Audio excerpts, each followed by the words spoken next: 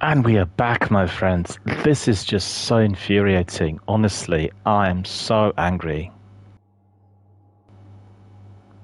Uh, it appears to be a glitch on PlayStation. I have no idea as to why that's happening. I've asked for some technical support from the PS technical department, and they just have not provided any information. It's happened for the second time, and basically, I have my controller always connected to the console by a USB wire connection. That is to make sure that the signal is as fast as possible, and that's particularly important for PvP games because the wireless controller does have some lag, and I've no idea what's causing it. And just to put you in perspective, I had to reset everything up, and we were waiting. I thought it was just going to come back by itself, but that's not taken place. Happened for the second time on my stream, and it's seriously causing me a headache, and I really have to do something about it. Maybe there is a fault on controller, but the difficulty there on the controller is that you have your headset plugged in, and if, for instance, the controller goes dead, then you can't hear anything. The broadcaster can't be communicating via his audio, and he can type messages in the same way as obviously I've been doing in here. And very glad to see that people stayed with me. I really apologize. And it should be like a really enjoyable a stream where we are revisiting our campaign missions, and you never know. Sometimes you have problems with the local providers of the internet. Sometimes it's a problem with masts, and all these things can be affecting the stream. So we're very dependent on the tech, and there's nothing, absolutely nothing, that we can do about it. I'm sure our friend Deployman could tell us some stories about this. But I've had a few technical issues in the past, and I tried to really improve the setup to the best of my abilities, and I think it generally works very well. I had no major problems with the internet in certainly recent times. But as you could see now, a brand new PlayStation, it's state-of-the-art console, and having this sort of issue, I don't know what's causing it. I need to work out with somebody who is in the know to advise me. Otherwise, I'll be just, tearing my hairs out and all of that. Anyway, let's just step back in. We were about to be commencing with the first mission, and let me see. I think probably we'll get to replay, the full replay of everything, as we did not really complete any of the tasks right from the beginning. So let me see how far we are going to be getting and what will be offered to us by the game. Let's see.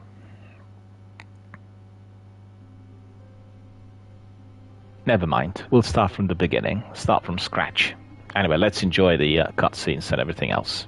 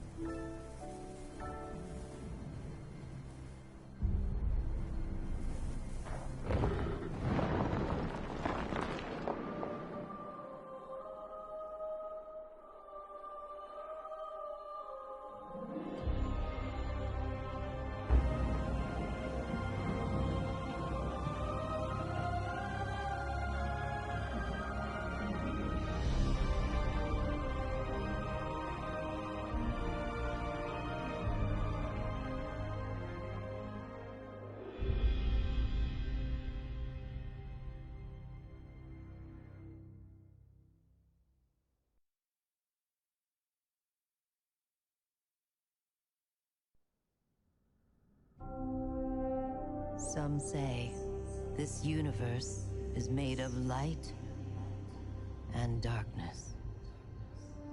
These ancient forces flow through all matter and energy in our solar system and beyond. But we haven't always known this. When the Traveler arrived in our solar system, they called it many things. A ship, a planet, a god. Its presence provoked and inspired great change. It terraformed several moons and planets.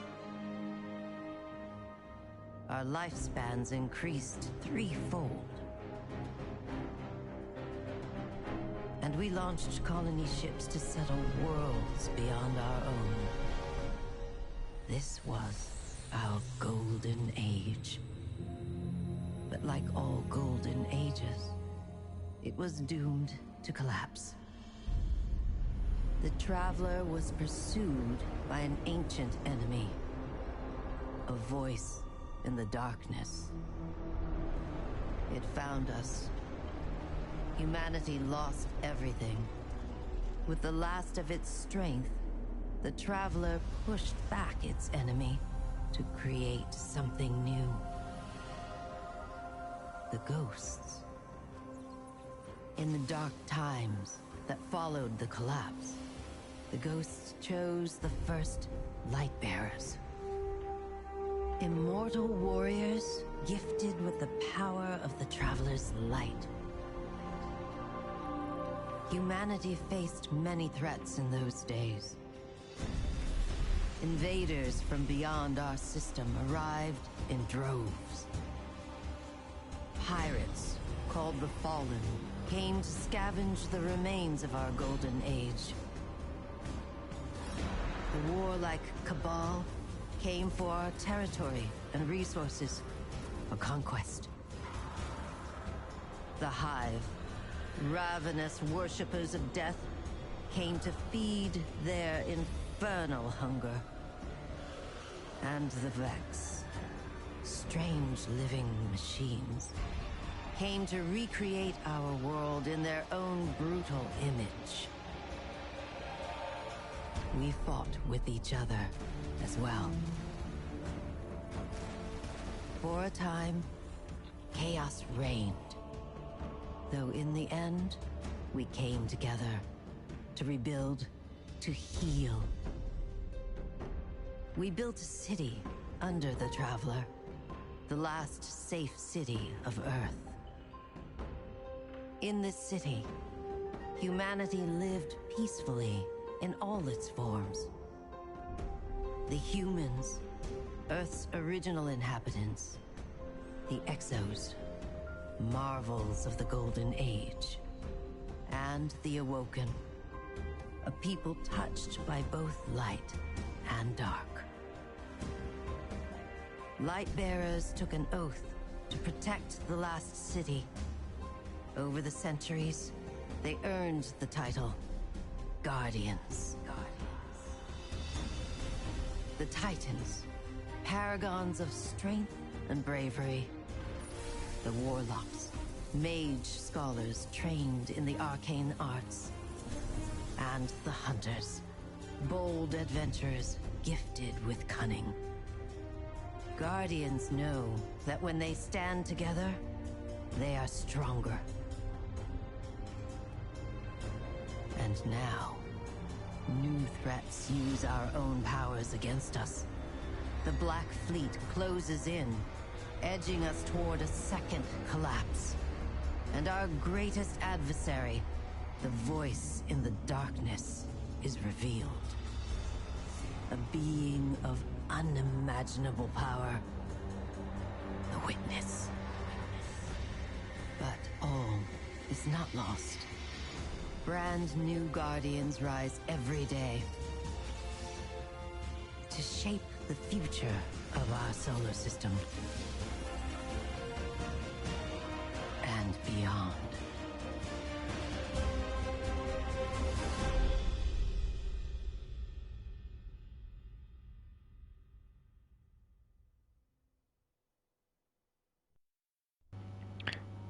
This is the beginning of the game, the way it all started. Guardian? Eyes up, Guardian. It worked. You're alive. You don't know how long I've been looking for you. I'm a ghost. Actually, now I'm your ghost, and you? Well, you've been dead a long time. So you're going to see a lot of things you won't understand. This is fallen territory. We aren't safe here. I have to get you to the city. Hold still. Don't worry, I'm still with you. You need to move, fast.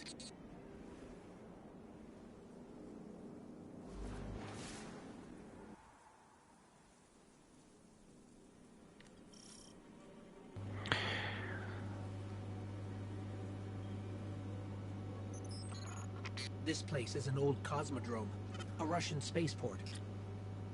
It's quarantined now, and quite dangerous, but our only way forward is through that wall. I want to say hello to Deployman. I can see your message there, and Deployman tells us that he actually had not seen any of the things I've written.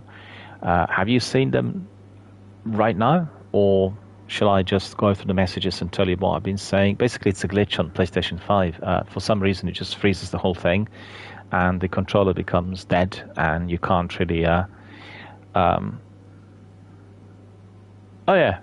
Deployment says that he can't really see these messages. No problem at all. I'll just tell you briefly. It's a glitch on PlayStation 5, and the whole thing freezes. I had this the other day as well when I was streaming, and then there's like no way through which I can restart the stream unless I'm rebooting the whole system. I didn't want to do this. I want to have a continuity with the prologue and the activity here, opening up the game, starting out right from the beginning. And I just want to say to our other friends who are watching, I've looked it up during the weekend on Reddit and various other forums about replayability of certain missions, and they said, well, it's just not possible to replay anything that was there before the Witch Queen. But if you delete your character, and as you could see in here, you start with customization, I think you are getting into the overall campaign gameplay, which you will need to complete. And that's the only way in which you could do it. Obviously, you'll lose your character, your Guardian, but it seems to be a good way for me to be able to bring to my community and our Destiny gamers a replay of the campaign missions so that we can see really what the story was about. And it's so good to have the prologue. Have you actually seen this prologue before? Because I don't think I have.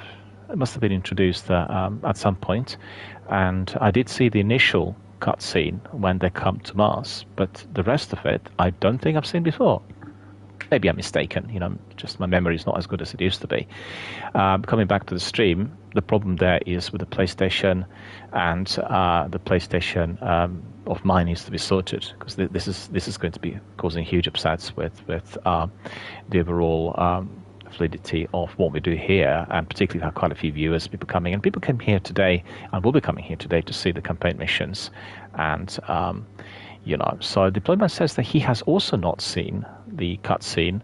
I think they changed the structure of the game, and that's been a process that had been applied for some time within the last 3 years, but I think it'll really come to the fore on next Tuesday.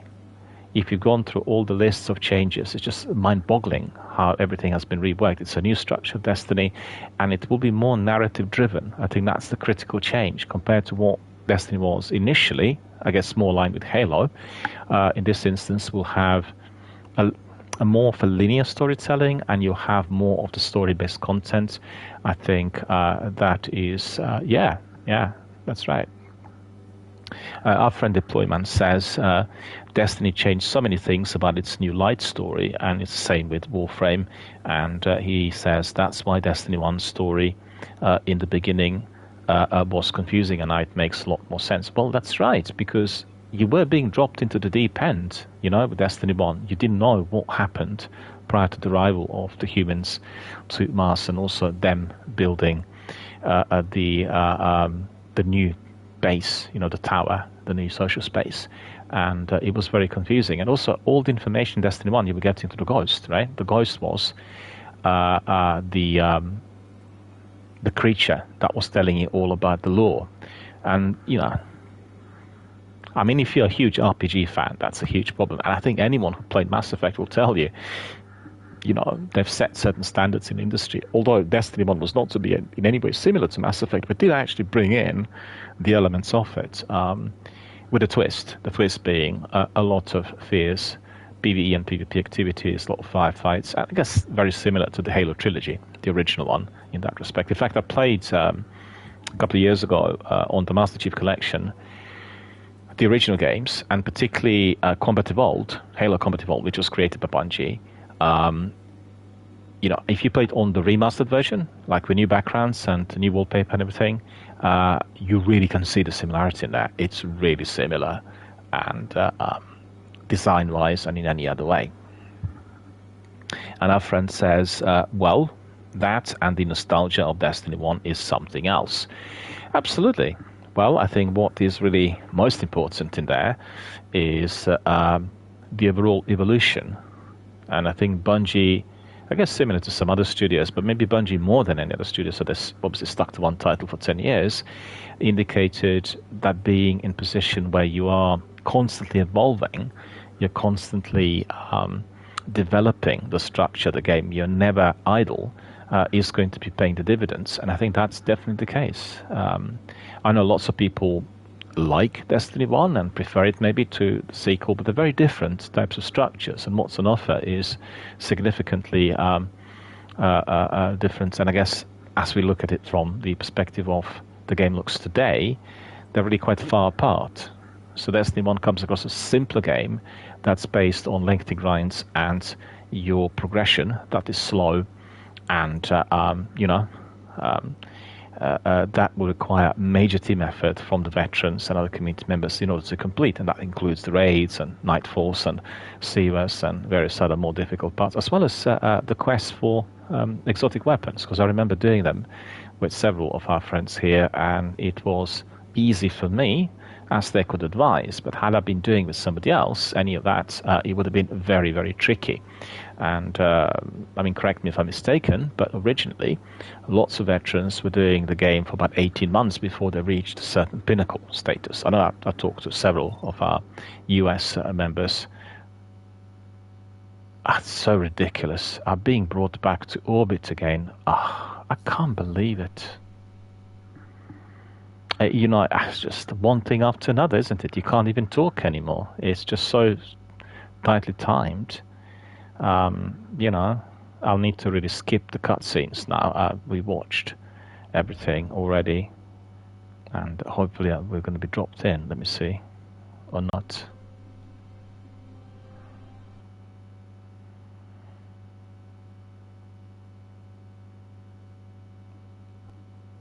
Yeah, that's fine.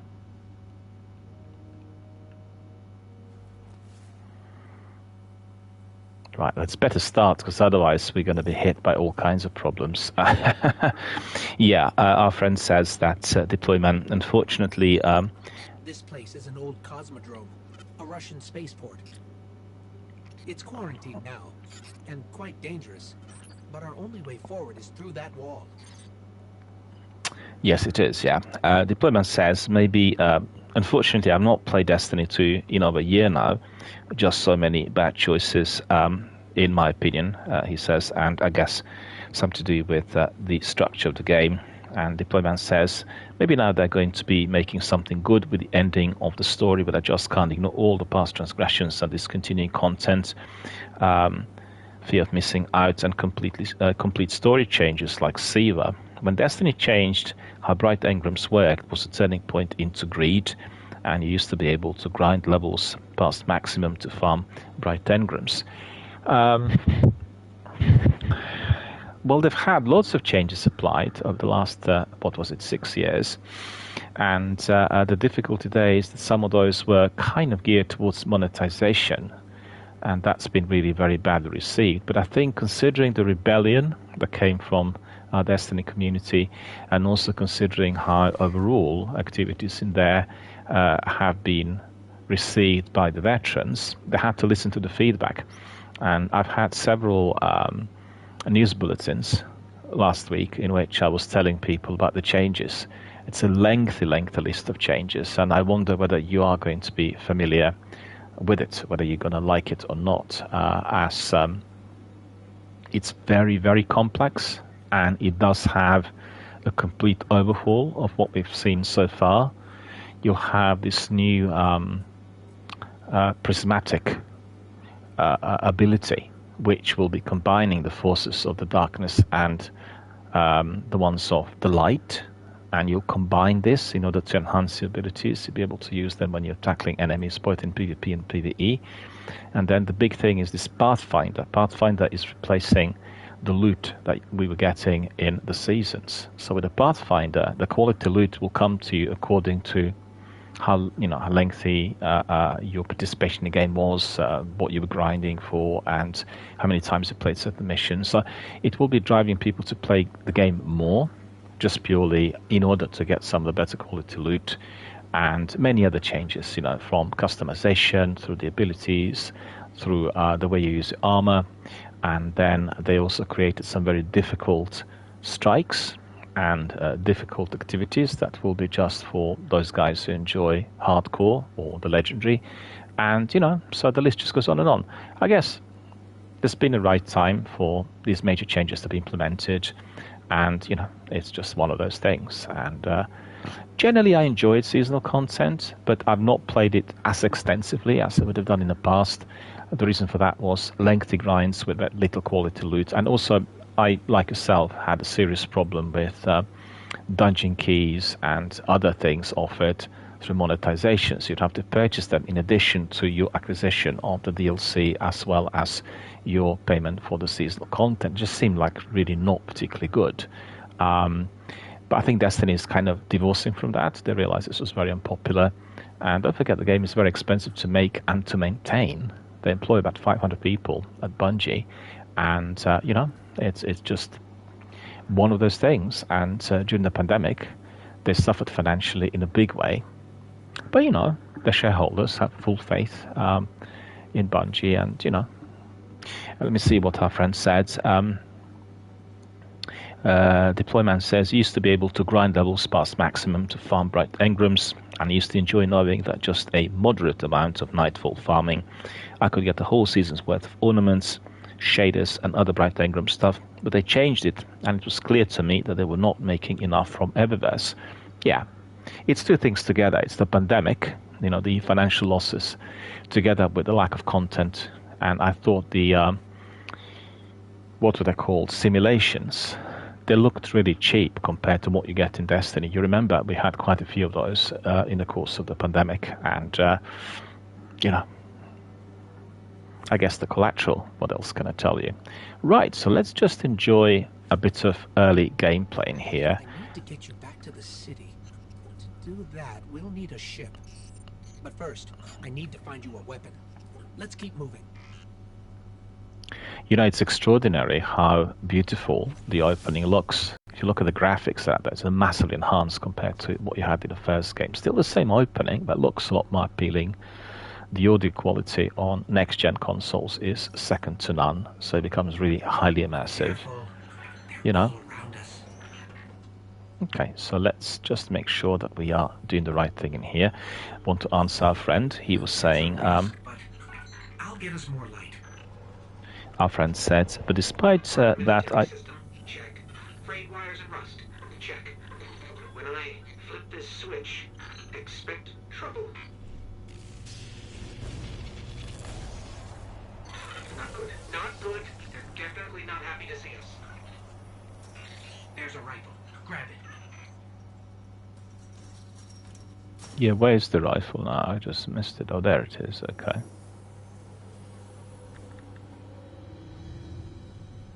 There we are. Well, this rifle, Hostov 7G02. You're a warlock. Your curiosity's as dangerous as any weapon. So trust your instincts, and we'll find a way home. This weapon, which is the first one you pick up in Destiny 1, and if you remember in Destiny 1, you're also able to enhance it eventually in the game if you collect the various parts through patrolling and additional activities, is going to be coming back with a final shape, and it will be an exotic automatic rifle with lots of abilities. So that's really one of those things which is being brought back from, should say, imported from Destiny 1. And our friend says, but despite it, that I did see Whisper missions coming back. I used to get 2 random others to speedrun it effectively solo, or helping others to get the gun or catalyst. And Deployment says, honestly, there was something about Destiny 1 armor felt more RPG, if that makes sense. I think it will feel like that again. You will see if you go to my Twitter, and go to the postings that I had during the weekend, and I have from what's the hub called? One of the Destiny hubs. They collected the slides, the screenshots of what the prismatic is going to look like on every one of the characters, and it's very much like in Baldur's Gate or any of the other RPG games. It's got loads of different slots, and you're going to be able to combine a variety of different mods and enhance your abilities and get perks and all sorts, and looks very good. It's very, they're going down the route of RPG, definitely. RPG at the moment is the most popular format, considered to be the next big thing in the industry, with ultra realistic graphics and the next gen gaming, as we've seen with Hellblade in the course of the last week. That's the future, and they're obviously being aligned with this in the ways that I guess we've not seen previously in Destiny. All right, so let's have some action. We talked a lot. Our friend Deployman is here. Want to present our friends with what the game looked like right from the beginning. And Deployman says, I see you're a fan of Hellblade. Well, the second one that just came out last week is like no other. This is a generation-breaking, genre-defying game in every way. And also it's a game that's combining 2 different medias, That's filmmaking, highly cinematic content, I guess maybe like an interactive movie, together with what you see as your action-stroke-adventure gameplay, plus the elements of horror. So it's opening up huge horizons of ideas for future developments where these 2 industries will be merging. Like, for instance, you go to cinema, you watch a film like Hellblade, to which people will be able to take certain decisions and therefore influence the outcome. Just think about it. You can see the film 20 or 30 times. Depending on your decisions, you may well be getting a different type of story. It's opening up, huge amounts of options and opportunities and possibilities, and I think the limit is sky high. And our friend says, isn't it about schizophrenia or something? Haven't played it. Well, the game is about the lead character who's suffering from a type of schizoaffective disorder. So she's suffering from auditory hallucinations. She hears voices at all times, and she's not a contemporary character. The activity is taking place in the 10th century, and she belongs to a clan from Orkney in Scotland that went to Iceland to revenge the deaths of the loved ones. And I thought when playing the first game that we were going to be having like a process in which she wakes up and you realize this is just a nightmare that she cannot break away from, and it's like a living nightmare, not just something you have at night, but a sort of experience that she'll be having throughout every single day.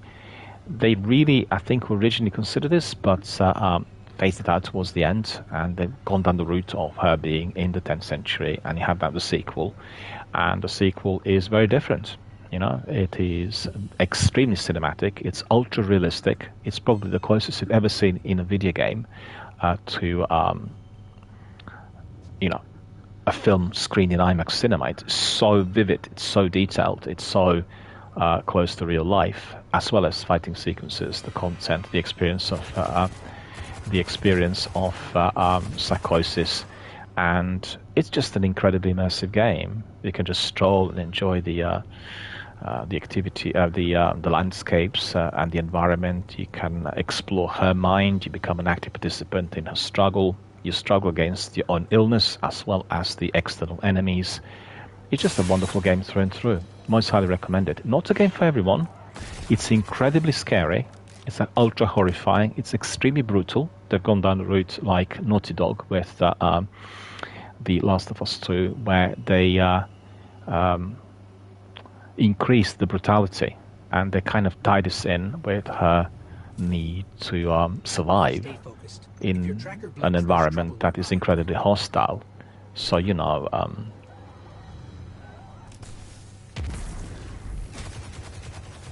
so highly recommended.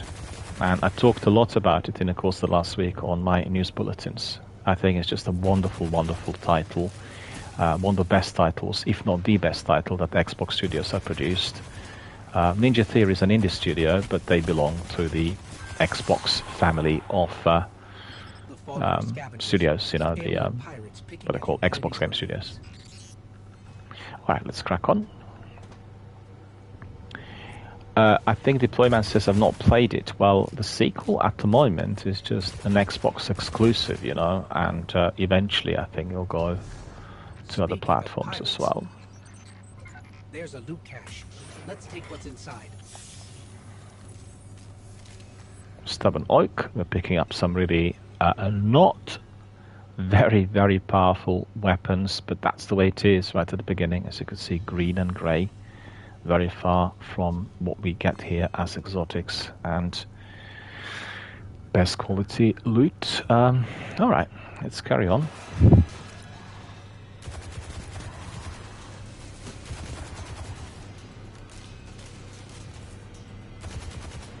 How is everything down there at your end, Deployman?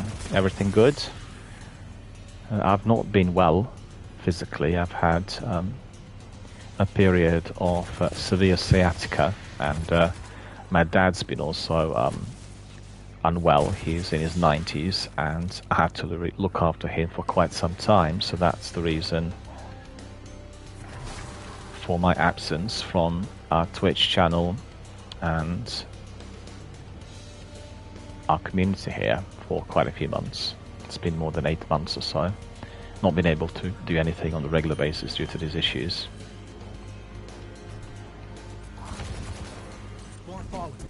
Everything you've got. So you could see this is almost like a mini tutorial. You learn how to use your melee by pressing one button, then how to use your grenades, how to use a super.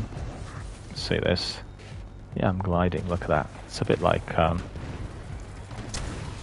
Titan.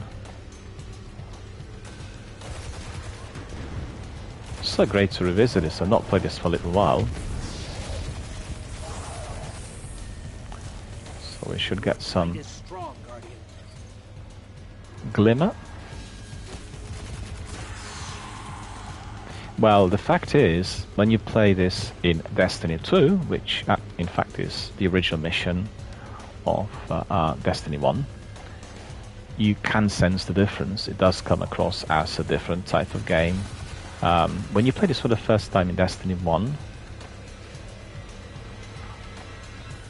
the enemies are a bit more difficult to defeat compared to what you get today. So the first mission is almost like an in-game tutorial, and the first one I remember playing for the first time was not quite like that. Our friend says that the next weapon you get is the second weapon you get was the Duke MK44, or at least the scripted gun. Yeah, I picked up this Stubborn Oak shotgun. I'm not sure whether the weapons we are getting here in the sequel are identical. And, oh, I see, yeah, in Destiny 1 that was. Well, they changed a few things a bit here in the sequel. And the only one that is identical is this Hostov rifle. I think it's really a good idea for Hostov to be brought back as an exotic in the final shape. And it will be very, very merciless. It'll be like ultra powerful. I've seen the Vidocq, and what they said about it was certainly triggering off some curiosity in us all. Very good Vidocqs. You know, they told us a bit, but they kept a lot under the table, so to speak. They kept their cards close to the chest, and, you know, our friend says, do you know what it was the first ever gameplay trailer for the second gen that dropped from that one Fallen that comes out the whole drops. No, I really didn't know that. They've done actually the structure of Destiny and Bungie's YouTube channel very, very nicely, and it's very easy now to be getting to the playlist and watch cutscenes, and can do other things, and it does make a lot more sense. It's not as scattered, as infrequent as it had been the case in the past, and they employed quite a big team to rework it, and I think it's really good to be able to see all the cutscenes from the seasons that we enjoyed over the months. Is it 6 years of seasons? And I don't think they have the cutscenes from the first two, but the rest is there, so it's very easy to follow the story. And I think particularly with the edition that we just watched earlier, that neither you or me watched in the past. It's a relatively recent edition, I think, and it will be blending in with what comes in during the Final Shape storyline. And our friend says that he's got some problems with his keyboard. Says the funny thing about that first gameplay trailer was the hunter had a warlock ability. Yeah, well, they changed things around. And also don't forget the new characters. If you go to Destiny Tracker, which is on my Twitter, you'll see the screenshots of the abilities that come together with Prismatic and look really awesome. It's much bigger to what they had so far, and the whole aspect of character customization is greatly enhanced. I guess it's bringing it into the level with Baldur's Gate and Elder Scrolls, maybe not as much of customization or as in depth with multitude of different options, but it's definitely progressing down this route, and it will be a huge strength for anybody who wants to come in. The veterans will enjoy this, they'll enjoy collecting mods and getting Prismatic and working their way up the Pathfinder. It will be great.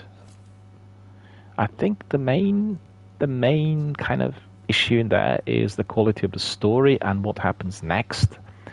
They promised that there are going to be lots of battles in order to defeat the Witness, and I think the final raid will be defeating the Witness. So very, very difficult. They also indicated there will be some strikes that they consider to be the most difficult ever created in Destiny. So anyone who enjoys Legendary or Hardcore, well, that's definitely going to be like your jazz. And just make sure you engage with other Guardians and other community members in order to complete. Don't do it by yourself. And they had a video of somebody doing, was it Vault of Glass or King's Fall, one of the raids which have been imported from Destiny 1 to the sequel. Somebody who did a 6-piece work all by himself. Well, that's great, but at the same time, I wouldn't encourage this. Destiny is all about community, all about joining hands with other guys and doing it together, having a lot of fun and helping others, whenever possible. And that's exactly why I've chosen it to be my main game here on the channel. We played Warzone, we played Apex, I introduced other games over the years, and I think we've gone down the route of doing Destiny as always, being the main game here on the channel, and then in view of our community members' suggestions, I've sort of decided on a different structure. So we have theme-based sessions on podcasts, we have news bulletins on the separate on separate streams, and then the gameplay is just basically what it needs to be, as much connected to the community, and then obviously plenty of it. I think lots of people had they're interested in me telling you all about the industry, but I think the younger gamers were perhaps more interested in doing the game, and I think this new structure is providing everyone with whatever is suitable for the taste. I could see the deployment subscribed. Well, thank you so much, really from the bottom of my heart. Thank you so much for subscribing, even for 3 months. That's great, and I'm back. There will be a lot of content, and the content will be made on a daily basis. Not all of it will be based on gameplay, but you will see podcasts and regular daily news bulletins, and there is a lot of discussion, a wealth of material for everyone to digest, all related to the video gaming, the industry, and our community. Destiny in particular, but also other games and other things that are happening out there. Always interesting to keep an eye out for the new titles. And I think I said many times that what's happening in the video game industry of today is very similar to what we did see in the 1930s with film industries. The studios began to take off in big fashion with the structures and procedures when they were employing the entire selection of actors and crews to be working just for them, 7-year contracts. And it's the energy, it's the buzz about video gaming that is completely overshadowing everything else in other medias, everything in film in particular, and then television series. And you could see that they are considering so many television series now linked to games, and Fallout being the greatest success, and then The Last of Us 2 also being received really well. And just listen to some of the musings and ramblings of the IGN team of the weekend, and they said it's a major leap. It's just a complete difference. So Jonathan Nolan doing Fallout, and you'd expect it's a bit like Christopher Nolan doing Batman. You just expect that to be tip top, and indeed it is. They said really they couldn't believe how good it was, how well aligned with the original Fallout 3 title the series really have been, and that's the future. People want it, I guess, within a format that's highly interactive, and that really connects you with the fable, the story, the lore, and they'll be doing this. What I enjoy doing is going through the news and seeing that there's so much interest for it. There's such energy about it. It's a bit like what you had when the big film stars of the 1920s, some of them who survived the demise of silent cinema, made it into the talkies, and then the hype, with the talkies, people like Carol Lombard, Marlene Dietrich, Greta Garbo, Clark Gable, Vivian Lee, Barbara Stanwyck, all the big stars of the early talkies. It's the same sort of hype. People just enjoy it, and it's all about immediacy and interactivity. Twitch and the streaming platforms like YouTube had changed the perspective of gaming and the overall global communication, and you'll find that many more people communicate through Twitch and YouTube streams compared to maybe WhatsApp or any other messengers. Discord is quite busy, but Discord's aligned with video gaming in overall. So it's very interesting how video gaming, games like Destiny, Elder Scrolls, Fallout, had become major social networking platforms for people to meet, to decide, to discuss things, to do different things, to meet up outside of the actual stream hour. It's extraordinary, and I never thought I'd be able to see that. I really, and also we've seen a major increase in the area of video games being applied to medical science and psychology, particularly in the US. Some of that is taking place here in Britain, and there are many benefits in Japan. They've tried it as well. So I'm very, very curious to see how all of that is going to be evolving, and it's all about communication. I don't enjoy streaming Destiny or playing it by myself, but having our community on board makes the world of difference. And I had some notifications here from our friends, and let me see. Yeah, that's right. Our friend Deployment said there were many rules in that. I can just see that some people who were saying something were blocked, not allowed to be communicating by our mods. And, we have moderators in here. This channel is doing charitable fundraising. It's a family-friendly channel. We do things which are there for the good causes. And anyone else trying to bully or doing something which is unpleasant will face the music. Right, let me just focus on what I need to be doing in here. I just walked around here for a little while. Keep pushing forward. I'll locate a ship we can use to fly home.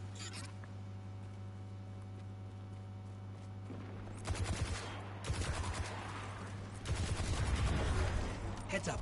A fallen raiding party. More trouble than I thought.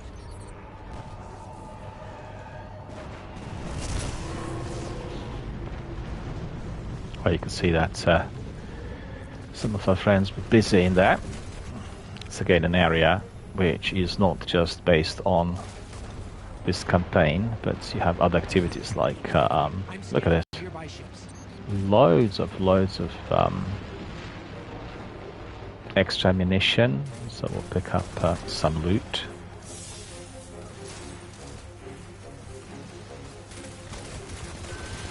You're doing great. Focus on the fallen.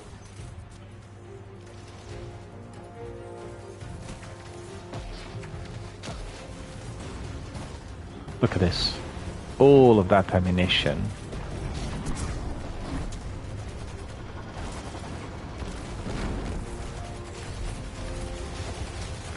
With these walkers, it's the legs that you need to destroy. No ship. I'm detecting a friendly signal nearby. They may be able to help.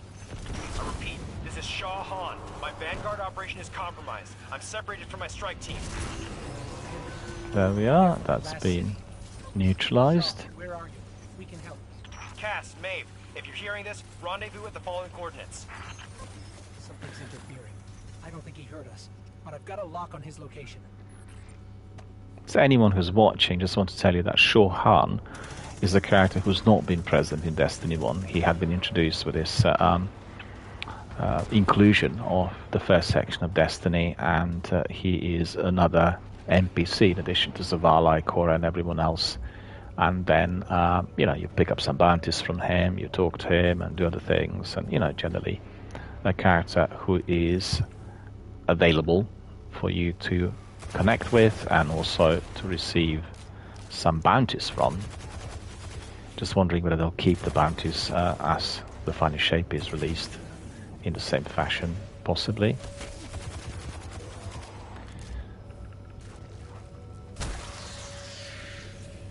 Warlock's melee. I've not played Warlock for a long while, and I remember when I started out in Destiny, I played Warlock literally 24/7. It's been a bit of a challenging period with Warlock and Titan being fully absent, but you kind of get set in your own ways, you resort to your favorite character, and for me that's Hunter. There we are, there's Shaw Han.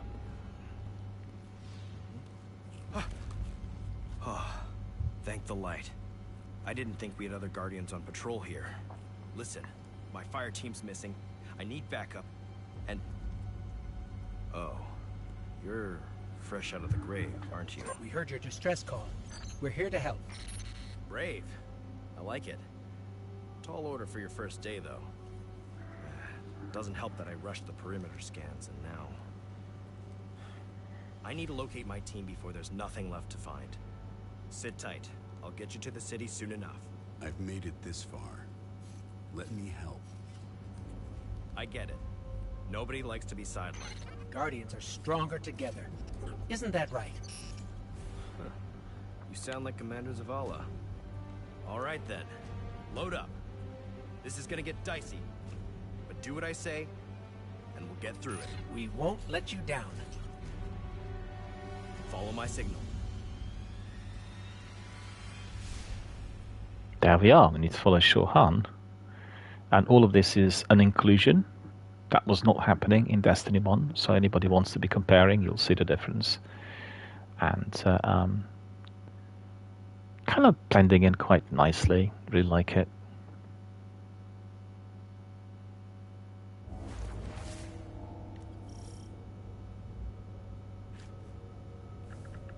There's a weapon in that locker, probably an upgrade for you. Grab it and head to my location. Sondok. So that will be our secondary. No, it's actually a machine gun. Not very good, as you could see. Adaptive frame, well-rounded grip, reliable and sturdy. Killing wind trait, armor-piercing rounds, and small bore. Okay, so before we get to anything bigger and better, we'll simply carry on. You see, I could have imported items from the vault, but I want to have... I'll scan for signals from my jump ship. I need you to be my eyes on the ground. I want to have a presentation in which people can learn from. So how this works when you become like a new member, as there are going to be quite a few new members after the final shape is launched. So just, get an idea after watching the stream on what we can be doing. Okay. everything is working perfectly now. There's no glitches, and I'm really relieved, because that glitch really caused me a major headache earlier. As you've seen, it's just ridiculous that it happens. Or it keeps happening. Steps. Something's causing interference. My scanner's shot. We might be doing this the old-fashioned way. Analyzing. I've got a source for the interference. Let's check it out. We do not have our Sparrow yet.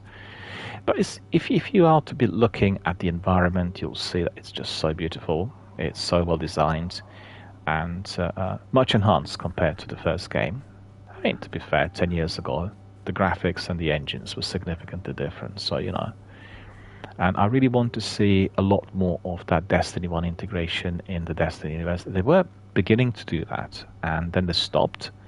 So I think that's probably the plan for the near future. It's very likely that we'll get some of that.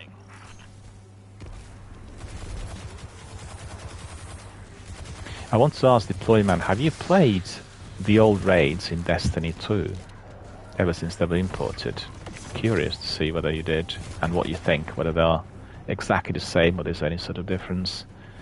I think the principles of the gameplay should be exactly the same, but the graphics and everything else needs to be enhanced. Actually, that is enhanced. Okay, so we'll go here. Need to hack into this. Stolen city tech has been spliced in here. That's scrambling your scans. Fallen can't resist tinkering with old scrap. They're certainly skilled at it. This will take a minute to fix. So we are getting some enemies here. Hold them off while I work on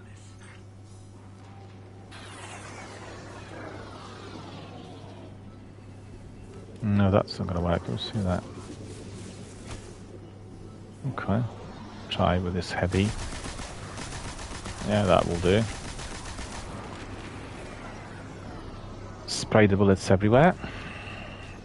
Toss a grenade. Signal restored. Damn. Fire team signals are missing, and last known locations are nowhere near each other.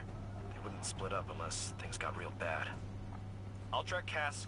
You find Maeve. Sending coordinates now. Okay. We'll follow instructions. Alrighty. But that will hurt.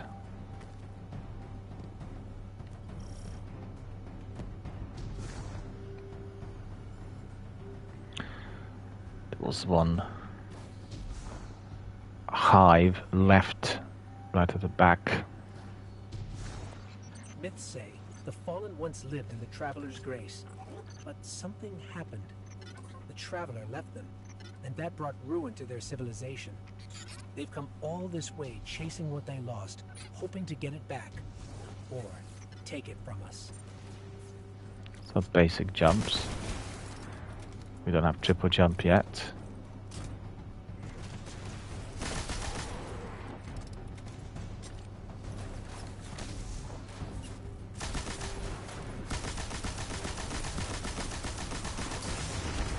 Ah, got killed. Come on.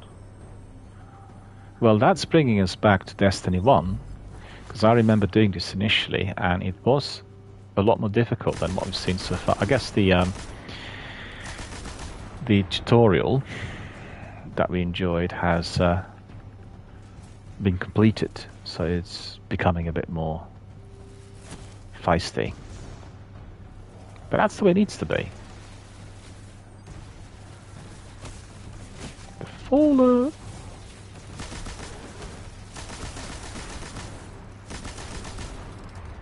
Yeah, I like my heavy in here. Does the job, eh? Let me see. Okay. Ah, I'm gliding, but I'm not succeeding. I got it. Oh, look at him. Finisher? Oh, work. Good. Karate chop. Wow, he's no match for my heavy. As you could see. Oh, look at that. Let's just use this grenade Will it work? Yeah, it did work. Okay.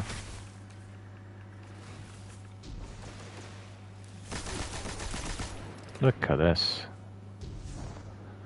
Mighty is the gun, eh?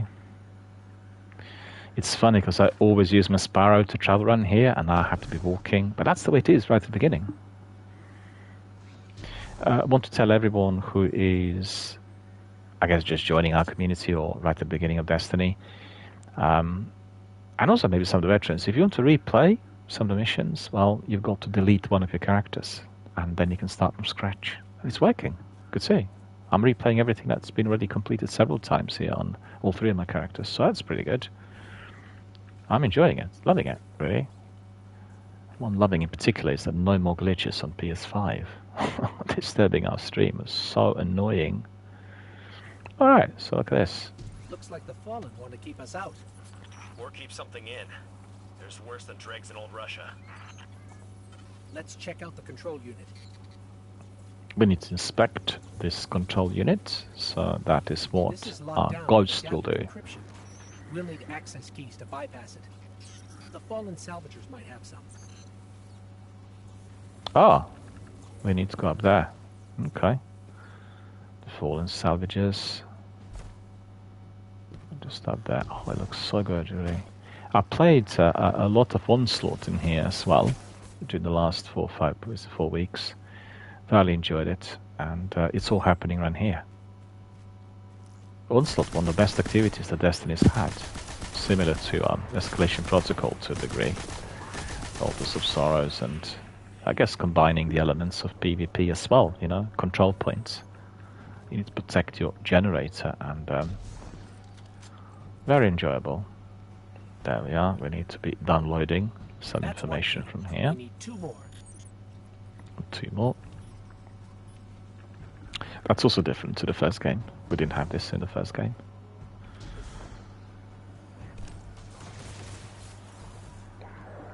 If they make all the missions easily replayable, it'll be very easy for people just to revisit and spot the difference. Yeah, I think that's really important for everyone.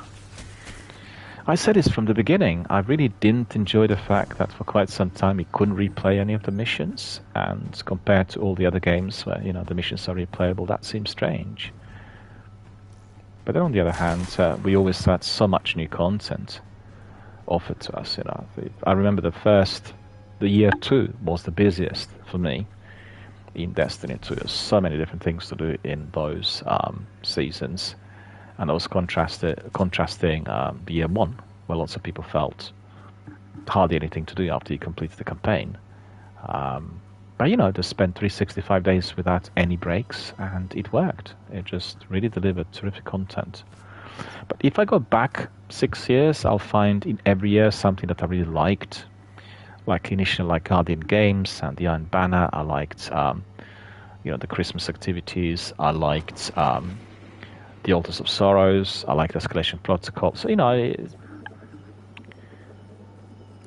lots of good activities and lots of enjoyable gameplay with our friends. There's one person we are really missing in here. That's Captain Jack. We've not seen or heard anything from him for quite some time, and I wonder whether he's okay. Last time I heard from Captain Jack was in early 2020, I think, before the pandemic. So I hope he's all right.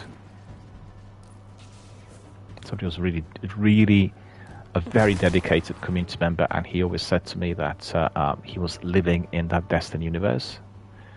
And I said, when do you sleep? And he says, I don't.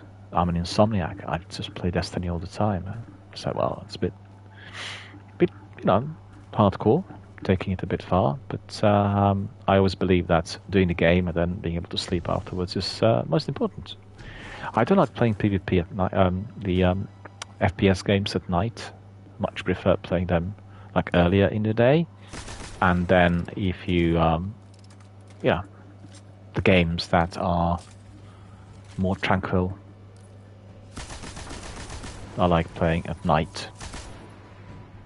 It's funny, isn't it? Hellblade is a horrific. Well, it's a game that's got like absolutely horrific battle sequences, and it's very frightening and scary. But I really enjoyed playing before going to bed, didn't have any nightmares or anything, you know. But on the other hand, I worked in that field professionally for many years, and you know. So here, what do we need to do? Acquire access codes. Deposit. The arc charge has been deposited, and then download. Well, that's the second one, is it? Or is it the third one? Yeah, that's the second one. Now there's going to be another. I think anybody who's played the original game will be surprised with this new content, right?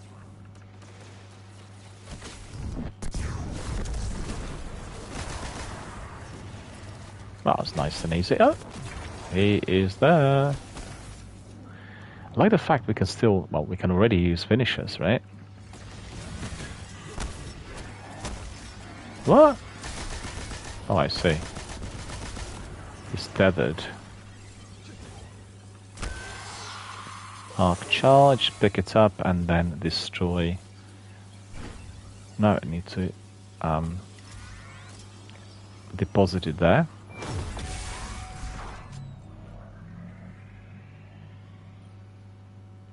And that's probably completing it. Yeah, that's right. Able to break the encryption now. All three of them.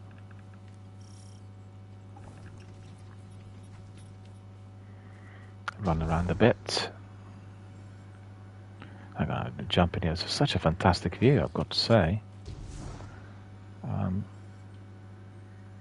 wonderful screenshot, flying in the air and having it like this.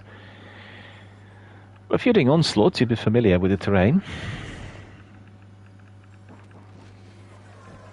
Moth yards. All these, look at this. That's incredible. It really is. It looks so amazing. Let me just jump a bit. Hang on. Jump a bit. Like that.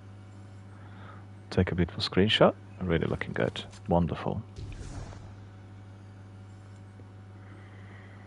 Well, I know that our friends are really annoyed with these adverts and ad breaks, but there's absolutely nothing I can do about it. They keep streaming quite a few of these during our Twitch broadcasts, and the difficulty there is that you are stranded with these ads are cutting into your live stream, so you can't hear what I'm saying whilst the ads are played. You can't really do away with them, and you know, they monetize like this, both Twitch and YouTube. And it is very annoying for the viewer, because I watch some of my colleagues, streamers, and then suddenly I lose track. I can't hear at all what they're saying as the ad is being played, and I'm being, you know, the stream is being placed at the top right corner, and I can't hear anything but the ad. Annoying. Okay, so we need to go back to this structure in here. I need to deactivate. The barrier's been deactivated, I think. Yep. Sorry, you were right about That's right. The Fallen were keeping the Hive at bay. The Maeve is in more trouble than I thought. You need to hurry. Yep, need to find Maeve. Need to hurry up.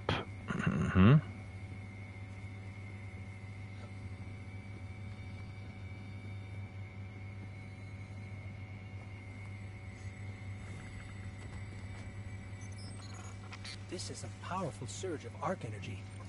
Whatever's causing it, even Let's bring up Transmat here. won't get through right now. Look at that.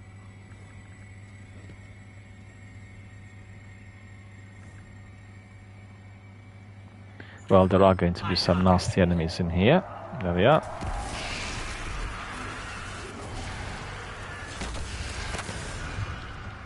Exploding thralls, particularly deadly in Destiny 1, I've got to admit, but they did manage to kill me in Onslaught quite a few times of late. Darkness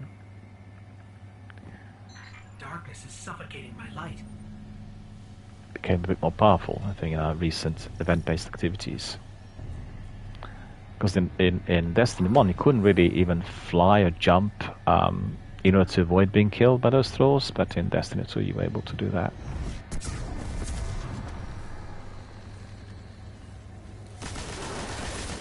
You remember Sepix Prime?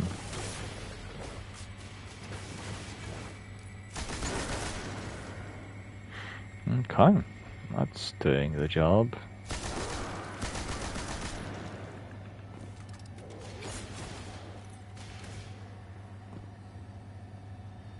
Melee, I think will do. Maeve signal is just ahead. That's right. Maeve signal is just ahead. Oh, look at him. He's immune. Right. Oh, well. There may still be light left in her ghost.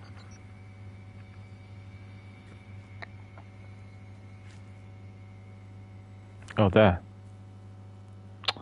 Oh no, Maeve's gone. Shaw, I'm sorry. We were too late. I was too. Cass, I couldn't get to him in time. There was a hive wizard, a powerful one. We tried. This isn't on you. You did what you could. We have the remains of her ghost. She'd appreciate that. You should just head to camp before that wizard comes back. Ah, we completed the mission, so we need to find Shaw Han at his camp. Okay, the mission will end.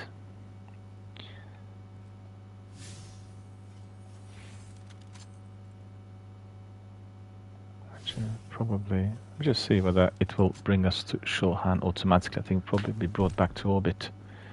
And then from orbit we need to go back into the Cosmodrome and then talk to him. Let me see.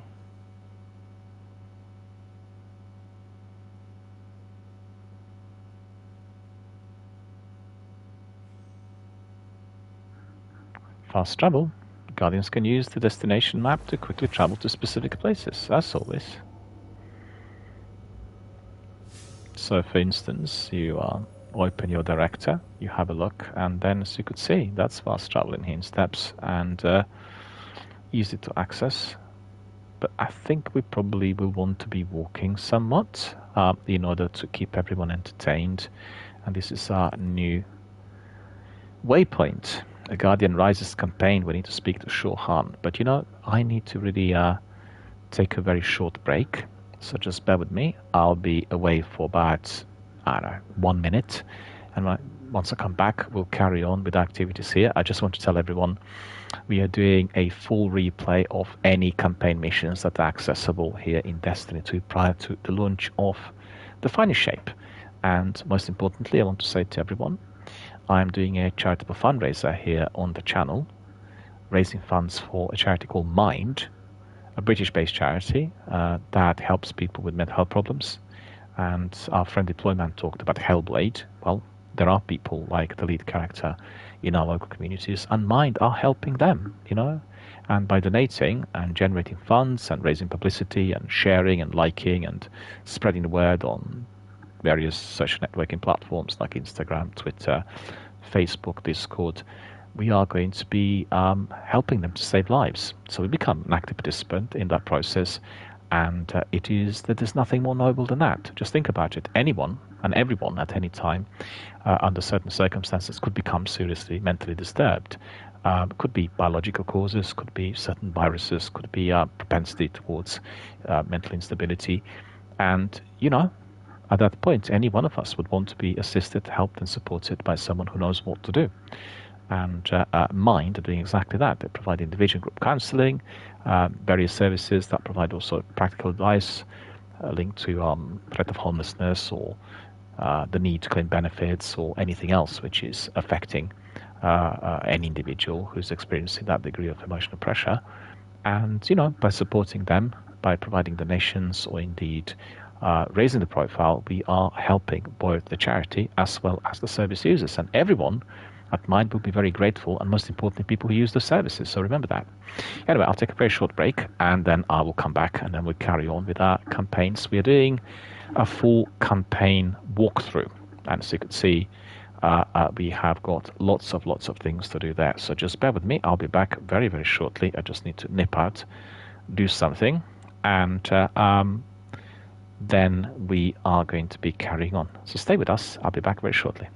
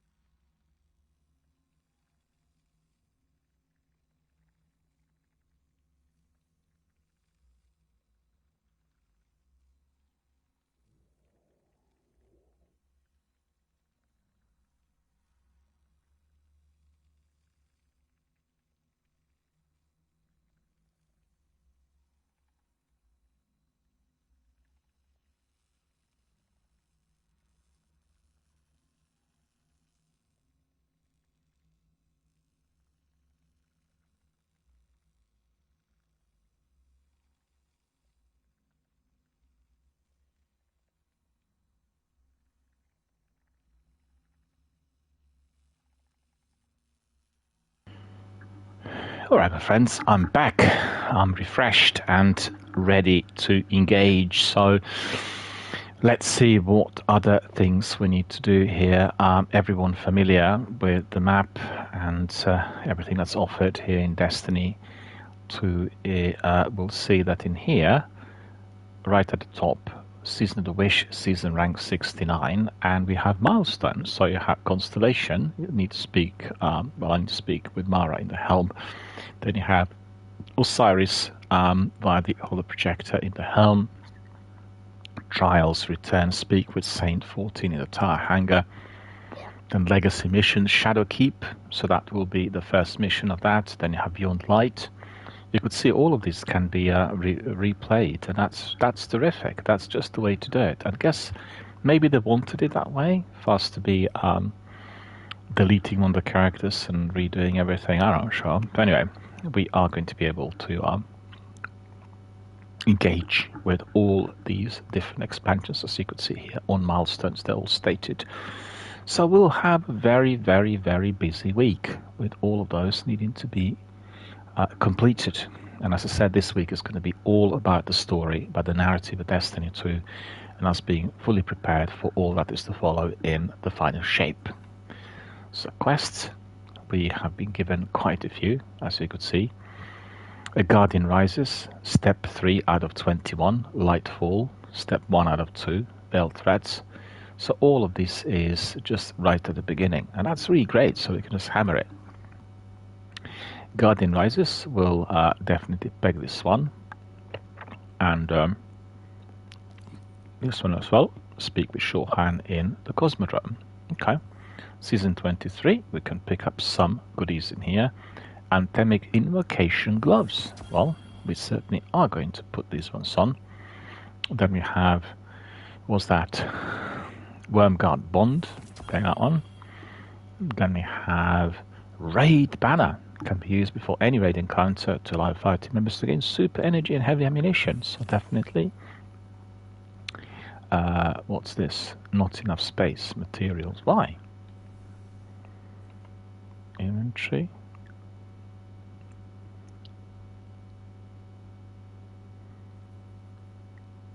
Upgrade module. We'll just unlock this. So this is then slottable for any... Oh! What did I do? That's not really what I need to be doing. Quickly check. Gloves as well. Okay.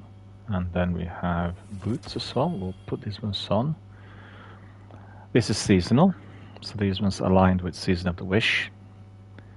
And looks like there's quite a bit of loot that I need to pick up, and then due to the lack of space I cannot. I need to work out why that is. Let me see if there is anything that I actually do not need at all. I could just get rid of. Altars of Summoning. Yeah, that's right. Glimmer.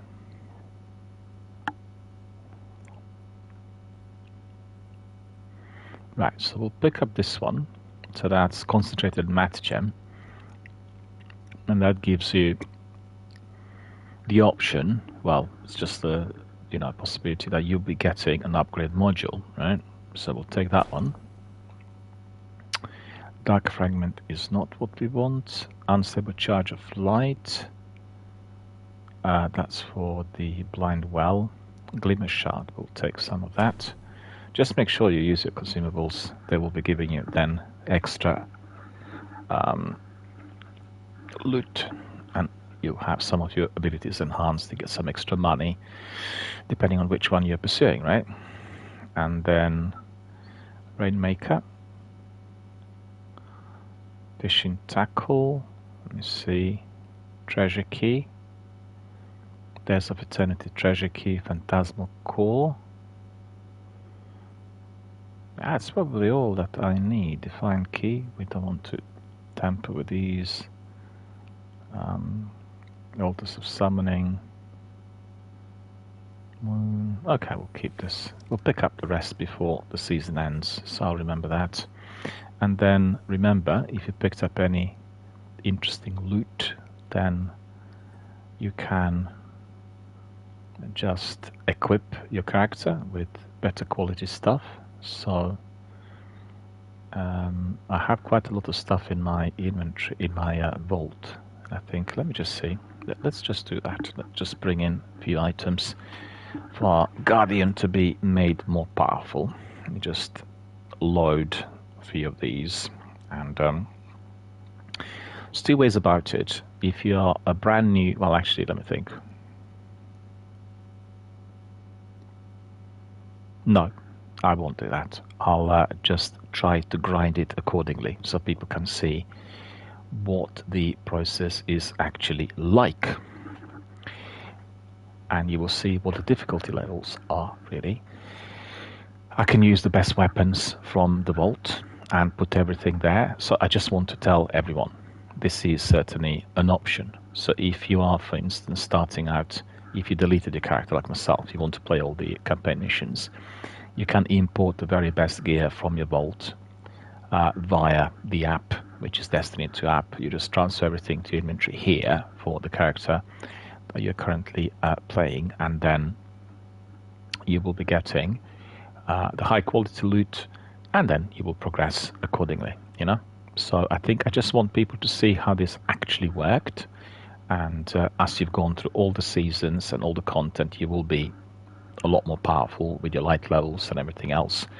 But this is like a mini walkthrough, you know. That's the idea, and I want to see also what types of items we are going to be picking up. So, for instance, we have picked up a few things. Oh no, we'll put these ones on. That's right. Raven Shard we'll get rid of. We don't need any of it. And then these ones we'll also put on, and then delete these. Yeah, we'll see. That's not bad. I'm doing all right. And in order to make yourself more powerful, you go to the armor, and that is going to be reworked, as I said, as from next Tuesday. You just apply more energy, right? So I go up and up. Works exactly the same for every character. So we'll try to beef up as much as possible, bring it to the level 10 if possible. No, actually, we won't be able to do that. We need a Ascended Shard for that, and I haven't got it. And we'll have Discipline. We'll have, you see, this is modding. So the mods you collected have got to be slotted here in these sections, and then by slotting your mods in, depending on what power they have, you will be increasing your mobility, resilience, recovery, discipline, intellect, and strength. And you can see that on the right side of your screen, right? My screen here. And then in here, let me see. So we have here discipline. In there, we'll have fast ball. I quite like throwing my grenades far. And then this is your empty mod socket. Let me see what we've got here. Shield break charge is very useful, and in here we cannot do anything. Okay, so the appearance, so you could see, is as it is, and we have some ornaments. And let me see, we'll just see what these ornaments look like. We'll choose the one that looks the best. Probably go for this one. Yeah. Put this one on. That looks really pretty. I quite like this one as well, you know. Used it quite a bit in the past. Let me see this.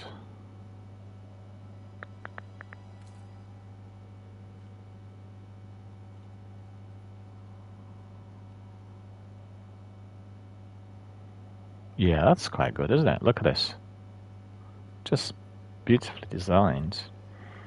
And then you can change, if you wanted, the colors, you know, accordingly.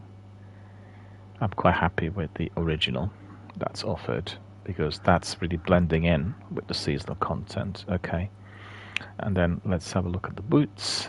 We can be modifying these as well. Plenty of shards and glimmer and all sorts. So we just want to make sure that everyone can see the seasonal armor fully on display. Right, so we need some enhancement prisms, but in here we'll go back for, let me see, mobility. We need to increase mobility, minor discipline, strength, minor strength, intellect. Mobility mod we'll put there, so it gets really a bit faster than that. And then empty socket.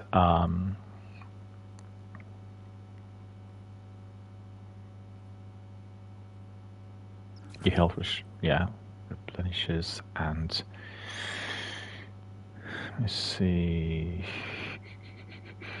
Kinetic weapon surge, arc weapon surge, solar weapon surge. Yeah, okay, we'll put that one on as well. And hang on a minute, I could have probably used void, stasis, arc, kinetic, void. Yeah, because at the moment I have just, we have these as well, recuperation. So that's good, and then we'll see what we get here with the bond. Again, we'll increase the energy levels. Just remember to do that always. Modding is very, very important for your abilities and everything you do here in Destiny. Okay, so that's up to 8, and we'll go back to discipline. In here we'll see, let me see, proximity ward.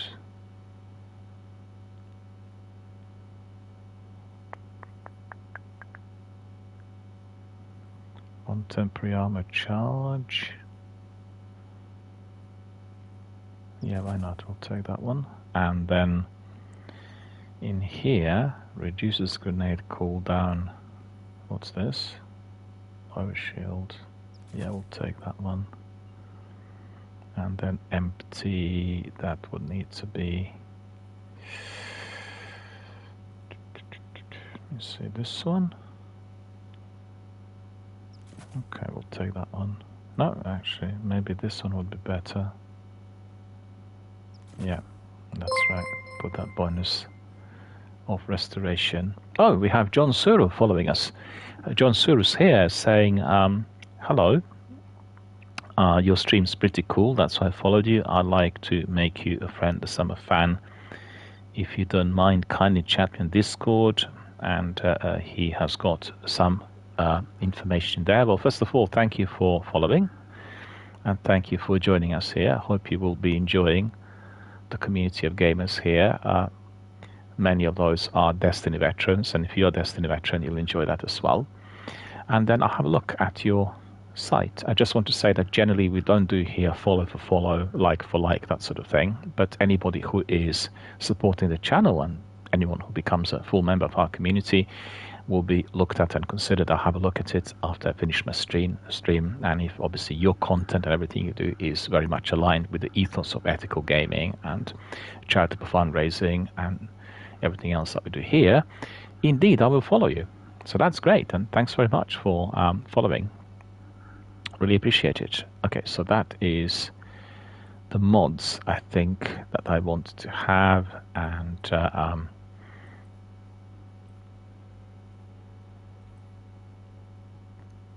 that's machine gun, that's rocket launcher, and as we carry on we'll pick up better weapons and better armor. See that cloak, oh, armor cosmetics, okay. Let's see what looks better on me. That looks tartan, properly Scottish. For all of you Scots out there, oh, that's not bad, I quite like that. Okay, we'll apply that. It's blending in with the outfit and the stuff we picked up, really. Seasonal content, that sort of thing. Journey, we have some things to polish off here. So that will be into the light. Quests, what's been completed. Let me see. Claim reward. Reach maximum reputation with Lord Shaxx. Alright.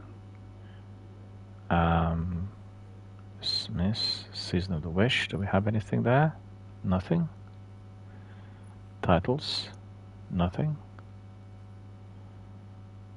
Guardian ranks progression system. It's telling us what this is about. This is a fundamental part of your Guardian's journey. X your Guardian on the screen to learn more. Right? So dismiss that and then view contents. So let me see. What do I have there? 6.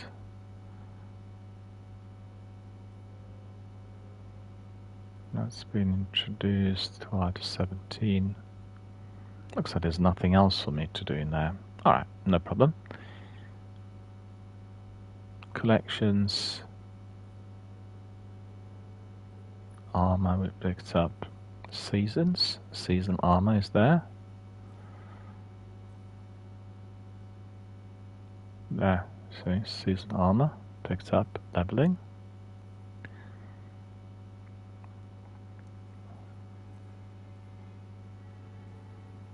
These are very old pieces, universal ornaments. Getting any of these probably towards the end. No. Oh well. Okay. There it is. Another one here.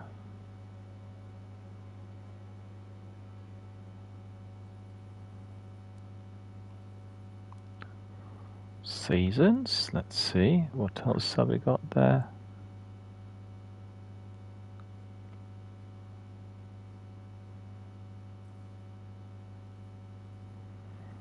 Seasonal gauntlets and cloak. Universal ornaments. That'll probably be, yeah, that one.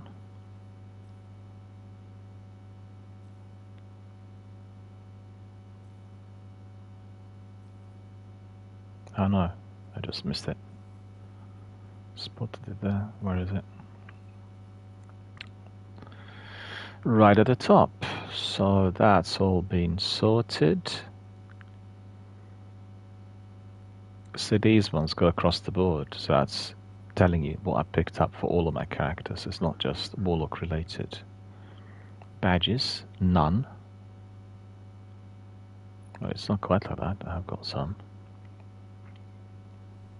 Okay, that's all sorted. So we are ready to go to Shorhan. Did take me a bit of time, right? Seeing that.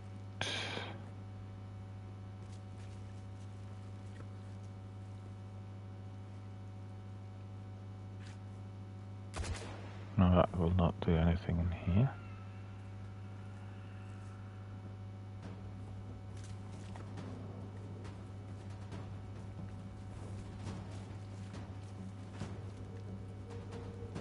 So why is that can't get through?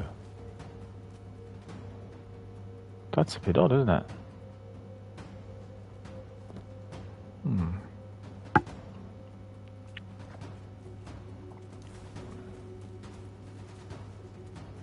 It's glitched. Never mind. We'll have to go up in the orbit and then we'll go back in.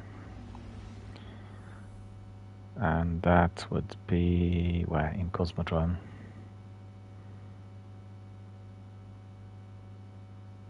Yeah, but I was up here near Skywatch, right? So let me see.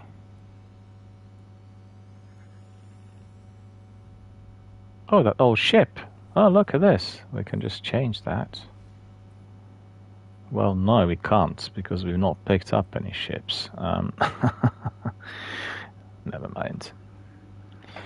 Anyway, our friends will learn from this walkthrough. You'll see what we are doing and how this is being done all together. So it's a nice walkthrough. I'm quite happy to be able to do it. I'm very happy to find you know, the best method by which I'll be able to complete.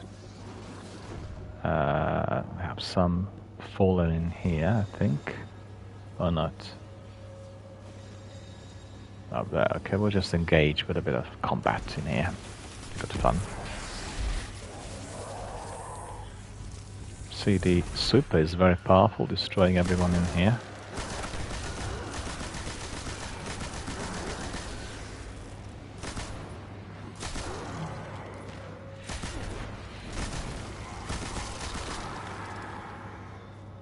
In Destiny 1, before you picked up really good armor and weapons, these knights were really very deadly, as well as the wizards and exploding thralls.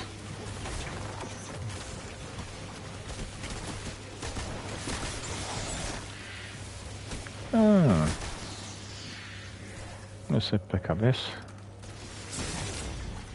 What are you doing in here? Seriously annoying. Always collect all materials and everything you find anywhere. Very important.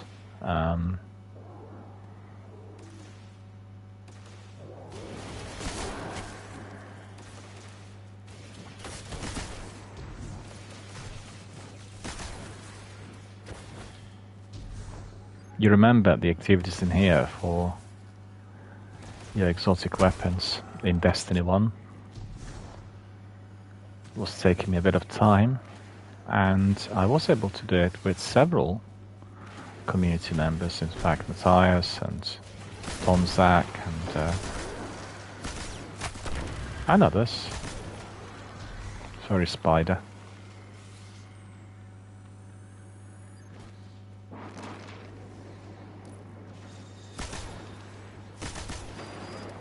This weapon quite precise, in fact, a longer range weapon.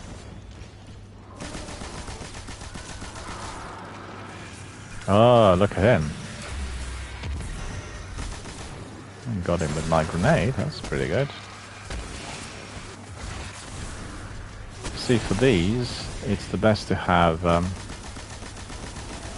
sword.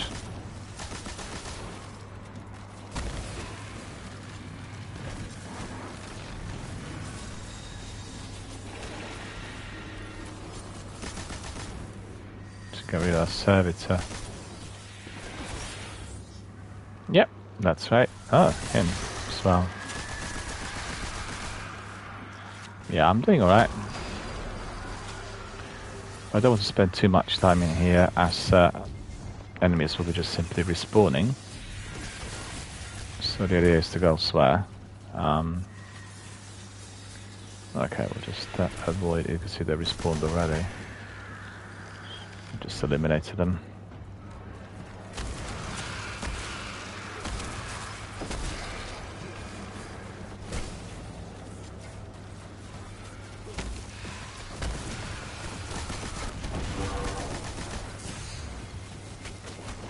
Codes, so many of them in there.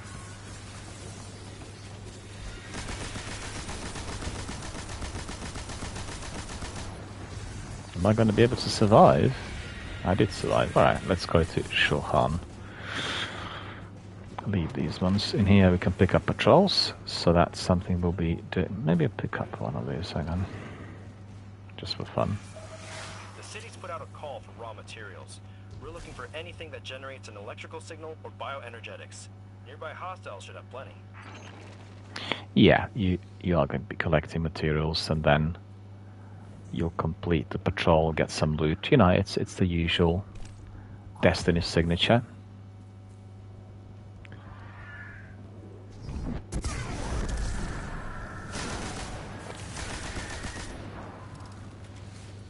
Still have plenty of ammunition. It's pretty good. Oh, I missed him. That's annoying. So I'll just pick up the... Oops.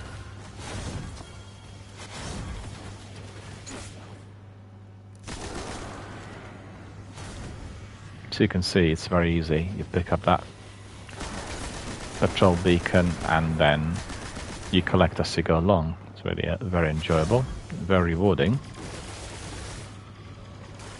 Oh, that's a Shrieker in there. Those Shriekers are so deadly.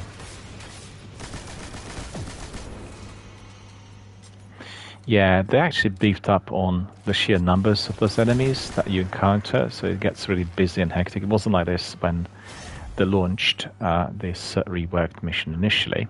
I remember doing it day one, in fact, and it was quite different. Looks better, looks busy, looks enjoyable, so that's pretty good, right? Oh, we have somebody here. Ali's here. Hello, Ali. How are you doing? We had our friend Deployman in here just a moment ago. I think he probably went to bed. How are you, Ali? How are you doing? Good to see you. Thank you for joining us, and thank you for being a very valid member of our community. How is everything out there in Down Under? I'm curious to hear. How is everything out there? Well, we are doing our charitable fundraiser here, and it's for the Mine Charity, and then also I'm replaying the campaign missions from today until the final shape is released. So a lot to do, you know, just to become a bit more familiar with the story together with our community members, and really kind of look forward to all that is to follow. Loads of news. Well, as you've seen, we have been anticipating Pathfinder. That's the new inclusion in Destiny 2. We are anticipating, and I guess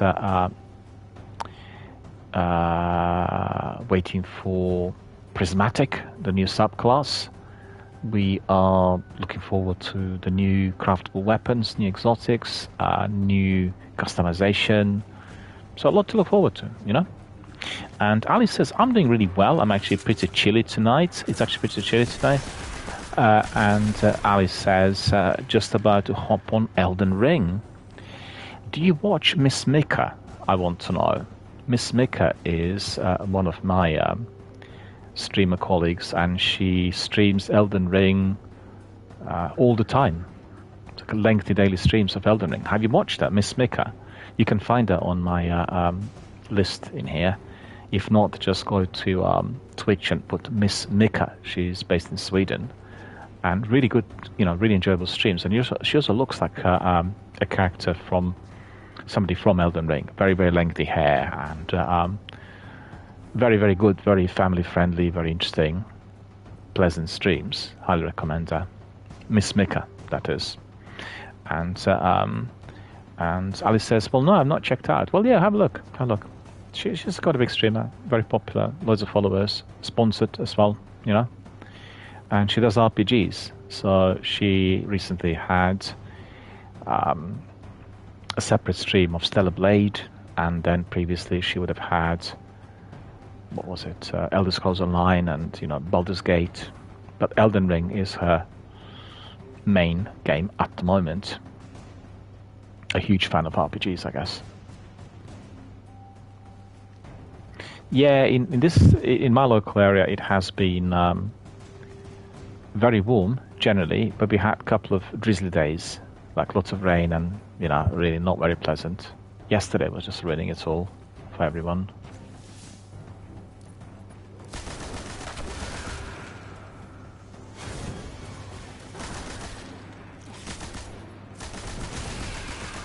Really weird weather.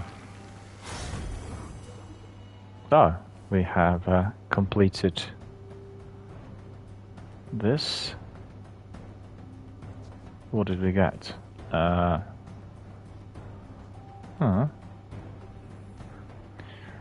Quests. That patrol beacon completed, I guess. Collected all the bits everywhere. Alright. So we'll go and... Oh, yeah, more materials in here. You see, I would have not survived this in Destiny 1.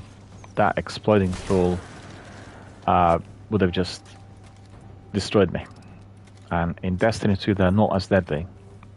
Depending on the proximity and also what type of activity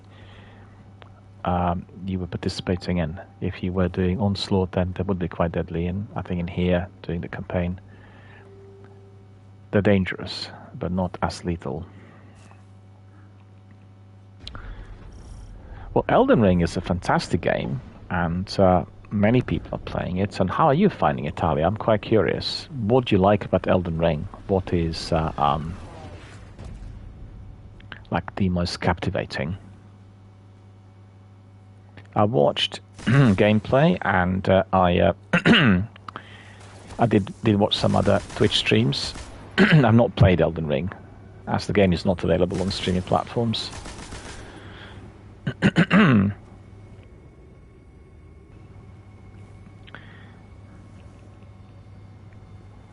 Probably one of the most popular games around at the moment. In addition to X-Defiant, I thought you probably would be playing X-Defiant, you know? Considering that you like FPS, and they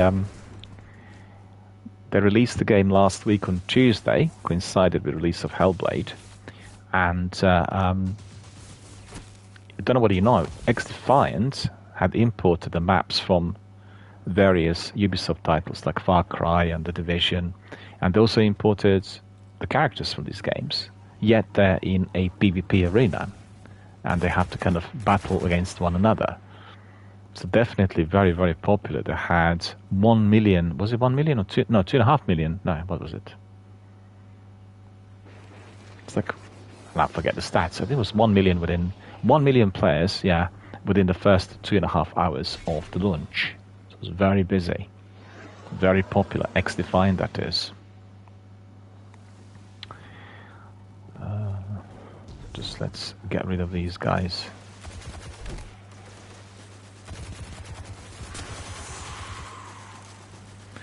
And then we'll collect those materials, spin metal leaves.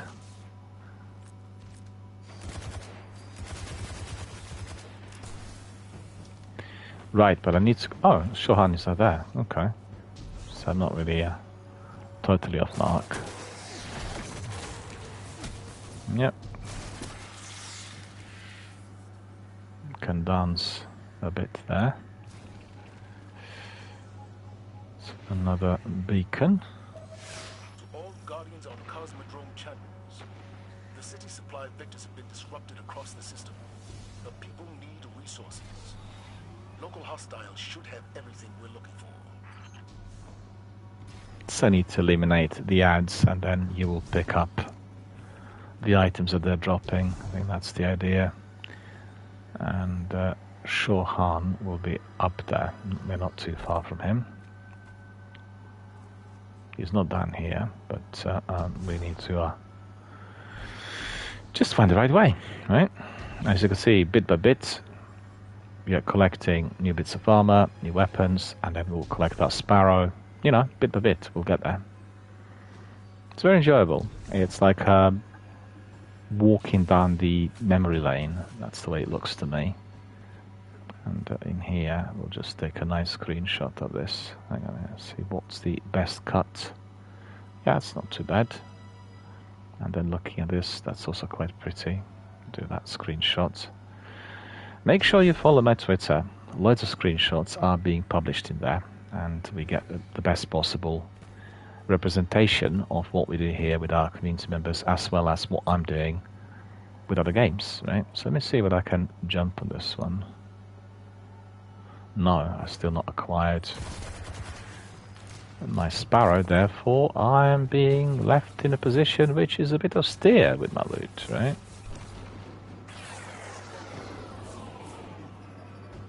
Alright, dropping off some enemies. See, this Hoster has massive recoil, so it's not easy to engage those distant targets. But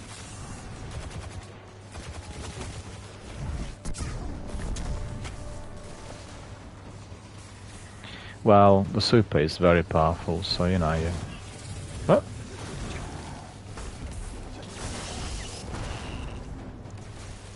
Totally destroyed.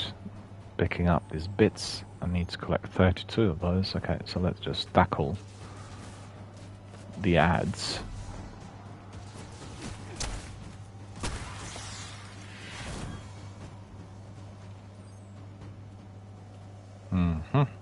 So I collected all of these. Yeah, that's not collectible. Hang on. This one can be picked up, as you could see. Oh no, I picked up already. What am I doing? But the material's up here. One is just hiding. And where's the other? Did see the other one. Oh yeah, down here. Okay. We'll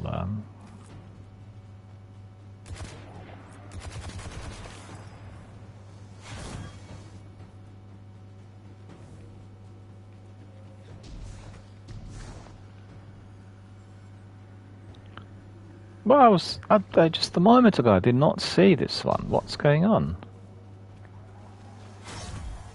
Where was it? See? Ah, doesn't matter. I'll go to Shohan. He's up here. And look at this. Do you know what that is? Do you know what this is? Very simple. This is my own ship. This is my own ship, you know? And it's very old. But guess what? It works. Stay low. This is Shohan. So Shohan's here. Let me know if you find any good salvage out there. And if I'm not mistaken, he looks a lot darker compared to the way he was initially. Maybe it's the light. But that's certainly my recollection. He is different. Even the light has limits. Sometimes you don't come back. That hive you saw was a powerful wizard named Navota. Didn't expect to run into something that strong, and I wasn't prepared. Now it's too late. Maven Cass knew the risks. Best way to honor them is to finish the job. There's a Golden Age relic, a superconductor, in a sealed chamber nearby. Vanguard says we can make a weapon out of it. The problem is, the superconductor is overflowing with arc energy. Can't even get near the place, much less break the lock. We need to find a solution, and something tells me our fallen neighbors know a thing or two about the infrastructure here. These were my fire team's assignments. They're yours now. Go shake the tree, we'll see what falls out.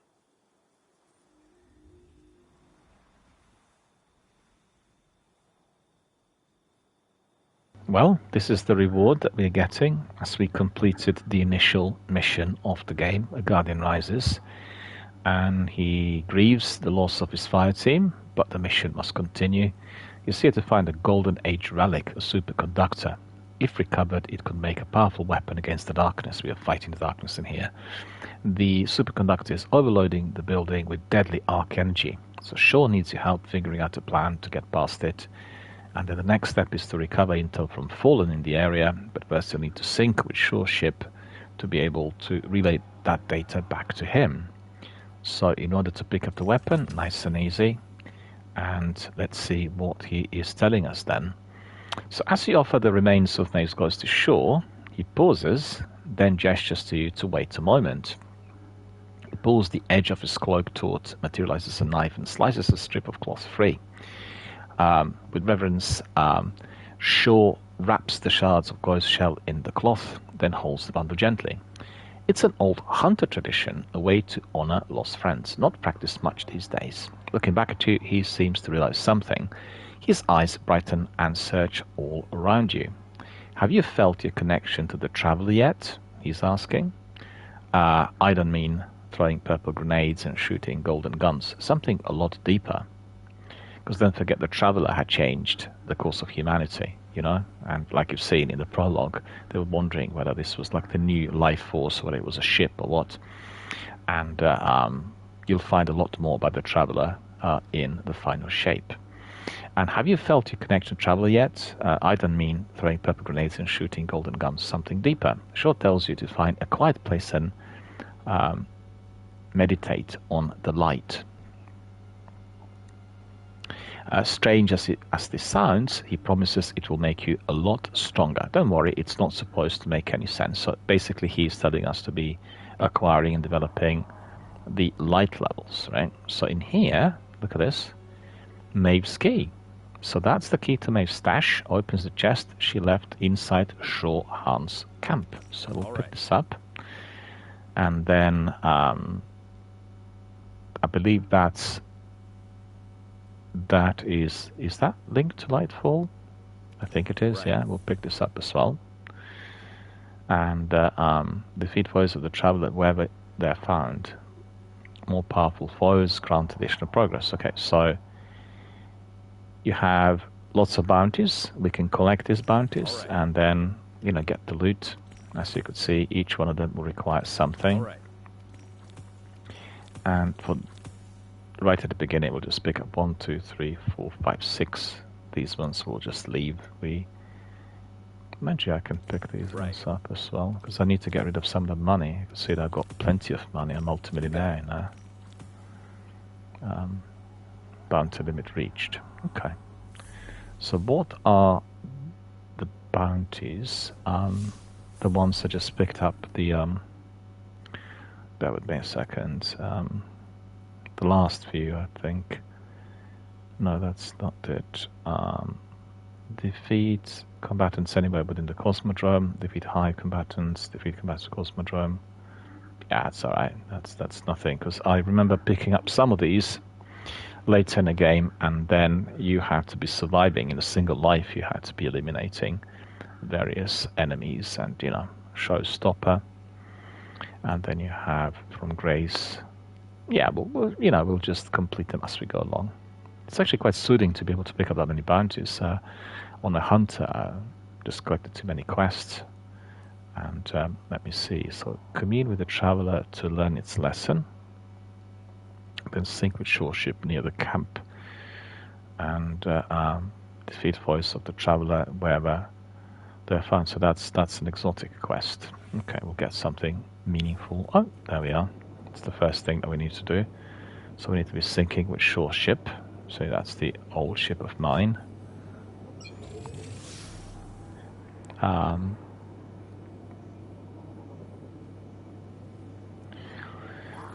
So basically, this is like an advice for everyone who is joining Destiny, and they say explore Cosmodrome for players new to games like Destiny 2.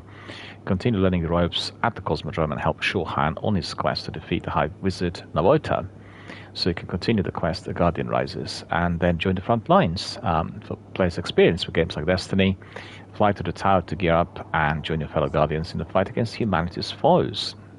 This skip is irreversible, but available anytime. Skip the tutorial and fly to the tower. No, we're not going to do that. We'll just follow the tutorial, and that's skip new light. That's not it. That we'll leave that. We'll do everything that's necessary. And one must not be making this sort of mistake. Let me just see. That's skip new light campaign, and where is the other one? Items collected. This is the chest. Oh yeah, that's Maeve's stash. Right, that's excellent. We'll just open her stash. See what we are getting. Oh, track the cannon. Amazing. This was a weapon I picked up a lot later in the game, and we really managed to get it. So that's amazing. That's your shotgun.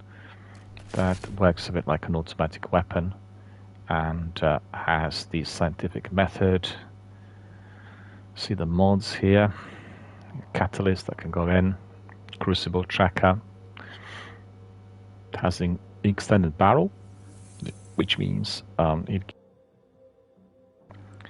gives you increased range, decreasing having speed, improves stability.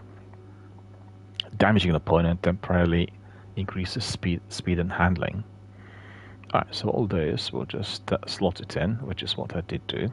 Then shotgun, we'll put the sniper rifle in there. I think these ones we can just simply get rid of. Really of no use to anyone. We got some glimmer for this. And let me see, submachine gun. Put that one in. Hostile will leave. See whether we can still enhance it in there, I'm not sure. No, we can't actually. The enhancement was indeed present in the first game.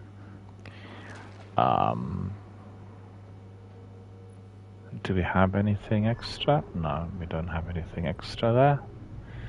So that's 1600, that's 1681. So you could see this is the process to which you level up. Hands in the field. I got radar Bit by confirmation bit. of a fallen mining crew looking for a spot to set up shop. See whether we can infuse these. Just a minute. Just a minute.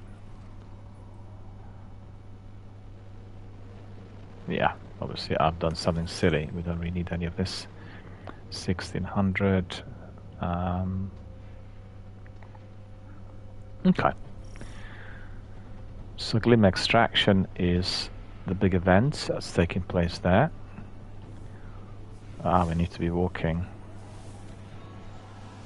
Chest. Collect loot. Just remember to collect everything. So the whole Cosmodrome activity here right at the beginning is like a big tutorial for you to get to know how to use the lead character and your Guardian, and to learn about in-game mechanics, I guess, as well. So that's also quite good. Collecting materials, going up here.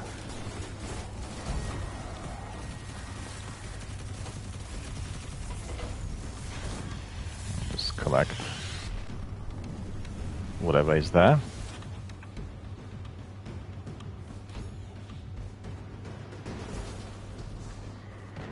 It's the usual, you need to chase the ship, eliminate enemies, and, you know. Let's get more of this.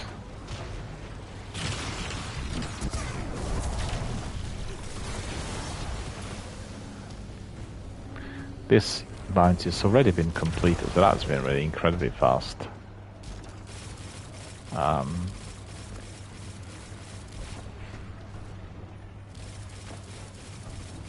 Spin metal leaves.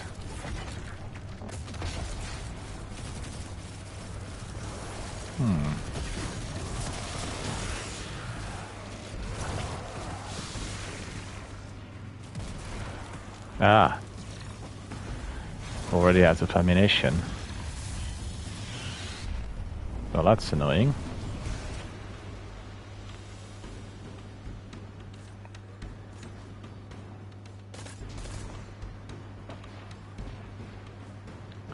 Yeah, the ship's going up there. Okay. We'll just follow this.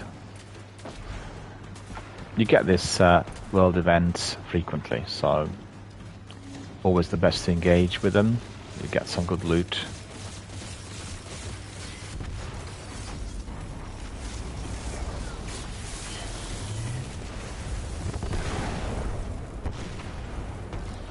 Transmitting Glimmer. Needs to be revived. Okay.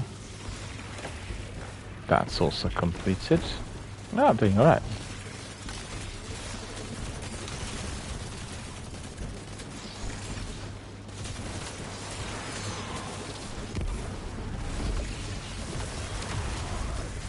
God, everyone's obliterated in here. It's so strong.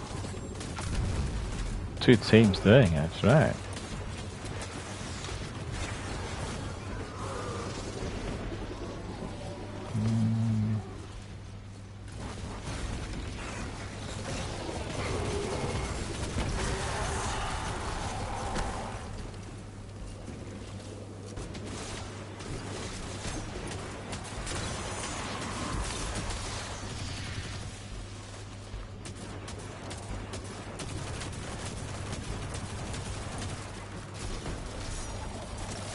Oh, look at them.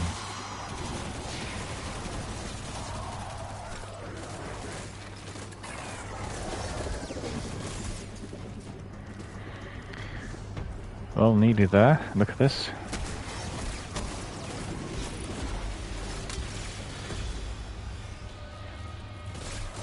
And this event is completed.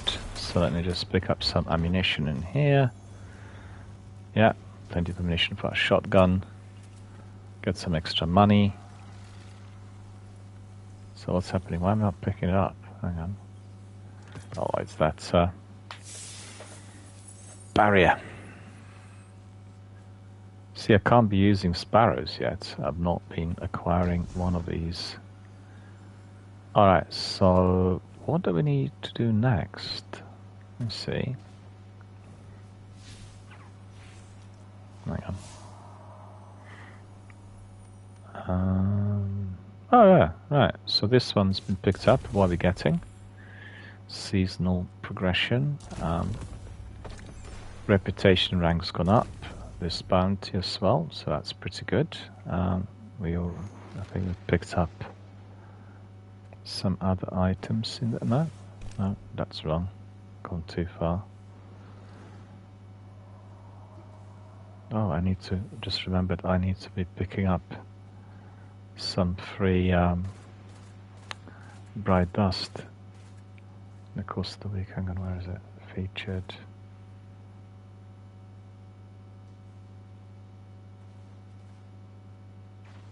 No, that's not it. I must have picked it up already early in the week. That's gone. And let me just see whether I have any silver dust left. Bright dust, I should say. Yeah, I have 1750. Okay, so let me see what I can pick up.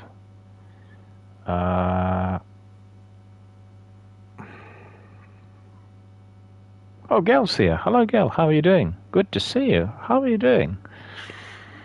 Well, I'm doing the campaign missions replay here on my channel throughout this week, starting today, ending on Sunday. So it'll be a lot of campaign replay. We want to become more in sync with the story before the Final Shape launches on Tuesday. So I'm doing all of them. I deleted my Warlock in order to enable the full campaign replay, and so far it's been so good, you know. How are you? How are you doing? Well, Gail's asking me about how I'm doing. Well, I'm doing all right, but as you know, I've been hampered by some problems with my health. I'm still recovering from sciatica, and Gail says that she's not great. What's the matter?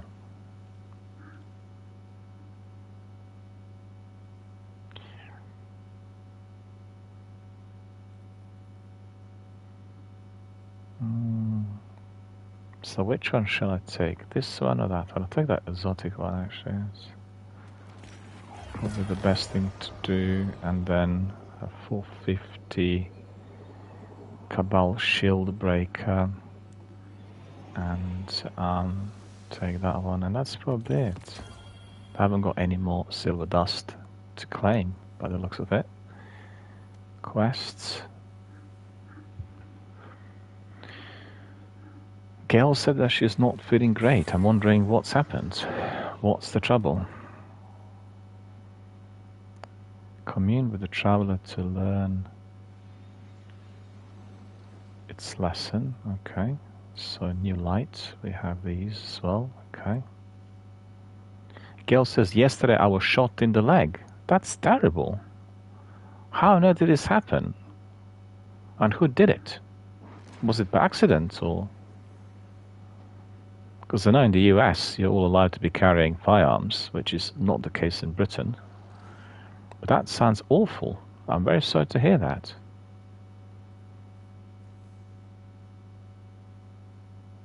Was that at the shooting range, or was it just somewhere? If you're doing hunting, what's happened?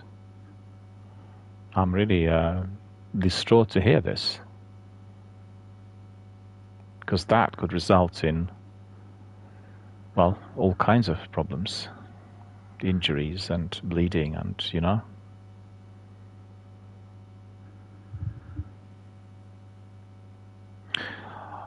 I see.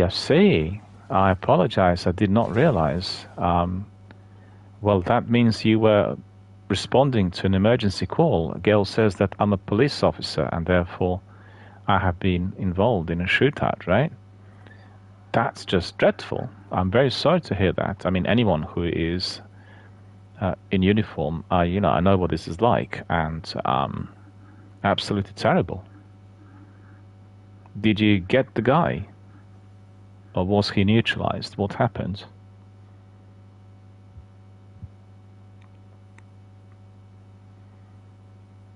I mean, are you all right? How serious is the wound? Are you in hospital, or, you know, what's going on? you're going to be now on compassionate leave for some time, right? That's dreadful. Honestly, it's just, I'm really gutted to hear this. Honestly, it's dreadful. In Britain, we get that very rarely. You know, the police do not carry arms. We have armed response units, but even then, it's a very, very rare occasion that somebody would try to fire at the police officer, because obviously the punishment for that is going to be very, very great. And I'm very sorry to hear that. How serious is the injury? Are you receiving treatment? Are you in hospital? Did you have surgery, or is it just a flesh wound? You know, I'm familiar with some of that, considering my background on works, without actually specifying live on air what it is.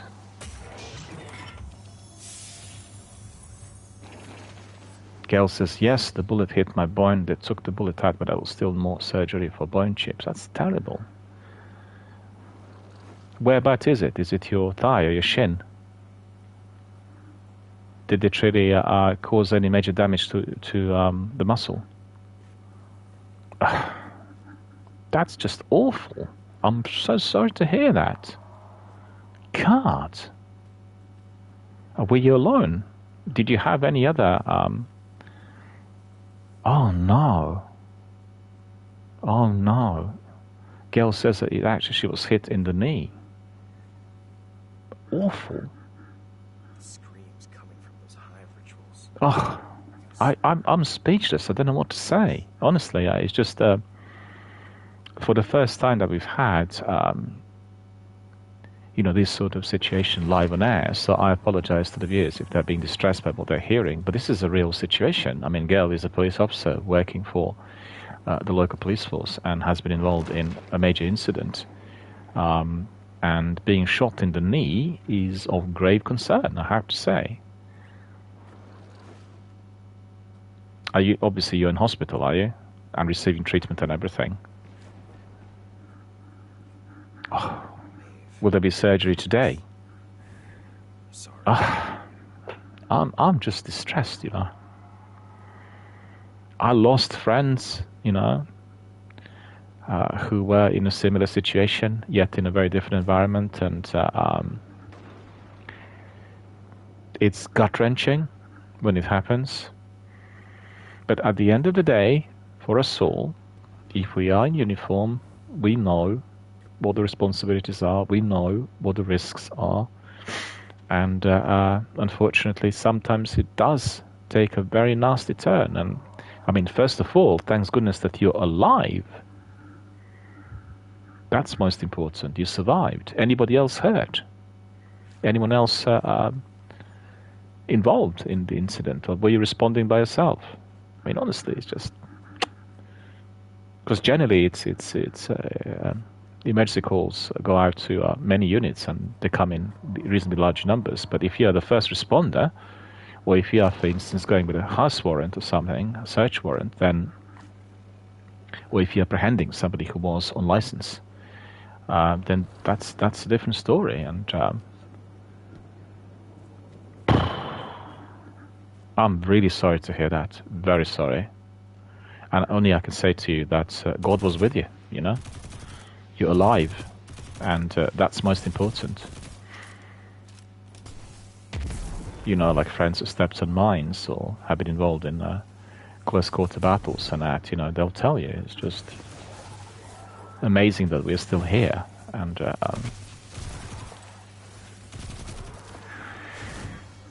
well, life can be brutal. That's all I can say, particularly for us all who worked in emergency services or who are wearing uniform. And I think lots of people don't realize how difficult, dangerous, and risky that is.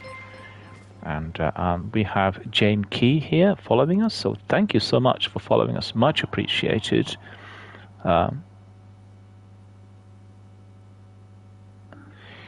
And as you could see, is it Jamie? Jamie, yeah, thanks very much for following us. Hope you are going to be enjoying the channel and all that we do here. It's a very supportive, very good friendly community of gamers. We play Destiny here most times, but also we engage with other games as well. So, hope you'll find it of interest. And also, in addition to the actual gameplay, I do podcasting, I do news bulletins, the very different types of activities here on the channel. I'm actually recovering from serious illness, and also have been providing primary care for my dad, who's in his 90s. So I'm not really too well physically myself, but and that's the reason for my absence here from the channel. Lots of people asked about this, and I'm back, and we'll have a lot more of Destiny and all other activities. Anyway, coming back to Gail, we are in a discussion about a serious incident that she was involved with, and being a police officer, she was involved in an emergency call. She was the first responder, and fortunately she was with a buddy. And thanks God he was with you. And I certainly hope that the guy who was shooting at you, did get what he deserved.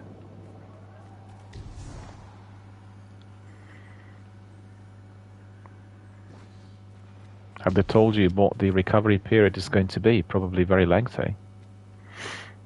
Was it a close range? Or was it just firing randomly? I mean, honestly, it's just crazy. It's ridiculous. It's just so awful that people resort to the use of weapons. It's just...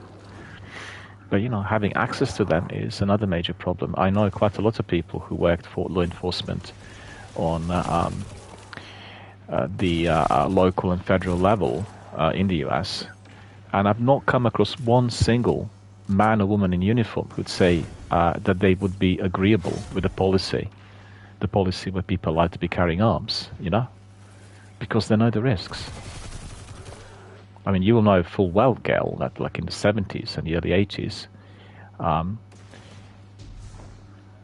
loads of people got seriously hurt and sadly got killed as they were checking out vehicles at various supermarket car parks at night, So you can see a car in there, looks like it's empty, and guess what? Somebody's hiding in there. And obviously different methods and different strategies were latent procedures deployed in order to minimize the possible liability. But, it was a serious concern at the time. I remember not just reading about it, also talking about some of the former colleagues and former associates describing this. And, it's truly terrifying because, 1 minute you're there, next minute you're facing that degree of threat. And Gail says, I was probably like a car length away. That was very close. That's almost like close range. I mean, fortunately, this person probably didn't know how to use this weapon, and therefore the injury sustained, I believe, well, correct me if I'm mistaken, was it life-threatening? Could have been, from that range. Could have been lethal. Could be, it's so good to see that God was with you, and that, we can talk today, and it's the knee and not something else. I mean, I'll pray for you when I go to church, and I'm devastated, honestly. I have tears in my eyes, I lost friends, so I know what this is like. And what threat this is for the loved ones, for the family, and for people who are close to the person in uniform. It's awful. I think nobody who's not been in that situation would not know what that is like.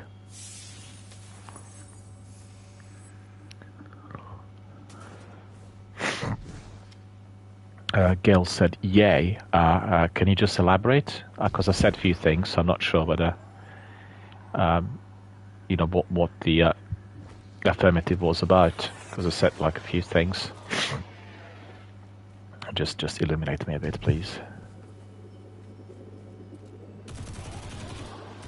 I mean, honestly, I am utterly distraught to hear this. Honestly, utterly distraught. I don't remember being so distraught for a long while, because the memories of the fallen come to me. That really upsets me, honestly. We have a war memorial here near where I live, and I go there and salute frequently, and it's just dreadful, see those young lives lost, boys 18 to 24. Absolutely. When God's with us, then we are safe, That's what it is. And God was with you yesterday. Your family must have been really deeply affected.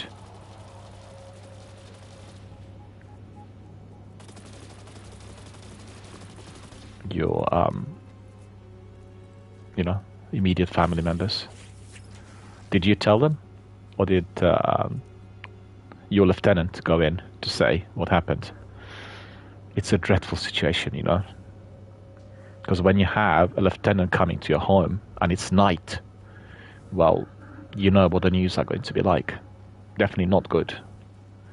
And,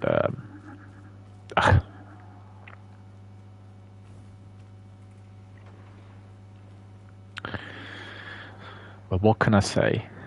If you need any help, just ping me a message, private message or so, and we can talk. And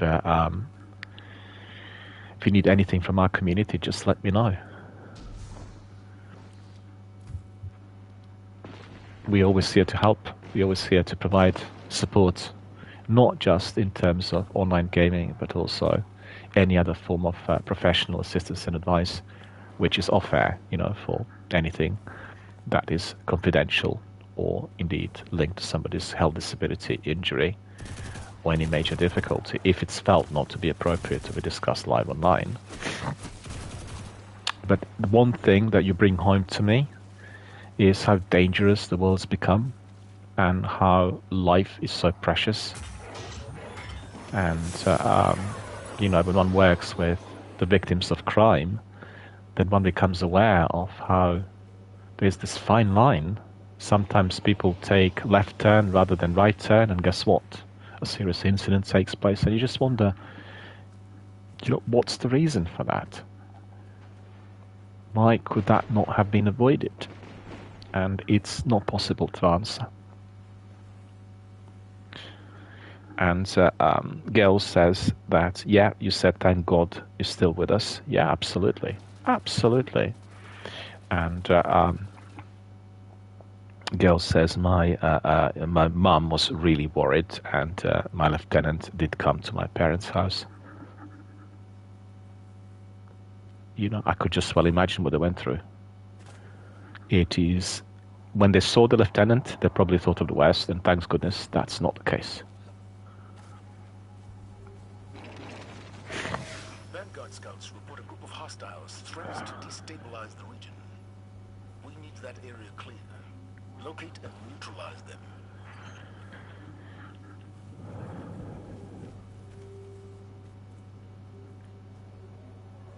Did they say anything about the recovery process? Will you have to be in hospital for quite some time?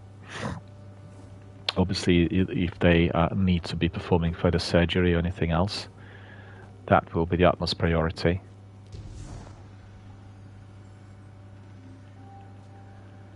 Have you been with the police force for quite some time?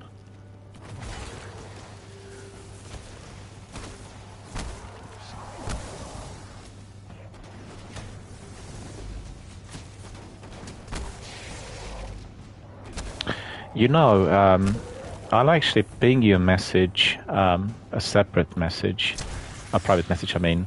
There is a former servicewoman. She was with the Navy. I think she was attached to a SEALs unit or something. And she suffered a serious injury as she was on active duty. And then she developed epilepsy after that. And she's one of the great Destiny community members, and she writes for various magazines and has always talked openly about the disability which is acquired through her profession, through her works, and how, for instance, that affected her life and everything else. And I talked about her here a little while back in my podcast, so I'll send you some information on her and, her kind of quest and struggle and everything else. It's very, very interesting. And she is really a formidable person, and somebody who, irrespective of the fact that Destiny is a game that can cause seizures, can trigger off these types of attacks, which are associated with any form of abnormal EEG activity, she still plays Destiny, because she loves it so much. And I was just staggered when I read the story, and she talked about it at length. She also had some podcasts and public appearances, and really, really impressive, and absolutely supports her 100% all the way. And Gail says that she's been with the police force a few years. Yeah, you have obviously experience in responding to emergency calls and everything. I was just wondering if you were just freshly joined the local police force, because obviously everything else would have been, I guess, affecting you in a somewhat different fashion. After a few years, one has a lot of experience already, and Gail says, well, it's likely that I'll have to stay in hospital for, did you say, a week before you can go home. Is your knee intact, or does it have any serious damage on the inside? Have they told you? And it's going to be obviously in plaster and immobilized for quite some time, and then there will be physio. I mean, I've gone through physio now for 6 months already, even more, due to my sciatica, and it was honestly, sciatica I've heard about, and I've known people having it and suffering from it, but in my instance it was so incredibly painful. Honestly, I could not imagine anything else being more painful than that. It was so painful that I was being driven to the point where I'd faint, and even if I was just literally lying down, it was so bad. And the nerve, the sciatica nerve, which is in the lower part of my spine, got very, very badly inflamed, and it just escalated within 1 lot of 24 hours. And this was at a time where, this was on the Remembrance Day. In fact, I went to church, and I was there with some dignitaries and people representing, the local armed forces, the police and emergency services and all this, and must have caught a COVID-style virus, because I was feeling really kind of a bit wheezy in the evening, and within the following 12 hours, the original symptoms, which were a bit like tingling and unpleasant sensation in my left leg, I mean, was painful, but it wasn't severe. It was just like an interference, and I thought it would just go away by itself. But within those 24 hours, it just absolutely went south, and it was really awful. I've been given, meds for about 5 or 6 days. The meds didn't work at all. I was in unbelievable pain. I can't put into words. It was unbelievable. And then eventually the NSAIDs kicked in, and then the inflammation was subsiding. But I couldn't believe that even the strongest painkillers could not really numb the pain. It was so bad. And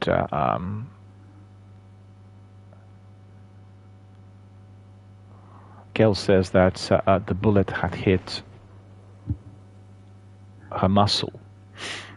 Well, I think what's most important is that, first of all, it's been taken out, and the surgery has been performed, and therefore you're safe.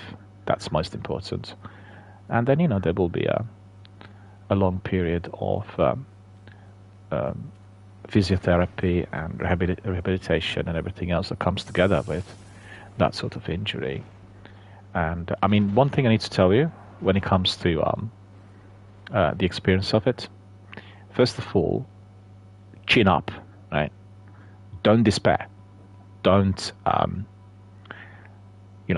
don't feel down or negative in any way. What you need to hold on to is that you're alive. In that sort of incident, many people die, and you're still with us. So that's most important. Hold on to that. God was with you. You are alive. And as your knee improves, And as the surgery is completed and, you get to a point where you need to do the physio, just resort to the military-style discipline, persevering. You may not feel up to it, but persevering, doing the exercise, doing the physio, doing everything necessary. When I was recovering from SARS virus in 2008, I didn't feel up to anything. It was unbelievably difficult for me to do anything. It's like a lack of energy, muscular pains, abnormal sensations in muscles, all sorts. But at the point when I felt at my worst, I had to persevere. I wasn't feeling up to it, but I just had to go against the grain, against the feelings. And it's taken me 6 years to bring back that degree of ability that I have still today. So it was very, very long term, and it was just all down to focus and the discipline, which is extremely important to any form of rehabilitation. And you've got to stay positive, chin up, just think about it. There's the light out there, and you will get up, and you will do physio, and you will be back on your feet. And most importantly, you're alive. That's the bottom line. I mean, you will know that from, I guess, if you know some Army veterans, they'll tell you exactly the same thing. And when you talk to them, they'll tell you, well, I've no idea as to why I survived and the other person didn't. But it's God's will.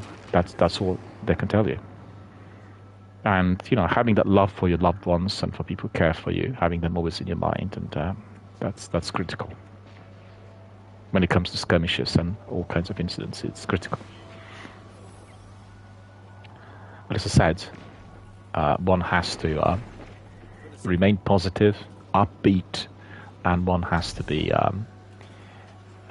always resorting to that activity, what we're going to be doing next day, what we're going to be doing in 6 hours. And if they tell you physio needs to be like a couple of hours a day, then you just persevere. You make sure that you are, doing it the way you feel is necessary, but not overdoing it. Because phys sometimes, like for instance, I'll give an example. I felt a lot better recently with sciatica, and I do exercises in the morning, which is like 40 minutes of phys, and stretches and yoga, various things combined. And I've gone down the route of doing sit-ups, which usually I could do 70. I've not done any sit-ups now for maybe 8 months due to sciatica and the pains and all the other problems. So I've done actually up to 15 or 20 just to warm up the lower back. And after about a week, again, the whole thing flared up, So I had to downsize. I had to stop doing the sit-ups because they were aggravating the injury. And, I'm saying that because one has to be disciplined in terms of how we are, reduce the noise levels a bit, discipline in terms of how we are doing the phys. That's extremely important.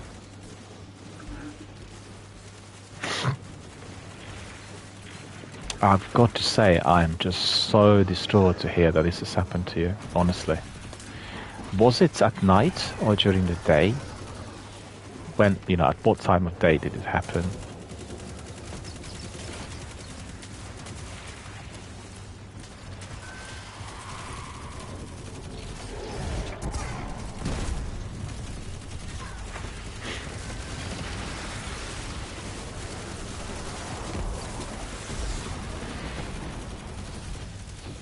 These guys are collecting all kinds of loot and doing bounties, and look at that. Gail says it happened early in the morning. Daytime or nighttime still?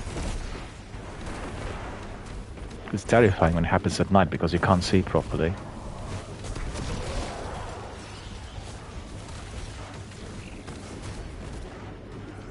I guess you had to really wait for other units to respond, right?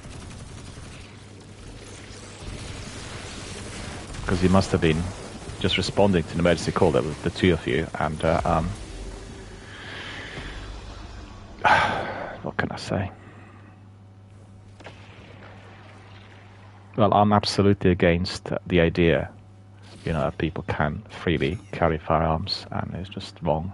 And I know from my experience, clinical work and professional services and everything else that I've done in my life, there are certain people who will always have, greater tendency to use these firearms or weapons in general. It doesn't have to be guns, than others.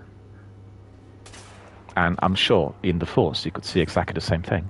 When you have many people in uniform together, there are people who will be resorting not to talking, but to suppressing the enemy immediately, even if that is not immediately necessary. So it's just something that really ties up with the character, the personality of a certain person, And therefore, I think everyone needs to be drilled and trained very well on how to use and how to,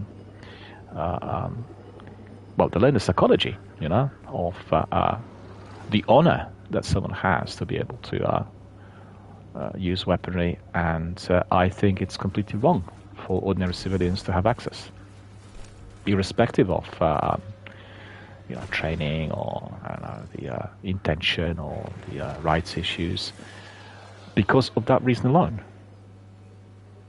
When you go through the training, if somebody who is training to be a soldier or police officer is being spotted as being very trigger happy, there will be questions raised. It's just normal.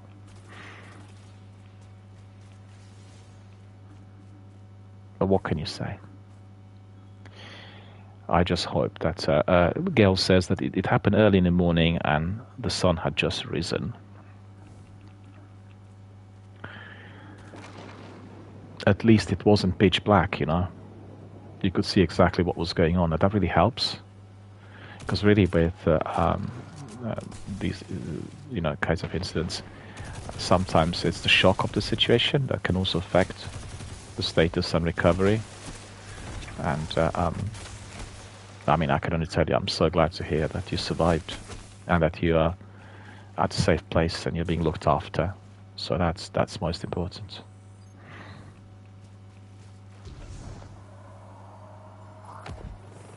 Just keep positive, You just think, God, I'm still alive. Thanks God for that. I really look forward to another day. That's the way it needs to be in one's own mind, because one then keeps up with positivity and one remains upbeat. One is thinking about good things. Unfortunately, there are lots of bad people out there. But I'll tell you one thing. Obviously, being a professional who's worked with lots of bad people over the years, when I got so ill recently, and when I wasn't able to walk, right? So I had to go to my doctors. The decline of that sciatica nerve was unbelievable within a period of, 12 hours. And then the doctors are not far from me. It's like a 10-minute walk, if not even less than that. It's like a surgery based near the castle, which is in our town. So I pulled out my crutches and I tried to walk, and I just couldn't.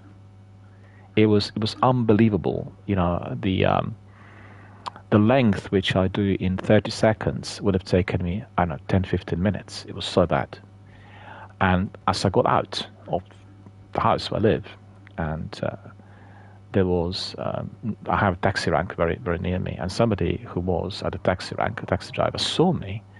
He drove towards me and he said, I can see that you can't be walking. Where do you have to go? I said, I have to go to doctors. And he says, I give you a ride, no charge. Just want to help, And he brought me to the doctors. I couldn't walk otherwise. I actually tried to go to the taxi rank. That was the idea. Grab a taxi, go to the doctors. But I was too ill, too weak to be able to do that. And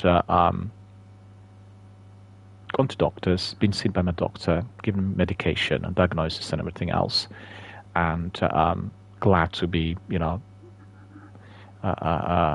good hands, and very happy that I actually discovered what the problem was. And then again, I was going to call a taxi on the way out, but somebody else saw me. Somebody was the delivery driver for the surgery. He saw me, and the way I walked, which was unbelievably awful. I was just like bending on one crutch. And he said, I can see that you're really not well. I'll take you wherever you need to go. 2 people in one day. Not one, two people. Completely unknown to me. I've never seen them before. But actually, they felt that degree of empathy. Good people. Good people. And that is what we need to hold on to. Good people.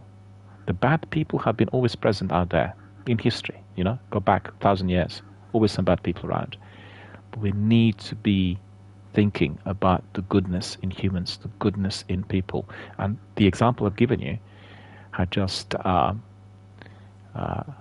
reaffirmed the view of mine that when you are forward thinking, when you are positive, when you're upbeat, when you are considering the loved ones, when you think about the loved ones, then on the inside you're stronger.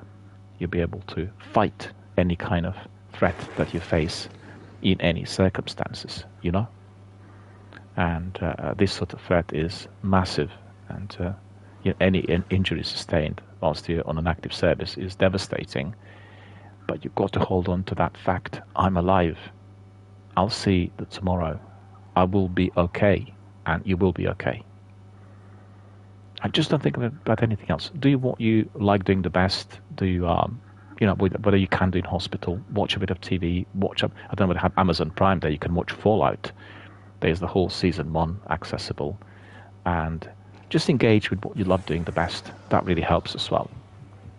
You know, when I faced difficult periods in my life, I was just focusing on, well, doing the physical therapies, first of all, and then secondly, retaining a degree of discipline, persevering, and doing just what I love doing. Nothing else. Nothing else mattered, you know? Like yourself, I mean, I was not in a situation where I got shot, but I did face an illness that I felt was potentially life-threatening to me. And the way to recover was by persevering with, you know, ironclad discipline and doing phys and everything else. And then also, you know, you realize the perspective on life is so different. You just see your own life from different pair of eyes. And when you start doing things that you love doing, they just accelerate your progress, you know. It's just keeping positive and not being able to, and not being focused on anything that is daunting or negative or threatening or in any way. And no thoughts about the future, because in my instance, I had to close down my practice and clinic and everything else, and due to the severity of the virus and what it caused me. But I wasn't thinking of that, you know. I was just thinking, thanks goodness I was able to get through it. Thanks goodness I'm able to carry on with phys that will make me feel better. And that's exactly how it was. The first couple of years have been absolutely awful. The first 18 months were, you know, dreadful. But having the discipline, having the focus, doing it again and again, doing it in a way which is, as I said, highly disciplined, really helped me. So, and also, you know, if you're in hospital, you can engage with other people on Twitch, other friends in our community, anybody else who's still here with us, and people who are communicating, just, you know, talk. That's most important. By talking, by engaging with others, you will never feel alone. And if one is injured, one is suffering from disability, serious illness, avoiding loneliness is critical. Feeling not alone is recovering and aiding any form of rehabilitation and progress. So it always is absolutely most important. Still really distressed and distraught to hear that you were shot, honestly. I just wish you the speediest, the best possible recovery. I pray for those doctors to provide the best possible surgery so your knee is brought back to the best possible shape, your leg as well. And, you know, just hope that I'll tell Zenith privately. And I'm sure that he will ping you a message or so, because you have played frequently with Zenith and myself here on the channel.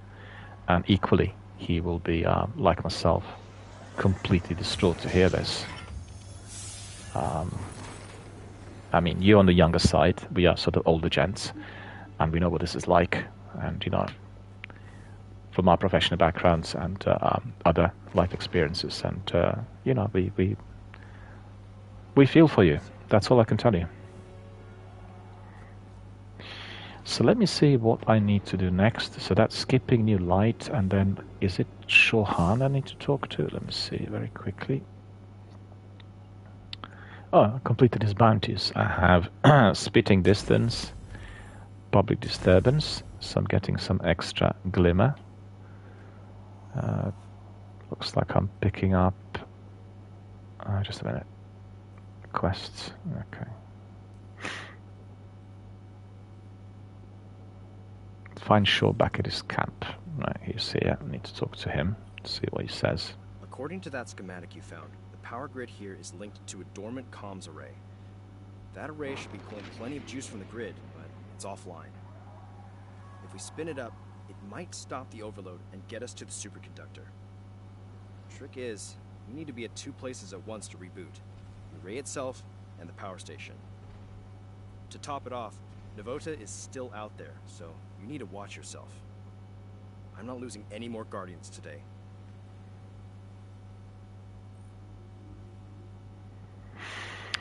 The Guardian rises. The schematic you recovered confirms Shaw's plan. A null comms array lies dormant in a nearby facility. If reactivated, it might balance the power of the superconductor enough to stop the arc overflow. Shaw needs to man the controls at the central power grid while you activate the array. Hover over the weapon icon below and select it, and then pick it up, and then complete the mission called Boot. So that's Night Watch, kinetic weapon. Let me see where it's gone. Okay, we'll take that weapon, Scout Rifle, in there. The other ones we'll just delete. This one is 7053. Yeah, okay, we are leveling up all right, as expected. And then, get... Oh, that's here. Rocket launcher, machine gun. I can keep these just for the time being. We'll delete them a bit later. And this one is 7034. I could put this one in. The green one will delete. And then we have a much better quality helmet. Let me see just a bit if we can. Yeah, we can increase the energy levels immediately. We're not going to waste any enhancement cores on this. Discipline we'll put in there. And then harmonic targeting. We can't really put any more of these in there. Okay. Discipline is 75, so that's quite good. And our mobility is not that great. We need to increase it. Okay. Sounds good. Can pick up some of these. Okay, picked up some bounties. And now the mission is... Let me see. Oh, that's another mission in there. No, is it? Hang on. I think it is. So that would be skip new light, and that's learning light. We'll just highlight it. Gel says, I'll be right back. No worries. Can you actually walk at the moment? Are you completely immobilized? Because you possibly can on crutches. I had a real difficulty with walking, with that sciatica. Honestly, it was for a period of time, for about 5-6 days. It was a real struggle. It was just... don't even want to think about it. It's just dreadful. Gel says, I can't walk without crutches. No, I meant that you would have some walking aid, a wheelchair or a crutch. It's normal after sustaining injury or being immobile. So, I expected you would. But with crutches, it's okay. But just don't overstrain it, because it's all fresh. Just rest as much as possible and make sure that you are that you're in a comfortable position, whatever is being prescribed in there with your position of the leg on the bed. Whatever the position is ideal. Very important. Well, I was in a condition at which even the crutches weren't helping, I was thinking about, I'll go to doctors and ask for a wheelchair. It was so bad. Eventually it wasn't necessary, but it was that sort of pain. Where is it now? down there. Oh, look at this. Oh, no, no, no, no, no, no, no, no, no, no, no.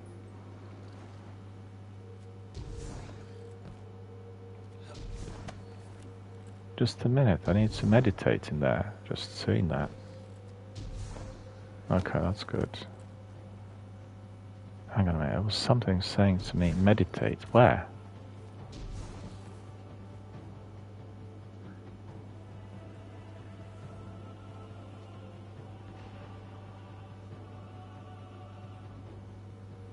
Must be here.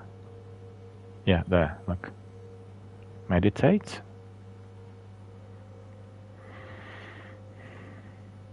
I don't really think I played this server before, so that must be like a big new inclusion. Can't think of anything else.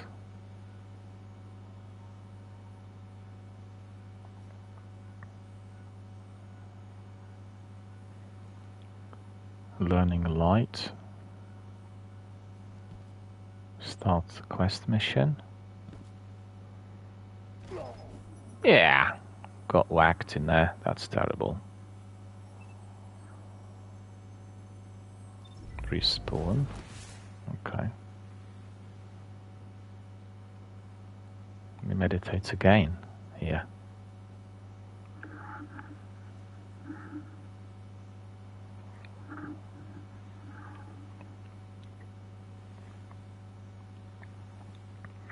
Well, that's funny. Look at this. That looks like a... Oh no, it's not a glitch. It's just that I'm meditating, therefore I'm being enhanced. That must be it.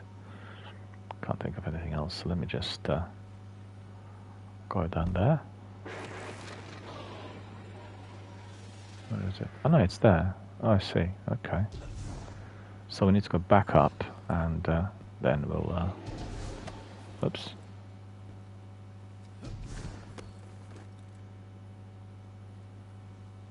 It's quite weird because there is no flag or anything.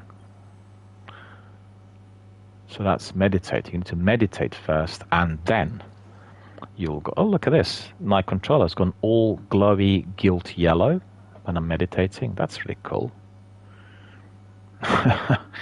Just gone yellow. And then start the quest. So that's it. Starting the quest, but I'll need to nip out just for a second as well. Just like Gale.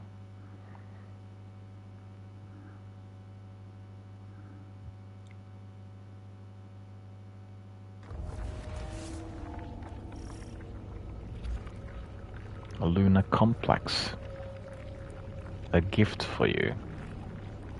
In Cosmodrome. Okay, we'll find out. I just need to nip out for a split second. I'll be back immediately. Just stay with us. And as soon as I get back, we'll crack on with a lot more activity. We're doing our campaign missions in here, as you could see. Just bear with us. I'll be back in a second.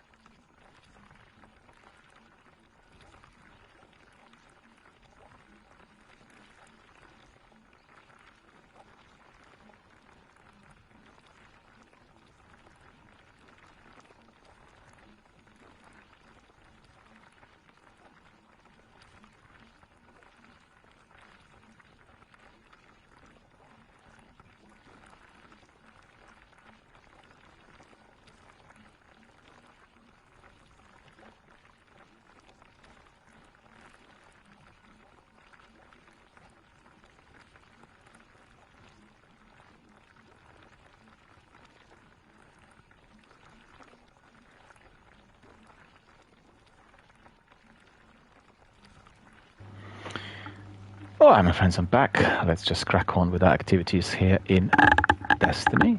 That is going to be us continuing with... just bear with me. I received a message in here. Let me see what it is. One moment.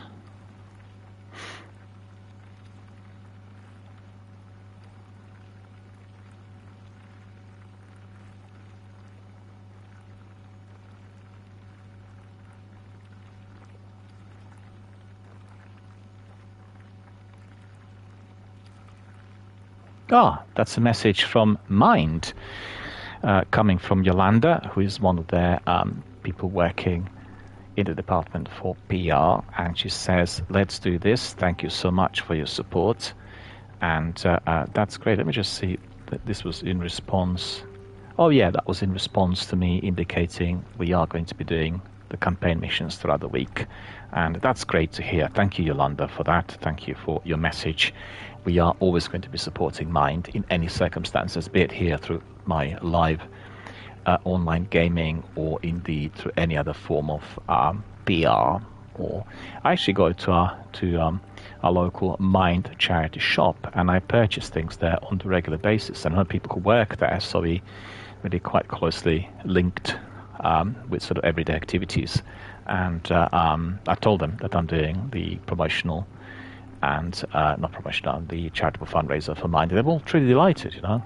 And I know quite a few people who are also doing the volunteering there, people who had experienced mental health issues in the past or suffer from some form of disability like Asperger's and autism and, you know, any other. So that's great to hear from Mind. And Yolanda had been in contact saying that, yeah, let's do this throughout the whole week. Fantastic. Thank you so much for that. And let me just see anything else.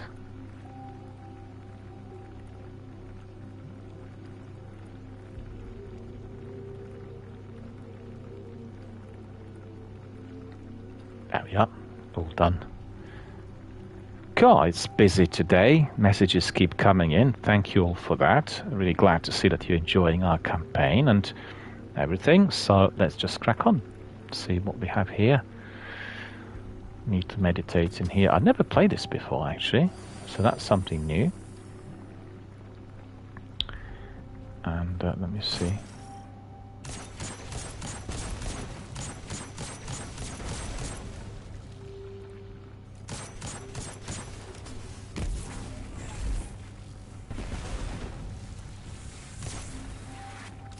Just a minute, that's not already performing, is it? Let's try this sniper somewhat. Maybe we'll try the heavy. Let's see whether that... Yeah, that performs better. We'll use the ammunition.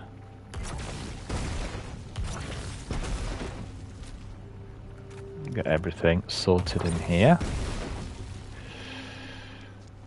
There's more space here for us to meditate, and that's exactly what we'll do. Still a bit more activity.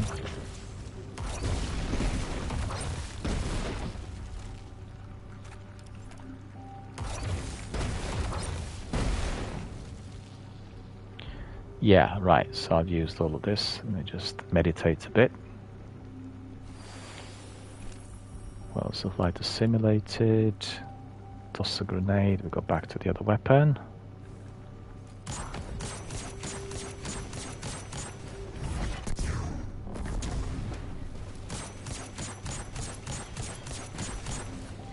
Okay, we'll do this. That's also a mini tutorial telling you basically what you need to be doing. And just to be able to use your abilities appropriately. So it's a proper tutorial. We don't need to do any of this, but, you know, just for fun really. So trying the Scout rifle.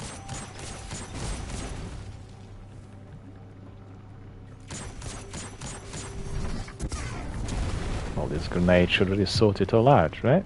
Yeah, right. Just a minute, wasn't there another... Oh no, we completed that, okay. There's another one in... Look at this.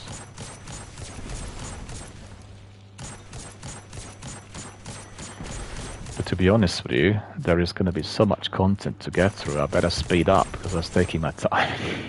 Yeah. And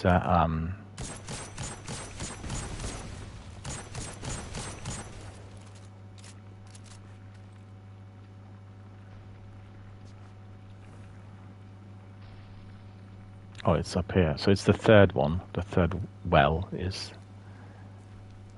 further down there. Is it there? No, no, that's not it.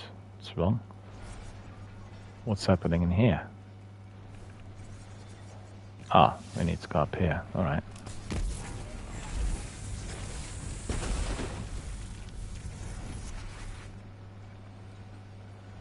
Yeah, there it is.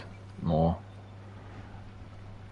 Don't know whether Deployman's still watching this, but have you played this? This is just completely new. I've not played that ever before, I don't think.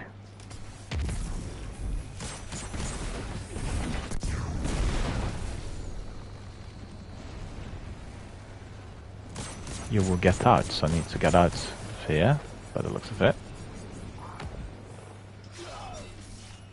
Oh well. Didn't really get very far.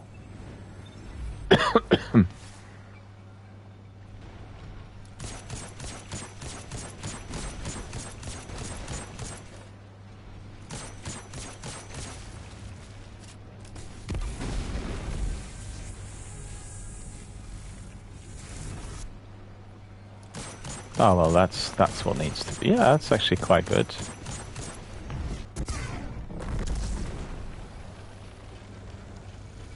Where's this one going? We'll hide in here and then we'll try to squeeze in like this. Wasn't too difficult, was it?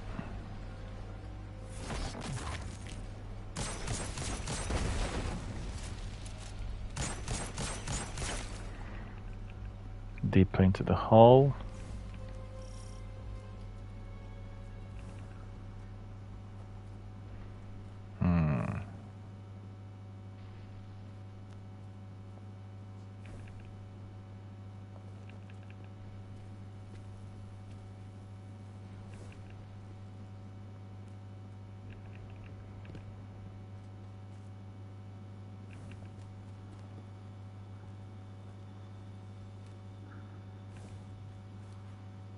Ah, managed to get out. Okay. Let me see. Ah, Sniper's doing the business. Look at that. That's pretty good. Damage boost as well. Okay. In here. Meditate. Okay, we'll meditate for a bit. Need to make a hot drink in a minute. I just realized that time's gone by so quickly, and I had so much fun doing this. Hence the trouble with the PS glitch earlier today, where everything froze. But that's all long gone. That sniper, you see, that's actually a good tutorial for it. Let's see, what's this? No damage, okay. Oh, this one needs to be still demolished somewhat.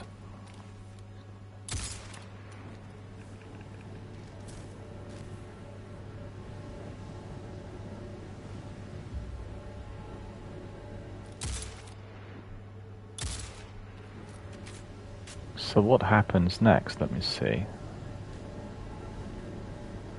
Wells is simulated. Okay.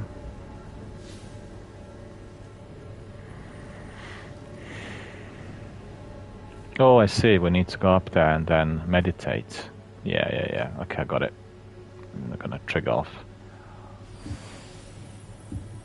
the assimilation.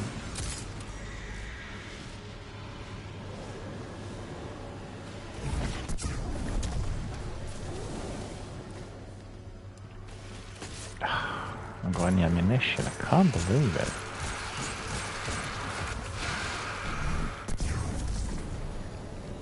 it. Look at that. That was pretty good.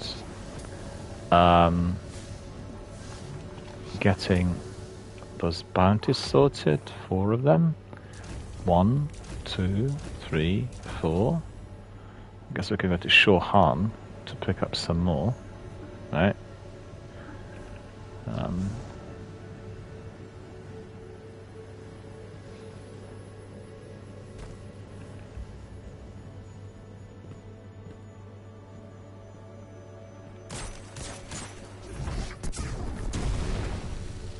That's awesome.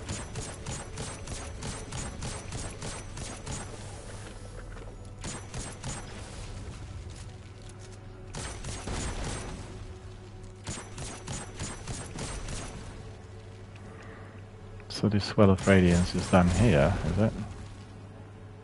Yeah. Well, it's amazing that after all these years I'm discovering new content in here. Honestly, not played this before. Just extraordinary.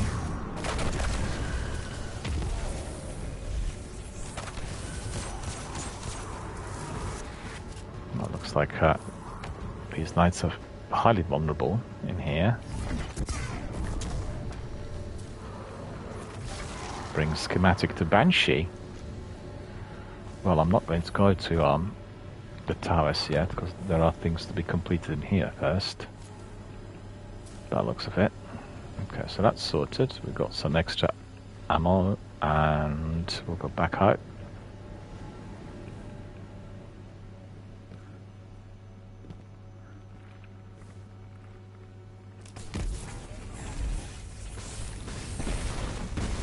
Really fancy a nice hot drink with a couple of biscuits, you know, but I'll try to finish this first, then I'll take a short break. I like taking breaks every 90 minutes. I never like playing any game, you know, for longer than that without breaks. Doesn't matter what the game is. A 10-minute break after 90 minutes feels always soothing. Clear my head and have a bite to eat or have a nice refreshing drink, a bit of fresh air, and come back and do it again. And I think from what I gathered,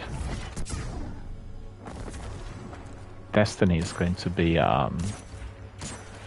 even more grindy with the finer shape. We'll have Pathfinder, the new skills tree, and then, well, you know, we'll just see this.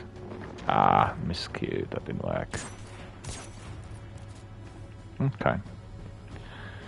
And therefore we'll be just grinding, you know, accessing all sorts of activities, and I'm not 100% sure what will be seen as priority. Daily, weekly, or monthly missions, you know, I don't know, hard to tell.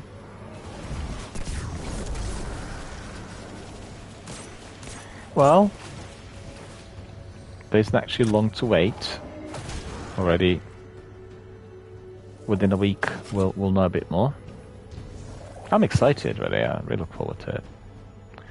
Hang on a minute, you are bothering me in there, aren't you? I missed him, look at that.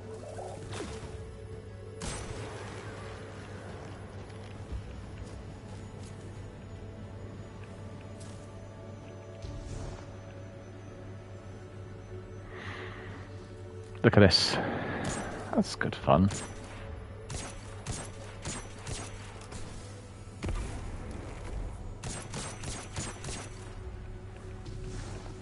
All cleared up. Oh, Gail's back. Hello.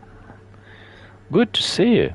Ah, you've come in on a different account. Now I could see that you are Gail Mile and Gail Nort, right? And it's 2 different accounts. So really good to see you. Are you watching us on a tablet or your phone, iPhone?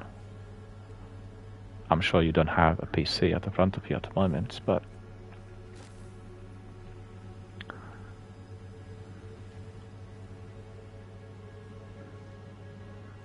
what's good about PlayStation is I get pop-ups, you know, with messages coming in there on the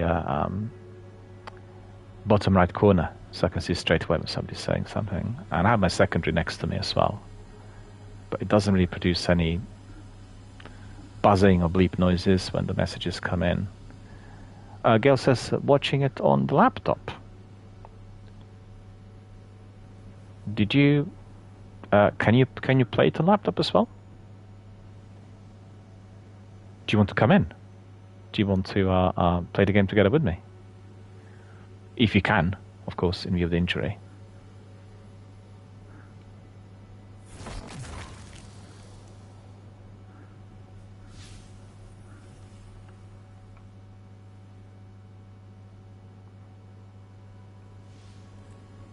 Gil says, let me see. Yeah, well, you see, if you're able to come in, then we are going to be doing together what Bungie Foundation are providing, and doing, and that is providing the platforms to children, seriously ill children, who are in St. Jude's Hospital, for them to connect with others, when they're being admitted, in order to have surgery or treatments or anything else. And it's always the best way to which people can accelerate their recovery. That's really most important. Being not well, being ill, or suffering from any major disadvantage, and then being alone is the worst. Because we are social beings, as humans. We need to be having friends and family or people who we can connect with. And particularly at times where things are perhaps not as good as we would want them to be.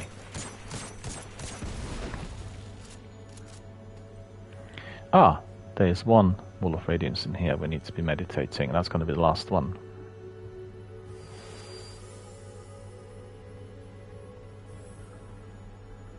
Okay, so that's completed. The objective is what? Refracted lesson, you will end them. Yeah, right.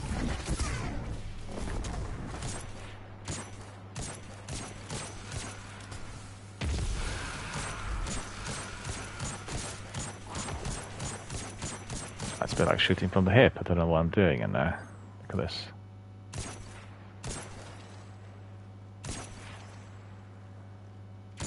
Oh, I missed him. Look at that.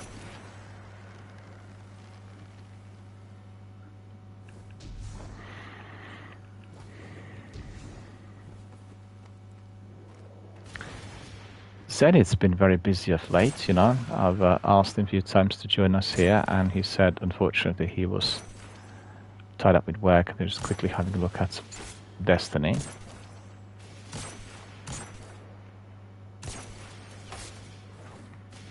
Okay. True Menace, go away. It's gone. There's another one firing at me, but I can't see where he is. Ah, he got away. Boo, boo, boo, boo, boo.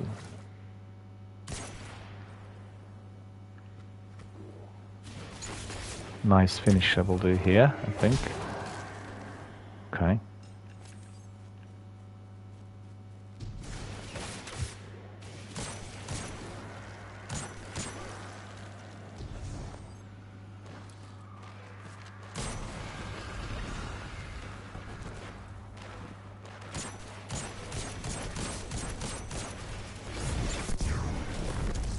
Did I get him? I probably did.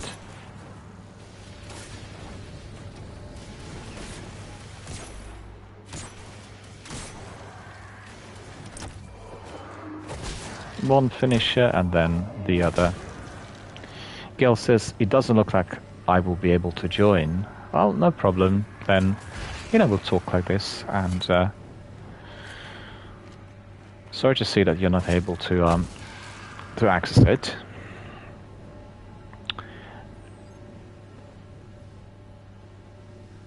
It's fun, isn't it? Because sometimes if one is accessing, well, this title is not on the Game Pass, but I know that some titles are asking for an Xbox controller to be connected to laptop or to PC. I've seen that with some friends, and sometimes this is a difficulty, People don't have it handy.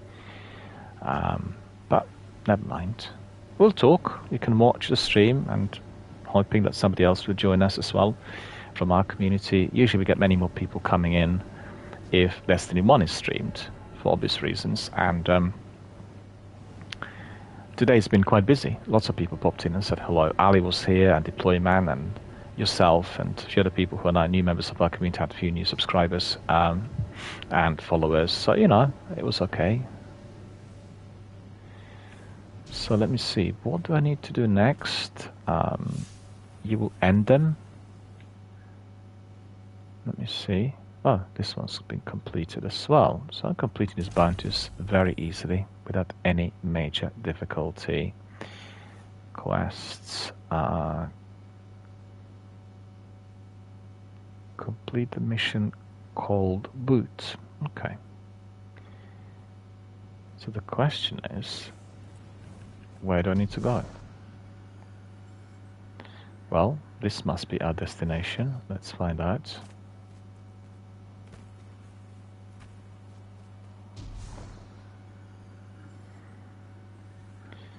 Have you played this Gale before? This section? Because I think this is like a new edition. I don't remember doing this.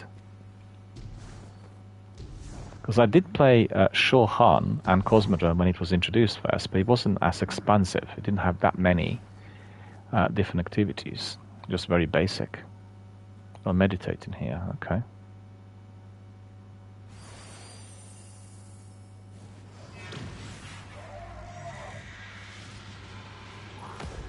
More enemies, look at this.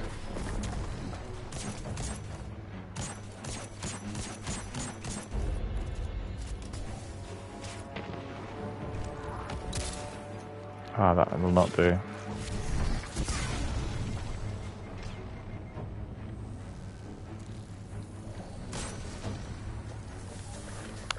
Gail says, yes, I have played this before. Well, how recent is it, do you know? Because I remember playing Shore Han and Cosmodrome on day one, and this was not in there. Almost certainly.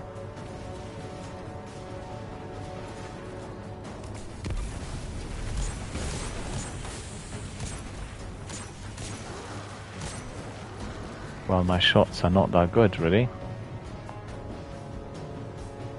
Ah. There we are. We need to be meditating, right?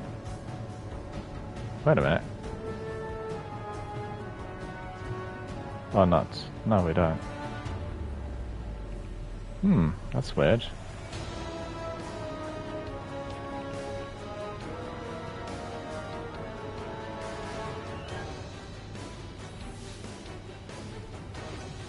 Oh, now it's complete. Oh, alright. I've got it. We need to go down below.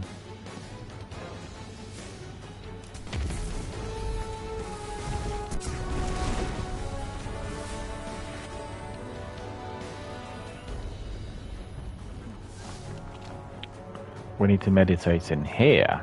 Okay, I'll make my peace. Look at this. Gail says it's not that new, it's been around for a little while. Well, to be fair, I've not gone back on any other character for a couple of years. So, but with my hunter, I just kept progressing and I wasn't really going back in time. And I'm able to play this as I had deleted my Warlock altogether, so I have the access to everything, the full content for the whole week.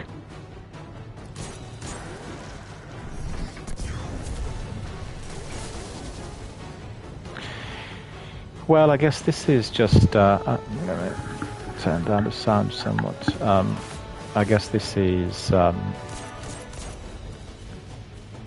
way to which Destiny's story is being tied in with other bits, and we watched Deployman and me, the prologue, when I began with my stream today, and we've never seen that prologue before, you know. And Deployman's been playing Destiny 2 from day one, so there have been these additions the last few years, and it's good to see something new, you know. It's good to see that even after playing for that many hours and years, still there is something new to discover. As like I said earlier, Destiny is a game that's constantly evolving, and that's always great. It's always what I want to see.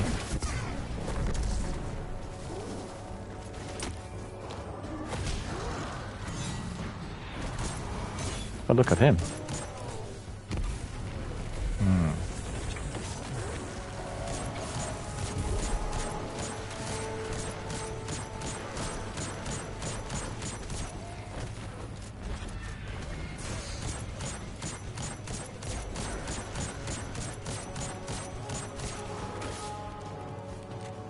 Let's try, and let's see whether this will work better.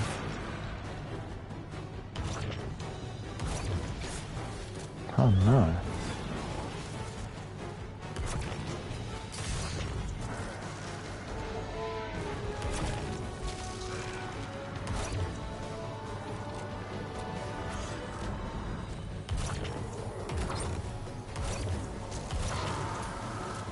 That's taking a while. I remember those 3 nights a little while back in Cosmodrome as well.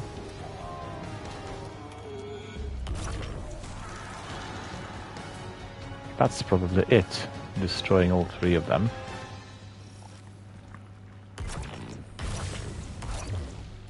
Ah, we have no extra ammunition anymore in there. Okay, let's get rid of that all. Okay, so we go back to meditation, see?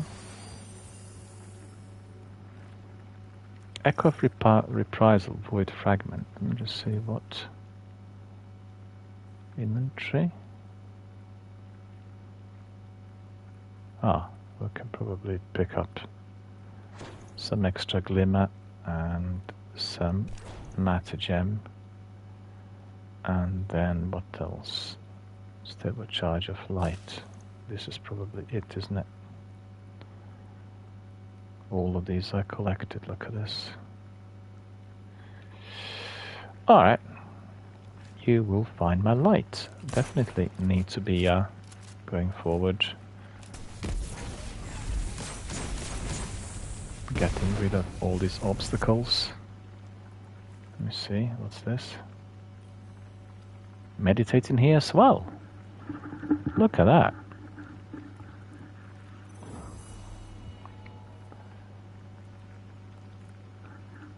Completed the mission, need to go back to Shohan and tell him what I learned. Oh, very good.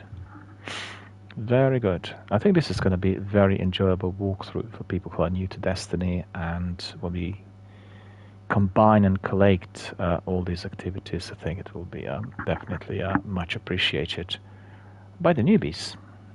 And I'm sure that we are going to be getting quite a few newbies on next Tuesday. See, so we are still back here. Go up and then travel to Shohan to tell him all about our discoveries, everything that we discovered in here. But I must admit, Cosmodrome in Destiny 2, after being, reworked, remastered and recreated, looks so much more beautiful than in the first game. I mean, I'm doing it on PlayStation. Anyway, start patrol, take the one. All guardians in the region. The city is in need of unprocessed materials. You're standing in a target-rich environment. They may have something we can use.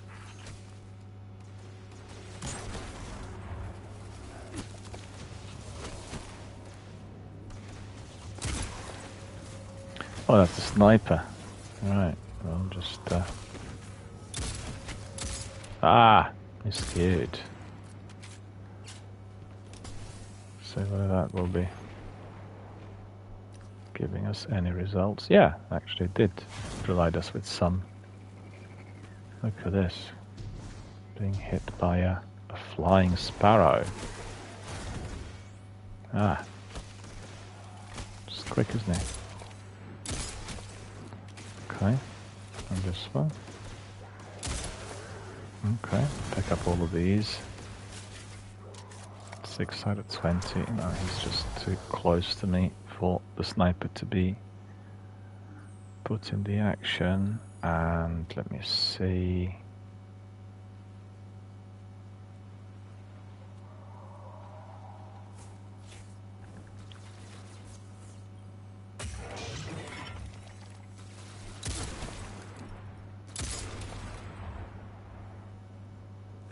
Shanks. It's funny they're called shanks. I keep thinking of lamb shank. Something I used to have a little while back in Turkish restaurants, I guess it's a different kind of shank, right?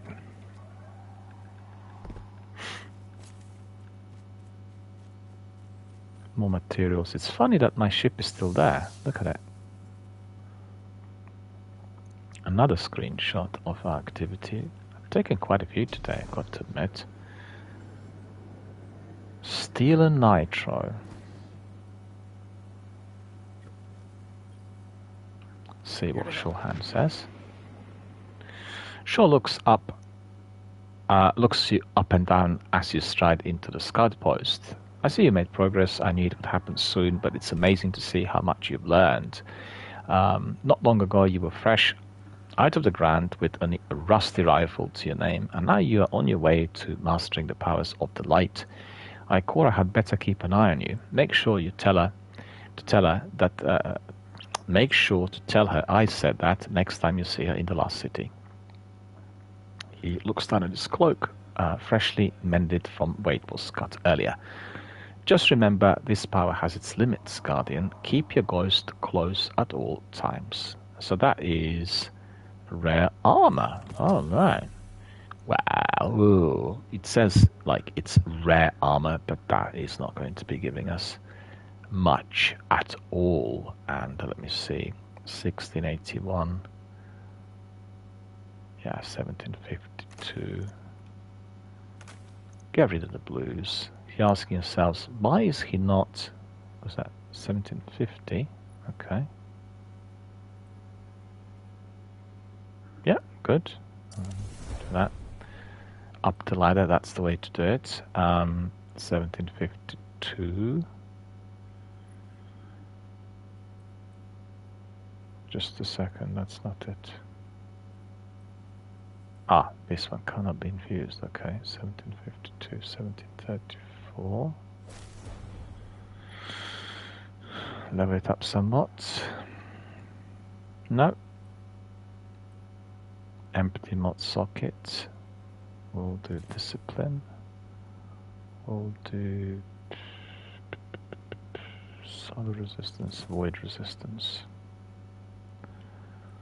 Keep these there. And then this one we'll get rid of.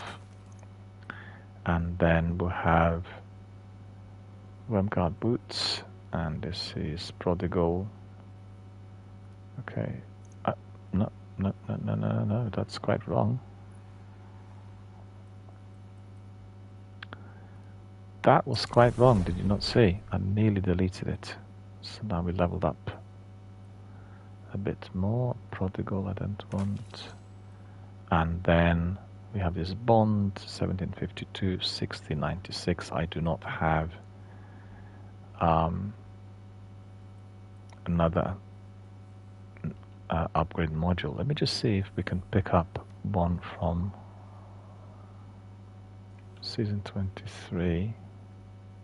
That's not possible. Mind you, we can probably purchase some of them from, our quartermaster, so we'll see. Right. Additional bounty. Picking up these. Okay, so that's all been picked up. And tracked activity is not on this destination. So let me see. We probably need to go to the tower.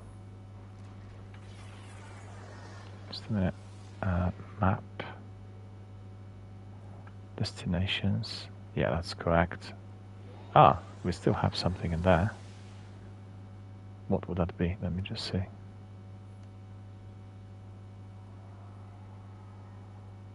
Seen any VIP targets out there? We've already completed this Guardian Rises campaign. I think that's been completed, right? Yeah, must have been. And then complete the mission call boot. Let me just see. Too many reports. Which one was I?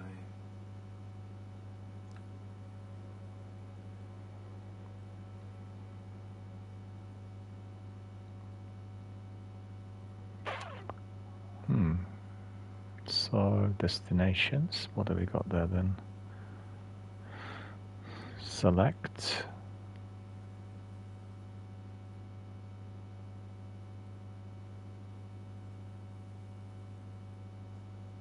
Another Lost City. Just missed something there. Wait a minute. Ah, that's Giles, okay. That's not really necessary at the moment. Well, I did complete this, right? I did complete this. The Guardian Rises campaign.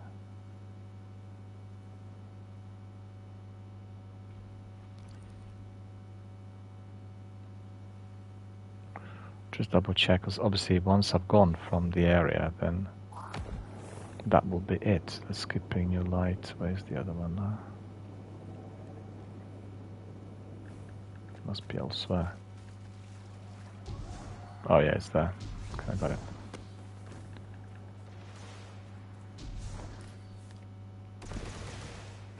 Where is he?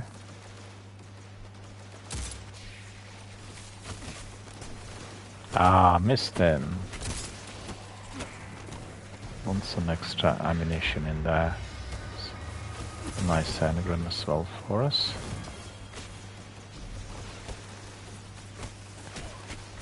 But this area does have many more enemies compared to what I experienced here before. So it's really hectic. And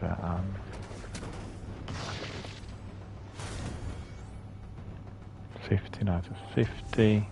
Ah, we have this chest in here. I nearly missed it. Collect loot.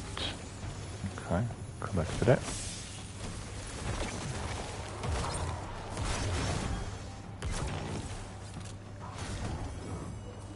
So that been completed. Alright, that's all gone. No need for any more. Okay, we'll give this a miss. No more patrols in there, at least for the time being.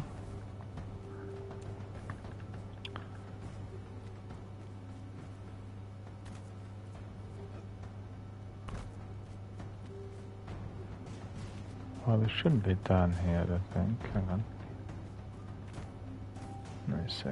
Just curious. I've not done this run of late, so I want to see what the game's offering and be a good walkthrough, a good kind of pointer for anyone else who is still trying to go through the original quests, campaign missions and everything else, you know. But that's the one we completed. That's the one we completed for certain. Two-tier mission. And generally Cosmodrome is used as a major tutorial ground for everyone to learn what to do there with our Guardian right at the beginning. It's very good, I have to say. Very enjoyable and blends in perfectly. So let me see, we'll try that one, and if indeed it is what I believe it should be, we'll just go back to the tower. There will be nothing else for us to do in here, I don't think. Let me see.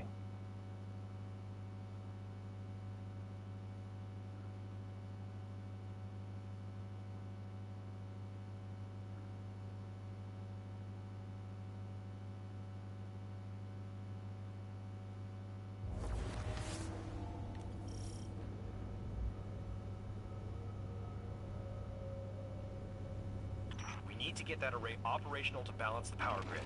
I can reboot it from the station out here, but not while the systems are in lockdown. How can we help? Find the central terminal. You can patch me in from there.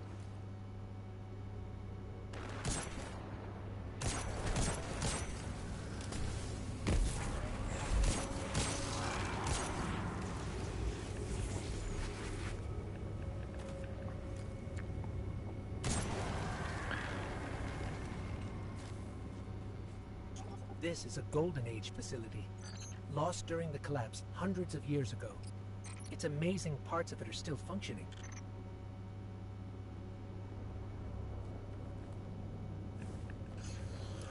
If Shaw's right, activating the array should stop this arc energy from overloading.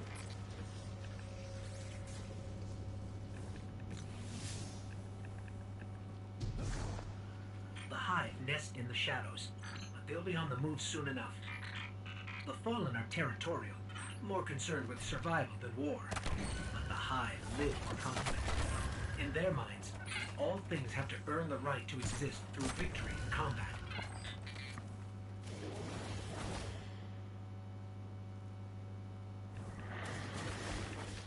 No enemies up there, by the looks of it.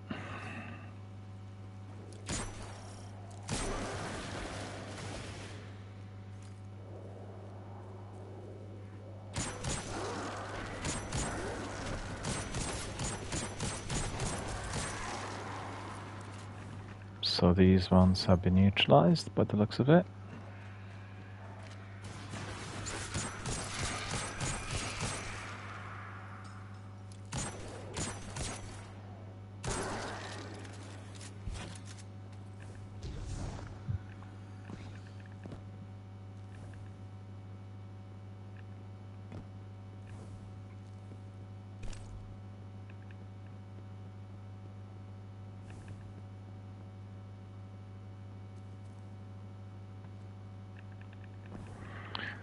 Need to push forward to get ahead.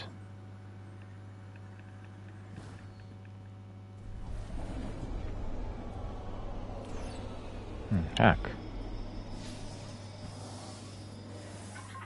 We're blocked. The power fluctuations caused a lockdown. Yeah, all right. I'm on it. Sit tight. Hive, incoming. Stay in one piece. I'll have you out soon.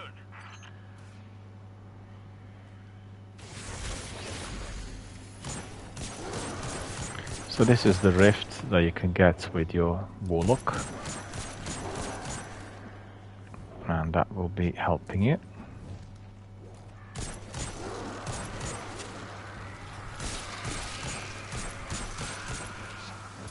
So this is still not up. It completes another bounty. Let me just defend everything and everyone in here. Oh no. Nearly got neutralized in there, that wasn't good. Let's see.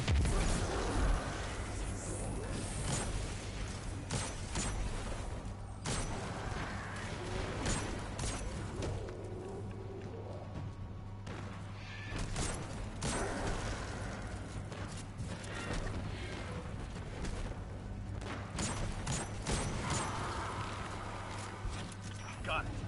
Door's been power cycled. Getting a little spicy on my end. Do you need backup? I can take the heat, but I'm pinned down. I need to make a splash. Cause some mischief. Get the brood to clear out of here. What kind of mischief? How about the loud kind?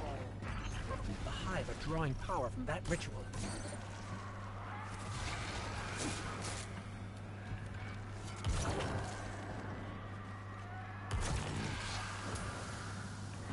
Collecting all the bounties with ease. That is really quite different compared to what we've had recently with my hunter.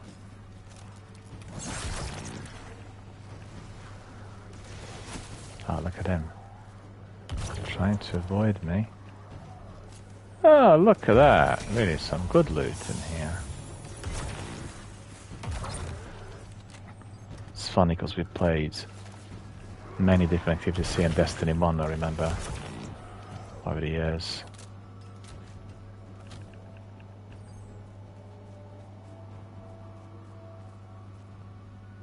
Purge the Shadow Rift. Okay, that's what it is. Cold boot. Purging. Purging. Ah, I need that hot drink and the biscuit, I tell you. No, I need to be purging the Shadow Rift, I nearly forgot. A whole lot of them, look at that. Ah, it's too short.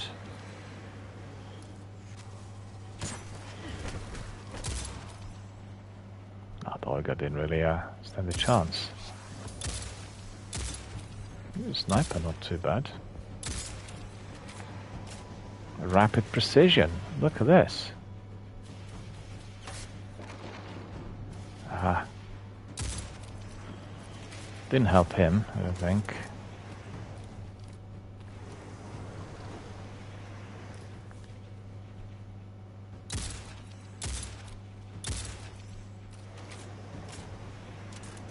Ah, he's just disappeared so rapidly.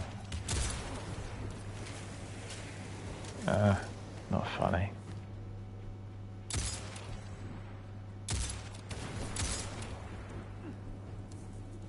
What? Ah, no more.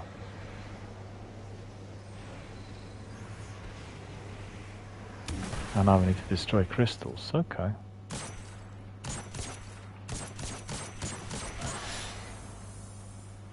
Okay, so that rift has been completed. Alright. Another crystal in there. Okay. And then, where's the third one? In there. Alright now. Whatever you're doing is turning heads. Keep it up. Hive contacts increasing.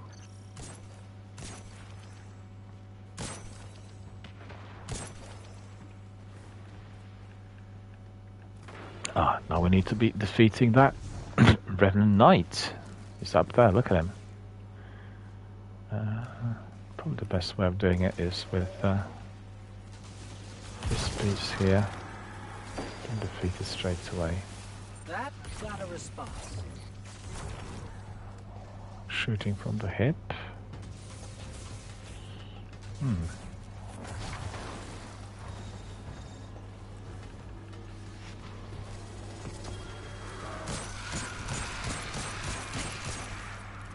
All of them gone.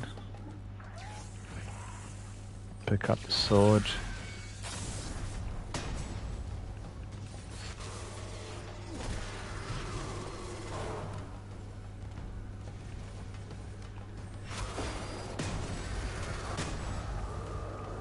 Is he not gone?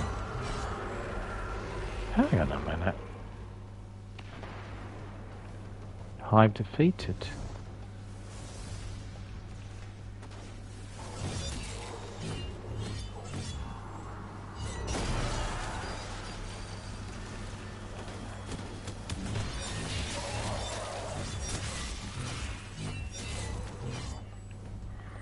Picking up all sorts of good in here. Look at that.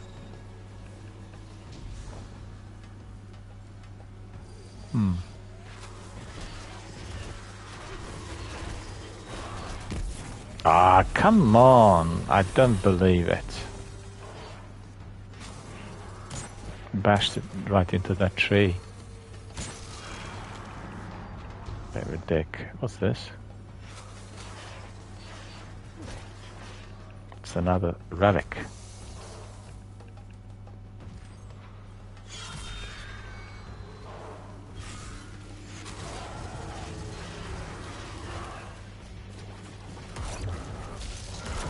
Well, I missed him from close range. That's really too terrible.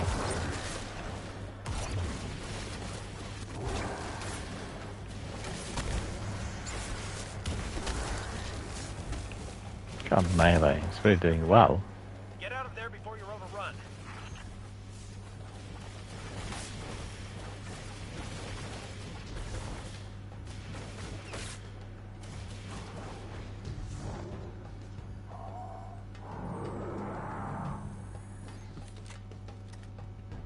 Oh, he nearly got away. Did not want him to get away. I wanted him to be gone.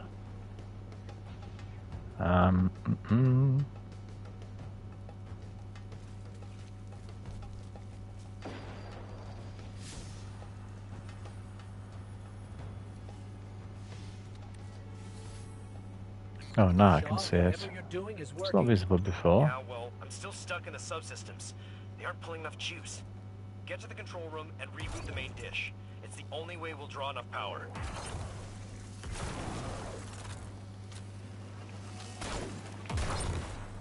Tracer Shanks, deadly nightfall strikes. Remember doing that? What was it called? The big nightfall strike with a splicer and Olga. They were always causing us trouble in Destiny 1. This is.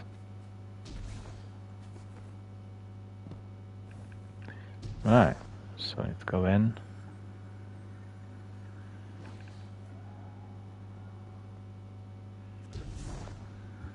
There's Yeah. the control panel. That's it. That's the control panel. Accessing systems. Okay, you'll need to negotiate between crypto systems and verify the security lattice. Done. Breach layer restored. Master array launch queued. All right then. Rerouting power your way.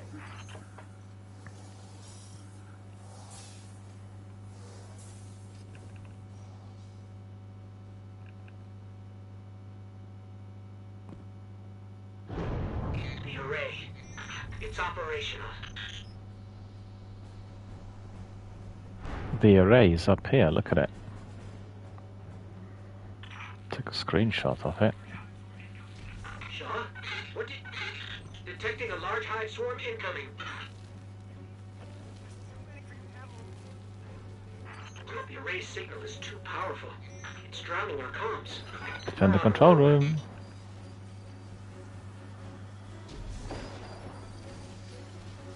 Hive tomb ships.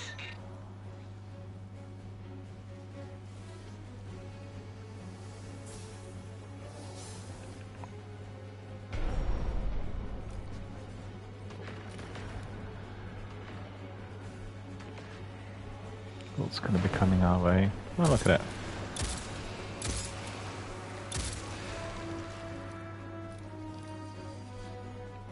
That was nice and easy.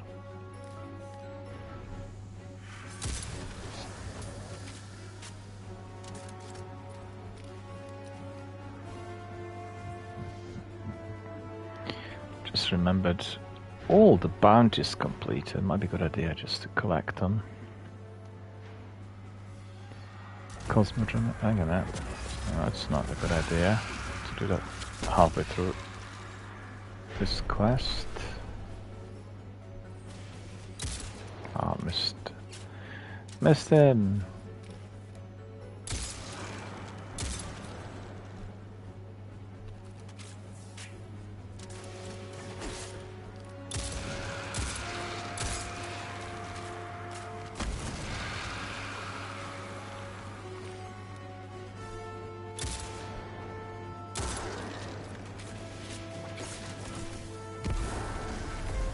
Oh, that's pretty good. Caught in the vortex. Look at this.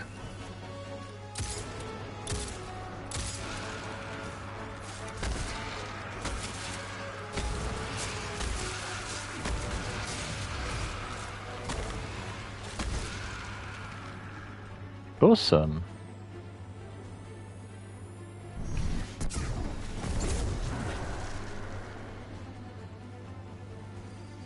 Void is doing really good in here. Special ammunition.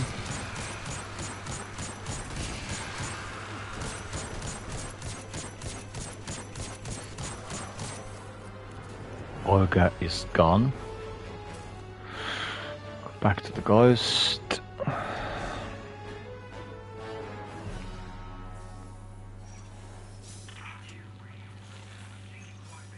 Do you read? You still with me? We're alive. I shouldn't have put you in that position. When you dropped off comms, I thought... We're all right, Shaw. The hive are retreating. Did it work? Checking. Looks like it. Levels are dropping across the grid. Just need to unlock the chamber now and we can finish this.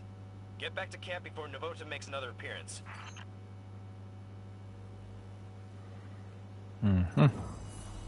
So that's been completed. What next? Return to shore. Okay, we'll just wait until we are being brought in. Or maybe not. Maybe we'll just go there straight away.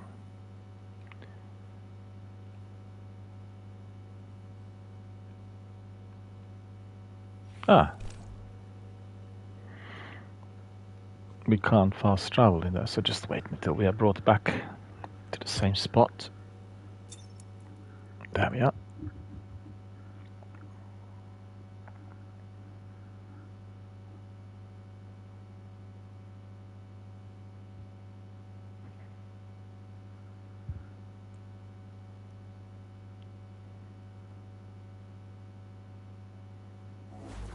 Fast travel.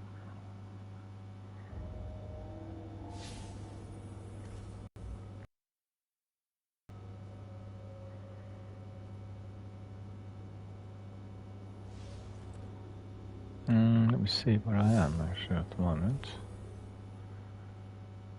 All the way up. Okay, well, fast travel, as the game is asking us to do that. Let's see.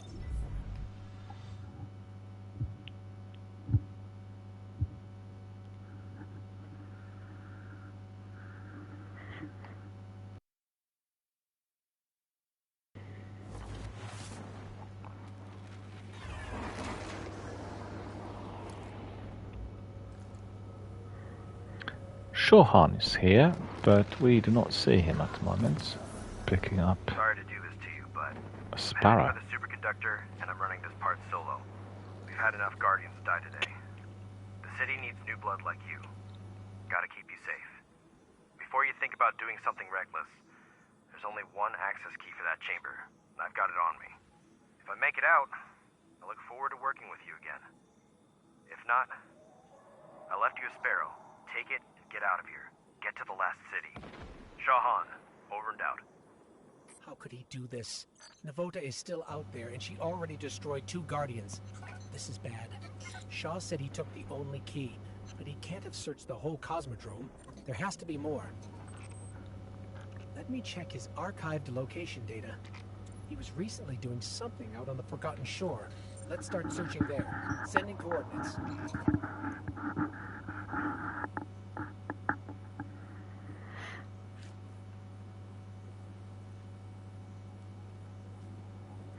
No, we do not want to be engaging with this. Let me think just for a moment. Yeah, I need to get myself a hot drink and maybe a biscuit and a bite to eat. So just bear with us. I'll be literally back in a couple of minutes. Just need to boil some water in my kettle, get a hot drink, and then we'll carry on. Really exciting. I've not done this for a long while and really enjoying it, every bit of it. Sometimes playing Onslaught or Battlegrounds or the other activities can get a bit, tiring.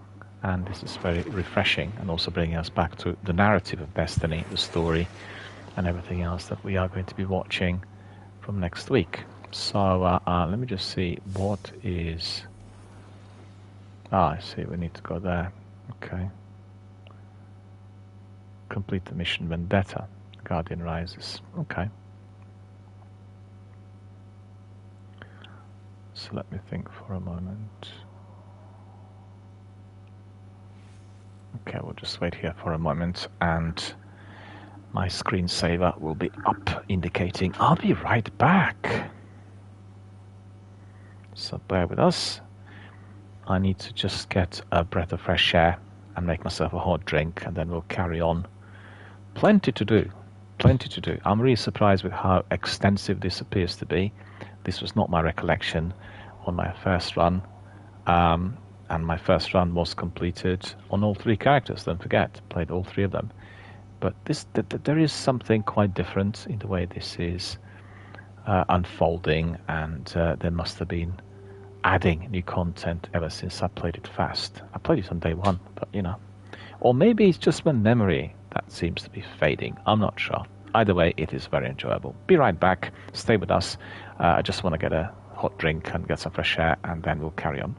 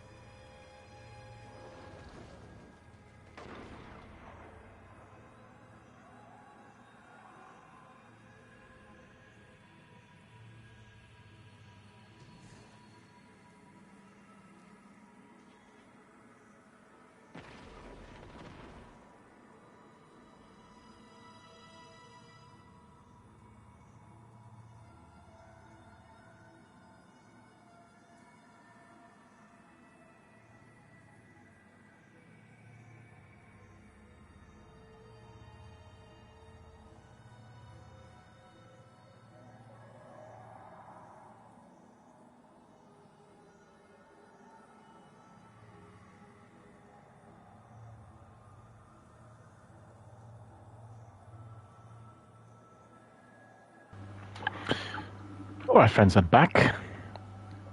Did manage to get some fresh air.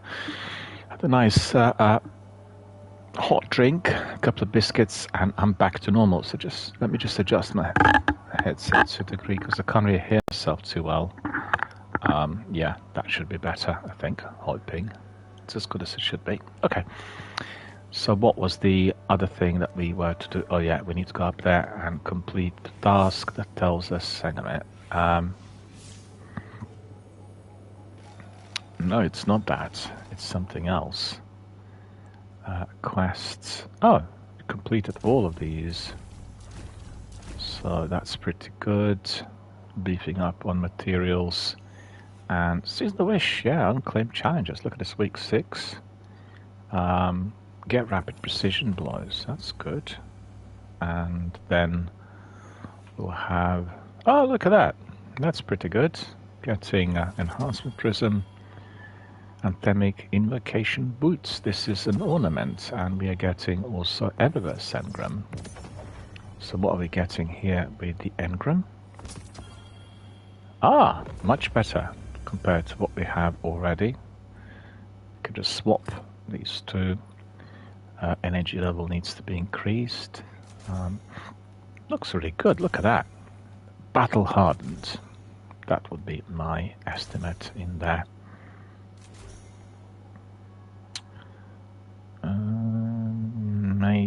Maybe 21 enhancement cores. Trying to think whether to save them.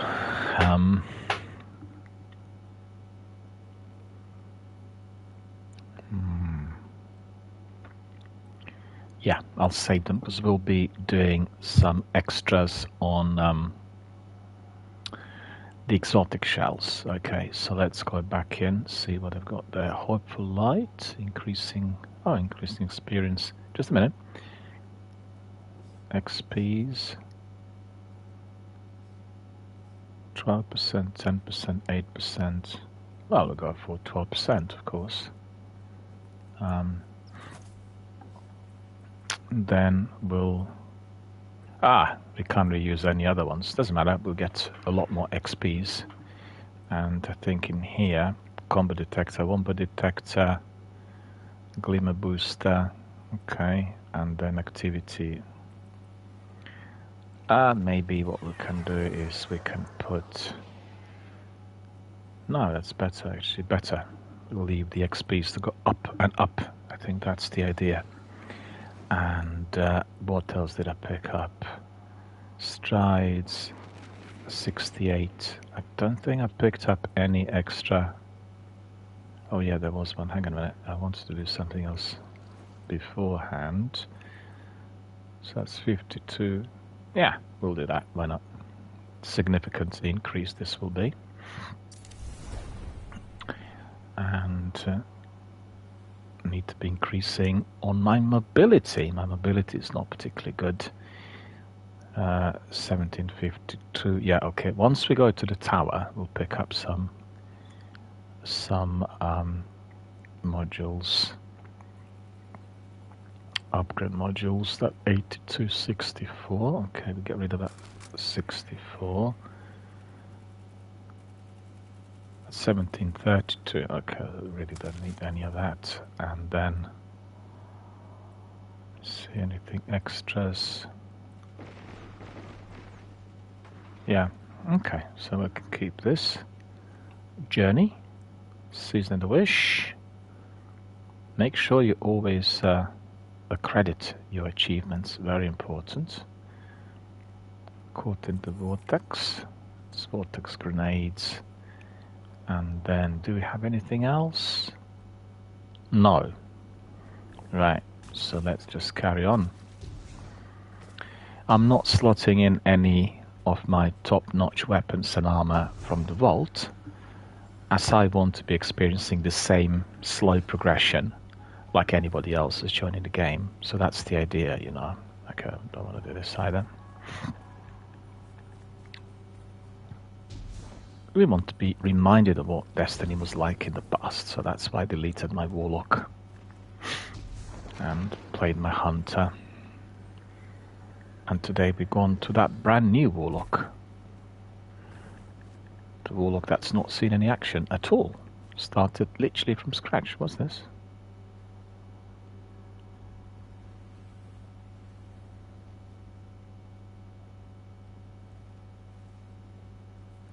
Oh, it's a destroyed shank.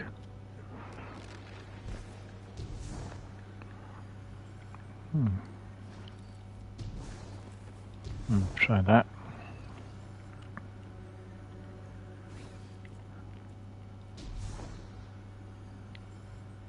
Dark Lilith is there. Let me just double check something. Curious to see. Have any other friends out there? Sakapoop was there. He's doing raids. No, he said that he was going to be doing King's Fall. And we're doing campaigns, so it's a very different type of activity. Alright, so let me see. Pick up another patrol. Detected in your region, Guardian. Locate and dispatch. Well, we just heard that. Well, we've heard the new voice of Zavala, in fact, a couple of days ago, as Keith David was introduced to all the Destiny gamers, and we've seen and heard the first few clips of him. Oh no, I can't jump this far because I do not have my triple jump yet, which is what I keep forgetting.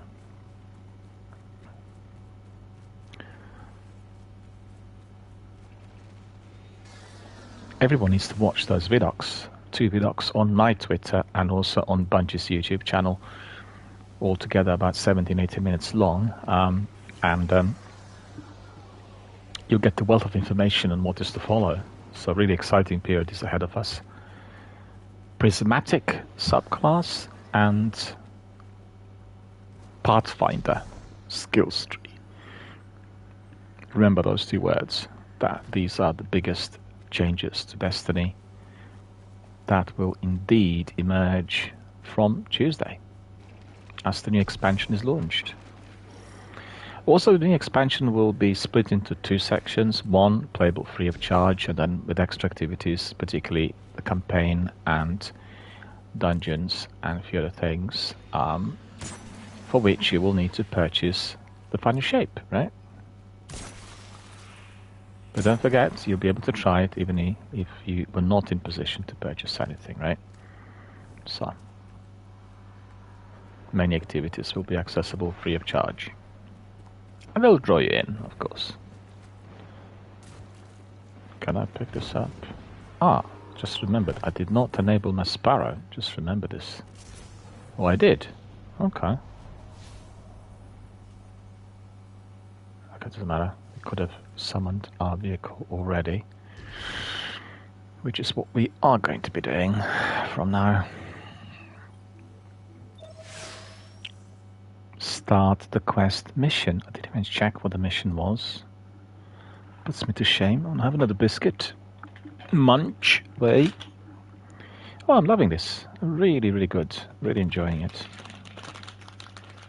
Probably the best enjoyment I had in Destiny for a little while.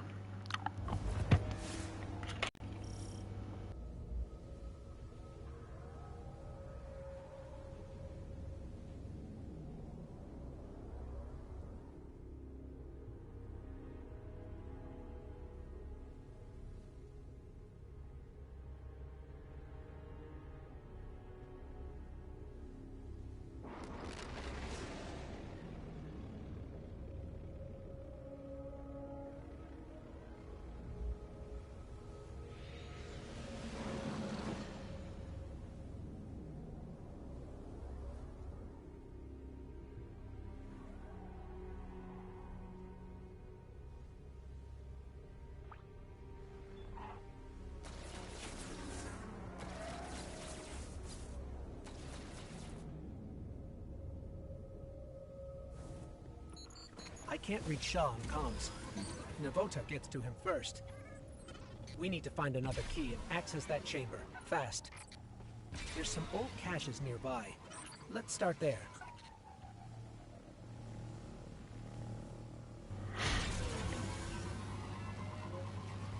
I'm quite certain I've not played this, and I'm not sure how long ago it's been since they introduced it, but I would definitely remember there'd be something somewhere that would bring back that recollection, I think.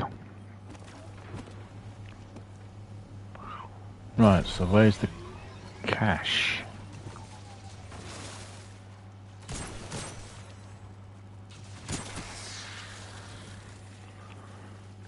Scout rifles are quite good for precision shots, so if you're into this, you know, always try to use them. And the ones which are semi-automatic, full automatic, sometimes with perks, quite useful.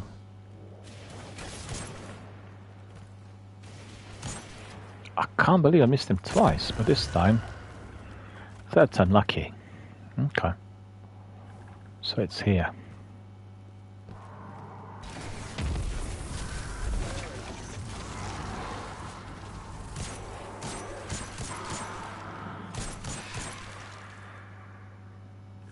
Okay, is the key there? Possibly.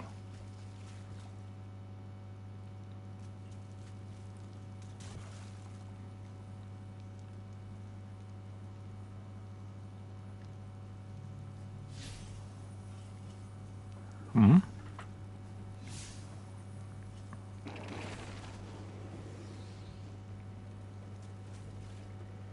So why am I not able to open this? Hold on, what is going on?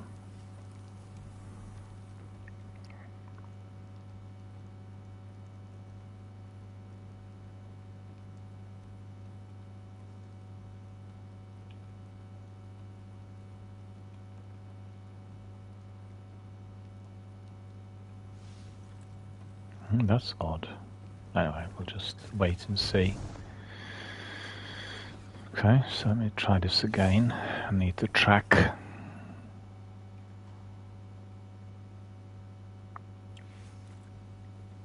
Why is that? I can't do that? Hang on a minute.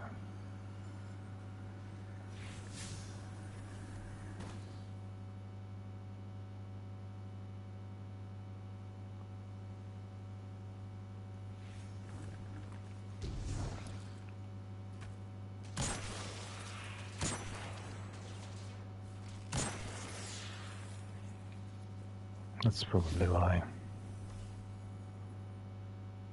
Still, God, I don't believe it.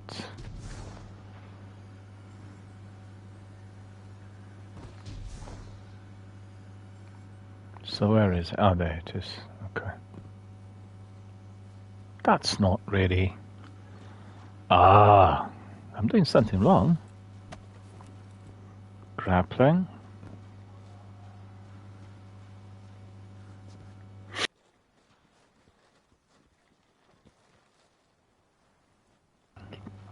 All right, so that is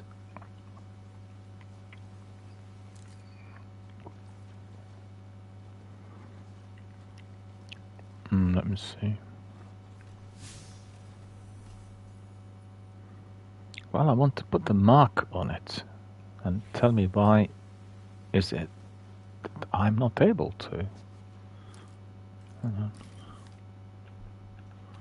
Yeah, this sniper doesn't have any zoom set, so that doesn't help.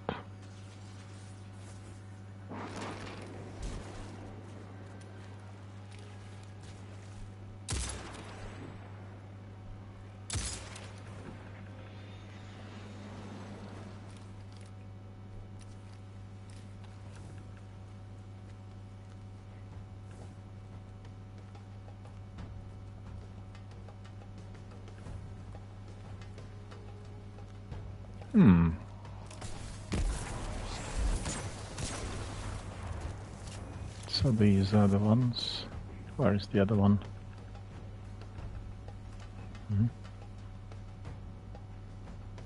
I'm doing it old school, you know, I don't want to be streamlining anything. Just grinding a bit and going up a notch. Power-wise and light-wise and whatever it's called these days. Hang on a minute, I don't get it.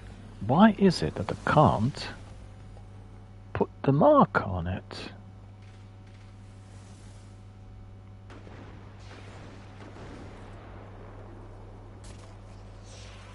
It should be somewhere in here, right? Let me see. Double check. Yeah, so that should be.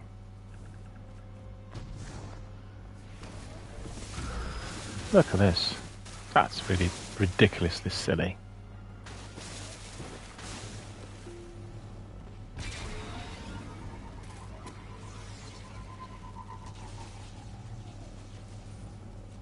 Right, so back again.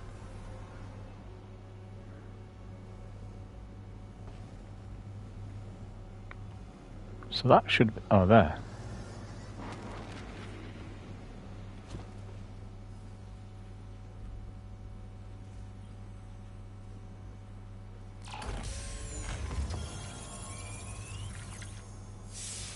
Kyrus function detecting residual crab. particles consistent with cache alloys.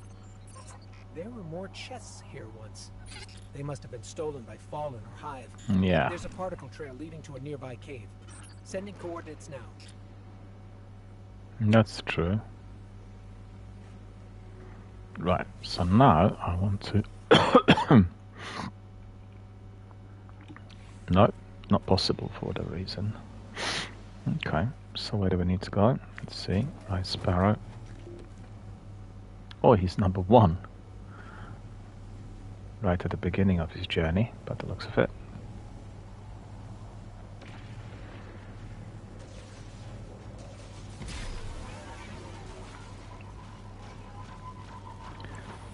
A cave. Oh, look at these chums in there. That's no fun.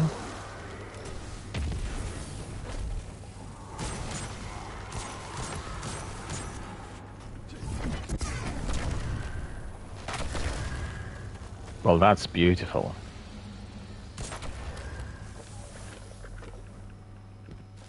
Right, so that's the cave we wanted. That's, yeah.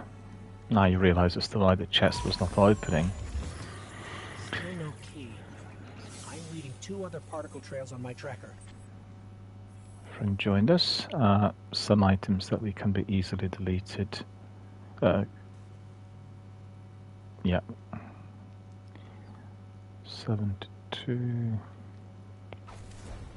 Put that one in. Increase these.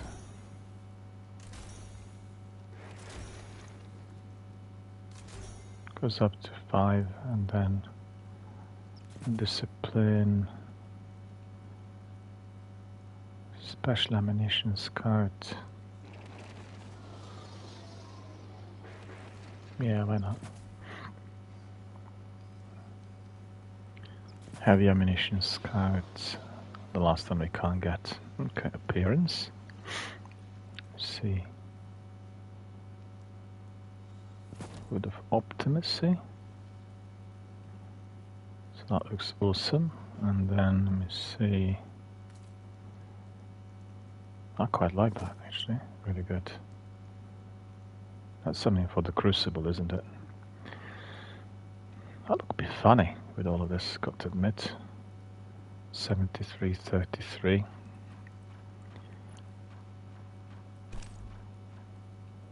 No upgrade modules.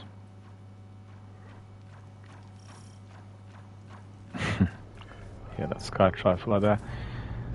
Okay, so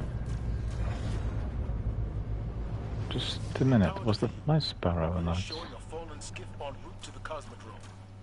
Unassigned hands, please respond. Yeah, it is. It's mine. For a moment, I thought I could snap somebody else's. Check your weapons. I'm reading a cluster of Hive bioenergetics.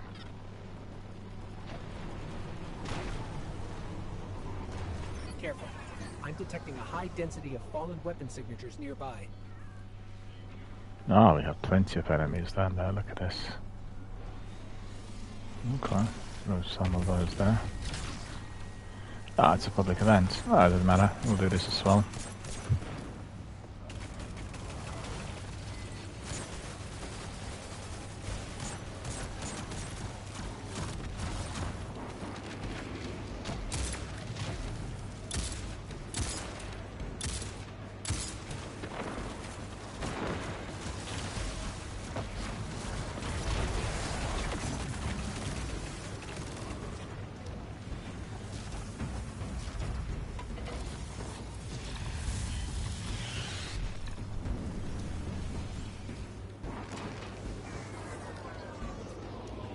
Actually, I'll leave that event for the time being, because I want to be doing something here.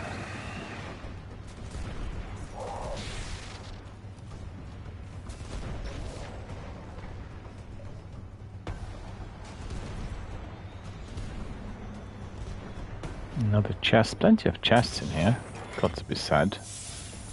Really good ones.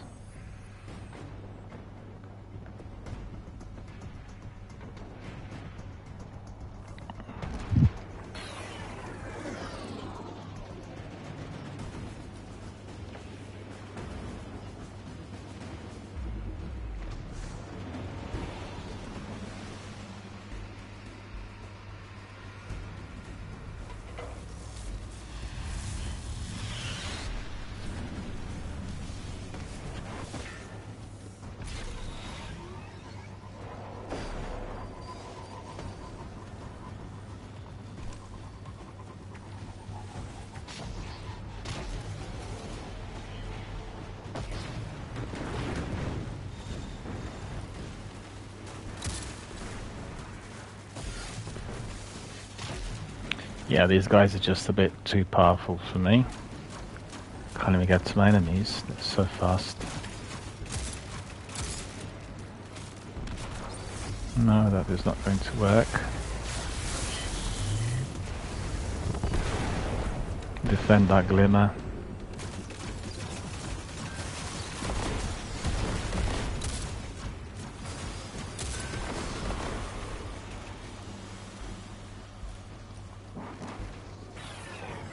Follow the trail. Let's pick this up.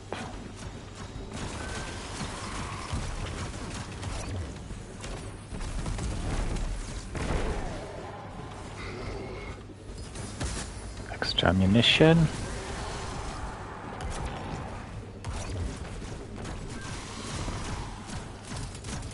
Transmatting glimmer.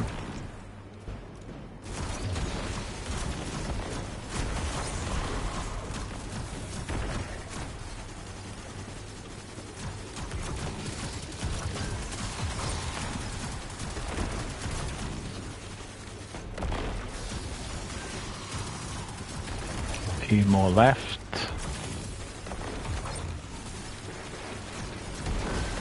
No more left. And we are now getting some rewards. Right, but I want to be doing something else. Pick up all those orbs. Battle scar, okay. Okay, so there should be chests. Ah, taking a... Oh, look at that. Just one.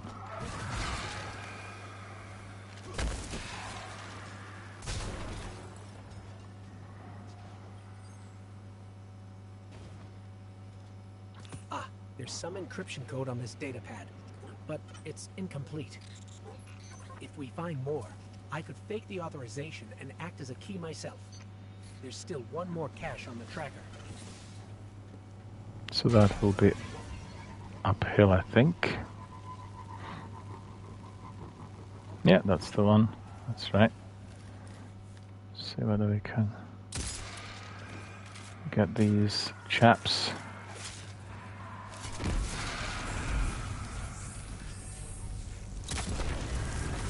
That's beautiful.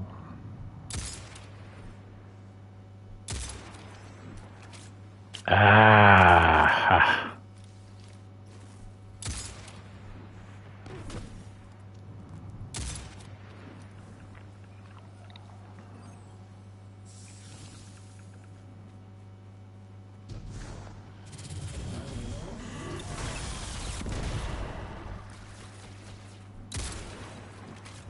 That's the cache that we're after. The last one. Right. Very good. This has enough code fragments for me to generate a new authorization. I need to boost my signal for the key to register, though. I'm reading a concentration of energy in the moth yards. Might be what we need. In the moth yards. Just bear with me, I need to double check something very quickly before we carry on. Just quite curious to see whether my story is clearly displayed on Twitch. Let me just very quickly see. No, that's not it. Story.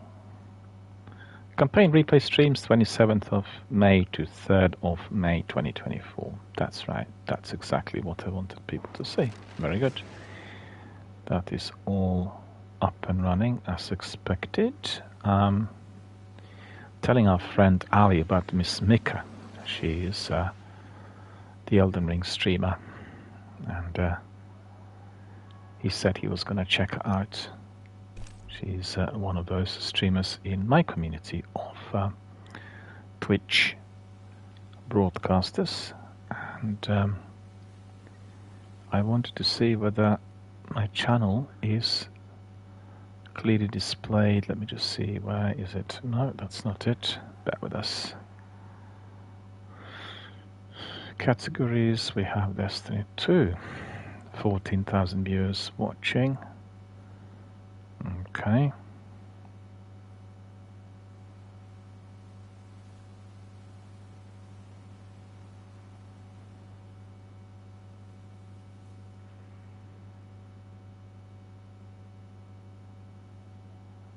I see.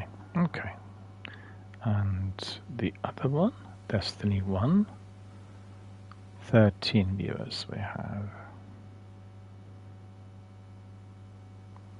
Yeah, not many people are doing it, you know, that's the thing. Alright, let's just crack on with our activities here. Just like we said, we have marathon week ahead of us with all these activities that still need completion. Now we need to find our energy source. So let me see, energy supplies in Moth Yards again, not allowed.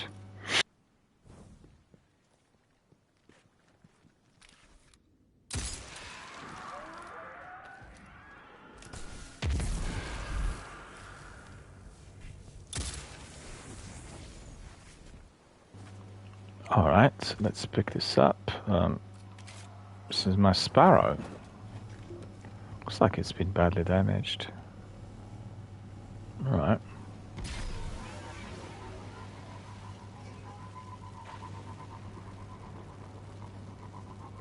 Find an energy source. Where is the energy source?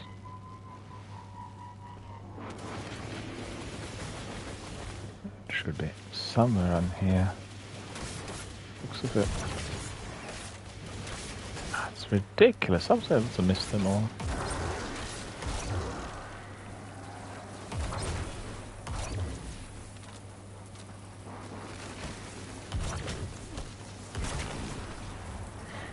Okay, so that's all exploding.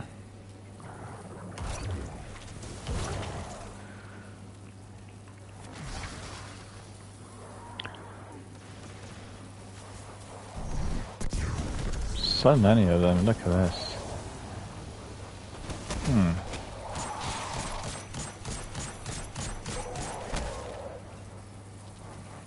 Got him. And there's a chest as well. Double whammy. Picking up this. Alright.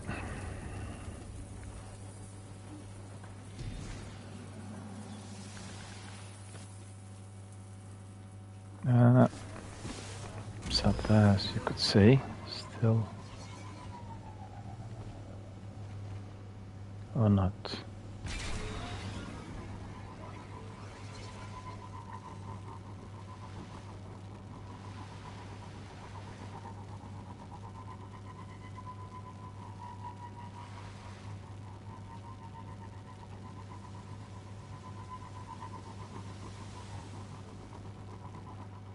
This area is full of ionized superconductor energy.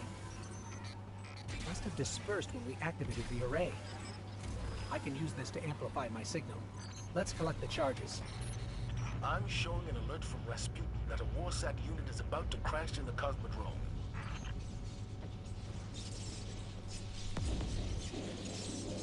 And then, so this one is here.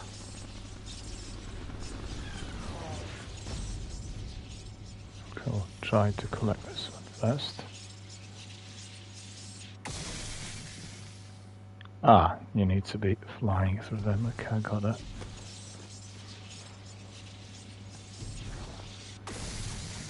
Okay, so that's 2. Let's find some other ones.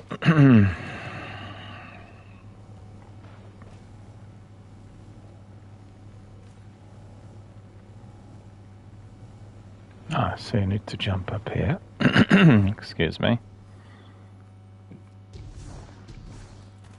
It's not going anywhere.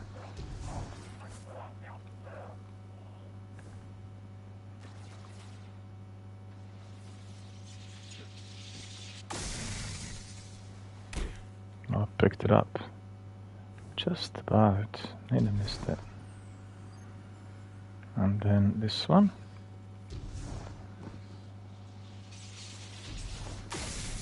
Okay, I got that one as well, so that's 80.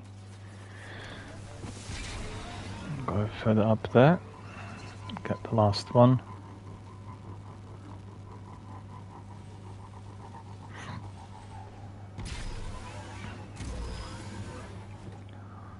Ah, it's a chest in here, look at that. Collect loot, yeah. What's the money that we've got? Hang on.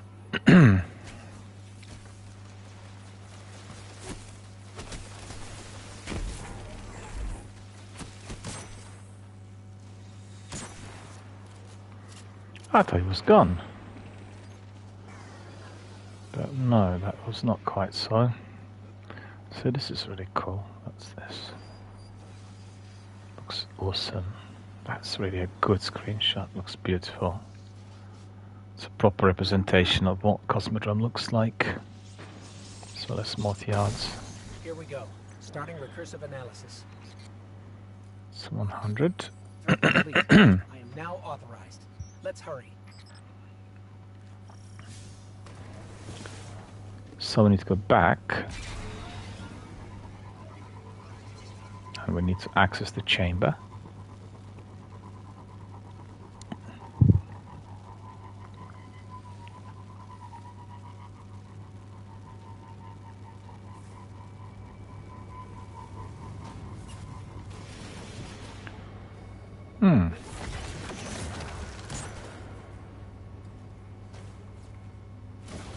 Ah, not. It's too far from me.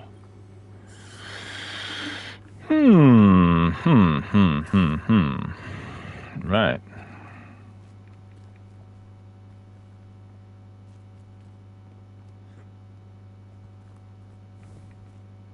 Still a bit more time for everything.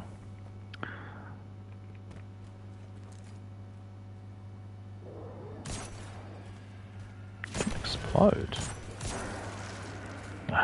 That's plain offensive. It should have exploded immediately.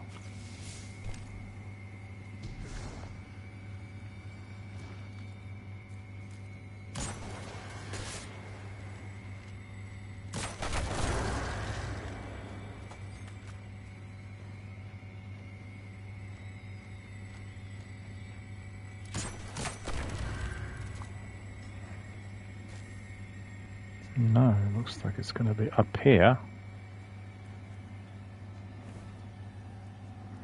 I better say down there.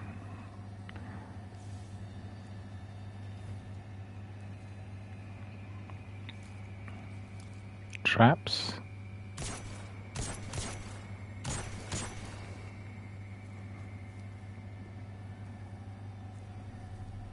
Yeah, access.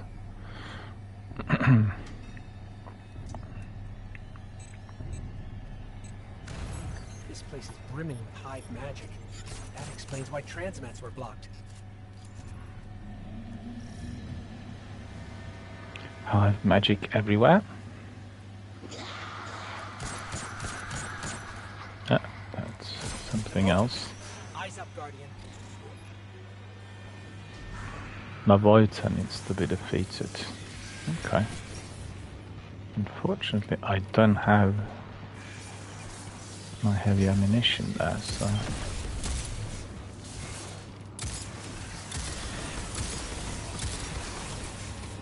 Be careful with this wizard.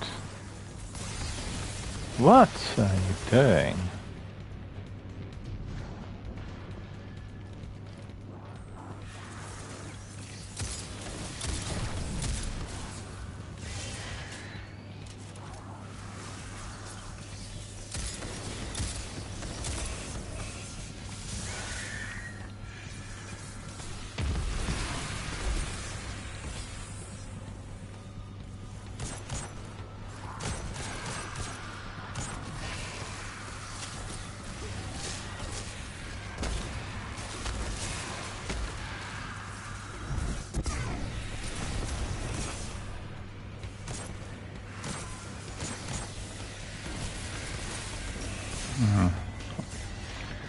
That will do better.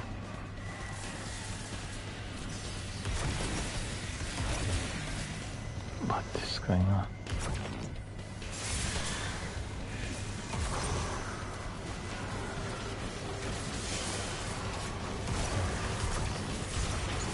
Why is this wizard not taking any damage, you tell me? It's odd.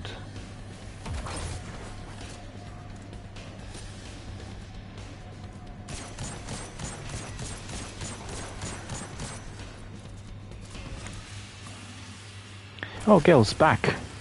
Gil says, I'm back. Good to see you. Thank you for rejoining us. Did you have a nap? Or just a stroll? Or had a bite to eat? Maybe lunch or dinner? Because you're about 6 hours back, aren't you?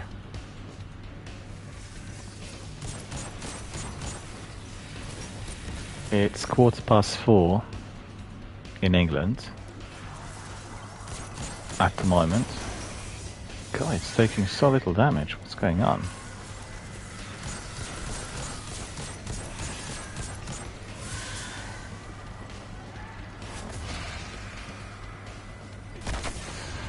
Oh, this was crazy. This was crazy.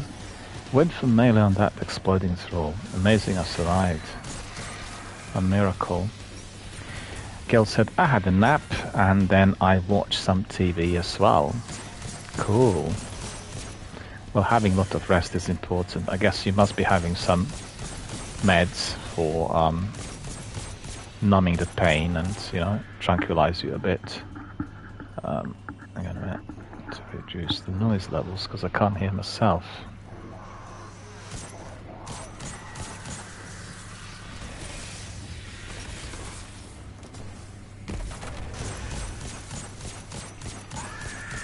Gail says, yes, I have painkillers. I did have some really strong painkillers. Navota's gone. Wherever she went, I can't detect her anymore. But I've got a lock on Shaw's ghost. I had also some painkillers when I had that sort of first stage of sciatica, which was paralytic. And I've got to say, that didn't seem to work too well on me. It was the non-steroidal anti-inflammation tablets that really helped. And the only trouble with them is they aggravate your stomach lining. So unless you're taking some other medication which is preventing the stomach lining to be irritated, then, you know, you can have like serious bleeds. And I didn't have any of it, fortunately. And the tablets worked really well within a period of about 3 or 4 weeks, and it was okay. I've taken a kind of smaller, low dosage as well to make sure that there was no any form of irritation. The reason for that is that I'm slightly allergic to NSAIDs, and therefore I went for a low dosage, and it worked. It really helped. Well, for these sorts of gunshot wounds, usually the painkillers that have some small element of opiates are very effective, you know, like tramadol, for instance, and they work. Let me help him. Save Shaw. There he is. Shaw, are you all right? What? What are you doing here? We couldn't let you do this alone. Navota? She's still alive. Somewhere. We did enough to force her to retreat. You fought her off? All right then. I'm Sorry I left you behind. After Cass and Maeve, I was just afraid to lose anyone else. So were we. That's why we followed you. Nobody likes to be sidelined. I'm glad you were here. I owe you. The prize is yours. Superconductor is over there. Grab it and meet back at camp. For real this time. Superconductor is here for me. Gale says the meds don't really take the pain away in full, but they actually do help. What's important is that you can be resting. Let's finish the job. So you get really into that oozy mindset where you can just nod off, and you can do that lots, consistently. That really helps. Don't forget a good night's sleep, or a good ability to be falling asleep during the day if you're recovering, is aiding the process of healing. So that's very, very good and very important. Well, I'm certainly hoping that your knee and your muscle will recover as quickly as possible. I'm sure that you're receiving a very, very good treatment and very good care. And you just have to be resting a lot, and taking it easy. And what's even more important is that you keep that mindset absolutely 100% positive. So you remain focused on the very best things, very good things that you enjoy doing, and think about the loved ones, think about good moments in life and all of that. That really gives you a lot of positive energy, and positive energy is a very, very huge element in the healing power. I worked with a lot of people with serious illness, and unfortunately, if they became too well embedded within a very negative frame of mind, and kind of a very dark mindset, then the recovery was very slow or indeed hampered.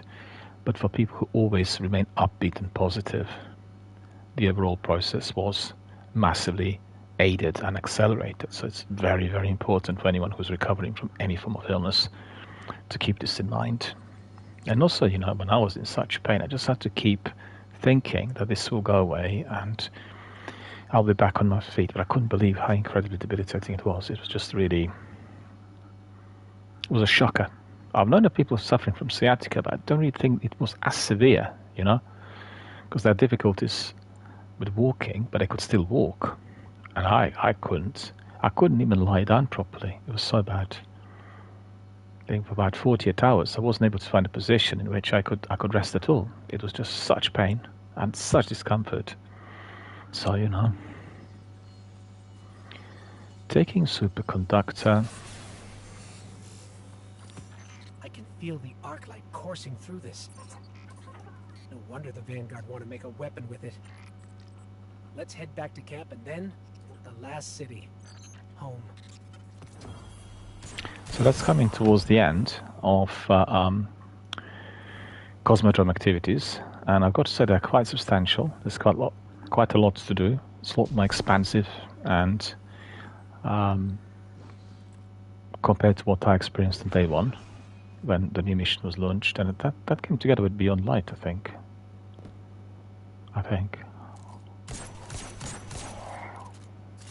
Let's just wait until we are brought back.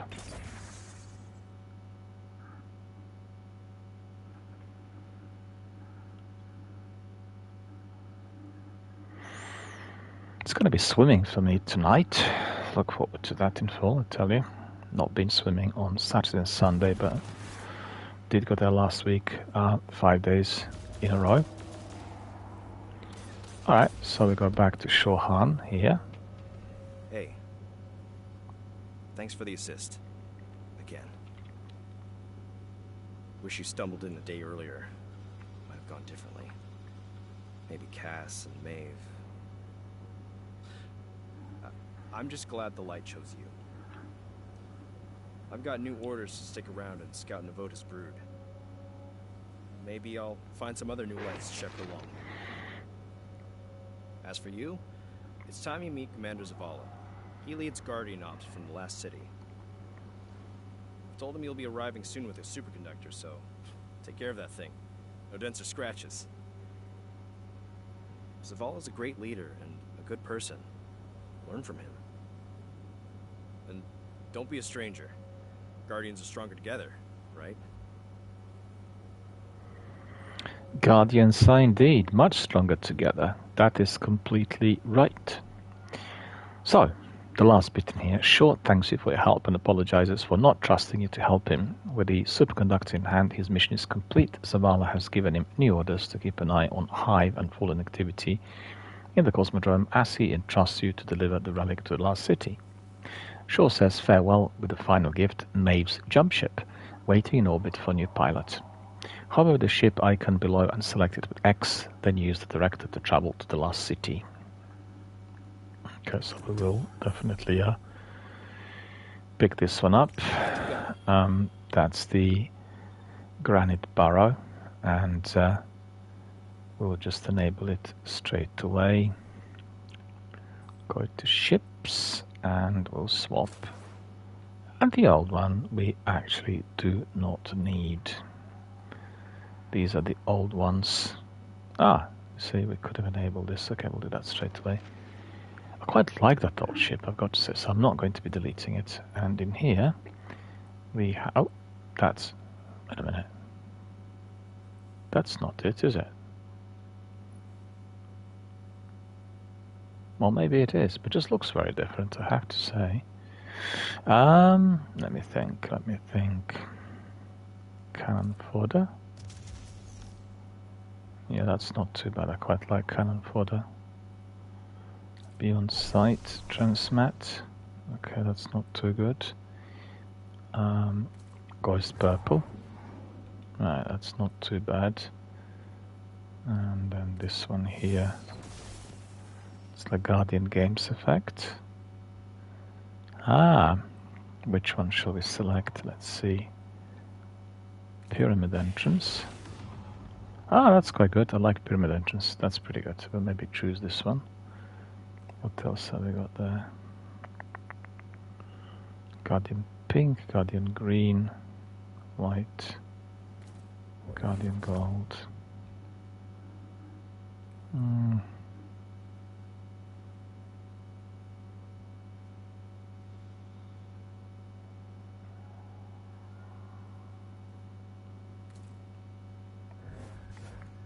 Yeah, quite like that one as well. Yeah, anyway, as we are to be facing the witness, I think pyramid entrance is properly fitting, so we'll keep that on. Cannon fodder, not too bad either. Wait a minute. Bow shield breaker. Now we've seen this before. Gail says, I'm back. My laptop died and I had to plug it in to charge it. No worries. Glad to see you back. Let's see, preview this. Oh, that's good. I like that. I'll take that. I've not tried that transmat before and I really like it. So I'll put this one on and we'll definitely change the appearance. The appearance is not really something that would be of my taste. Wait a minute, this one is quite good, isn't it? When you think about it, it looks like a Red Cross type of vehicle. I like that. That's pretty.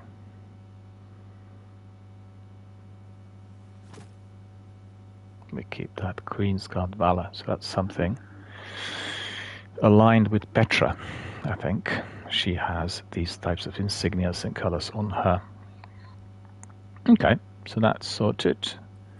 Sparrow is just the good old one. Warlock's Flight. That's the one we've got the emblem enabled. So what's next? I don't think we have anything else left here. This is altogether called New Light, and it's a sort of a major activity for the new gamers to become familiar with everything that's in Destiny. And just double check. We completed everything, so that's the first big, you could say, campaign stroke prologue, and then we'll progress to, let me see something, the Devil's Lair, Fallen Saber, Disgraced, so these are strikes, Shohan,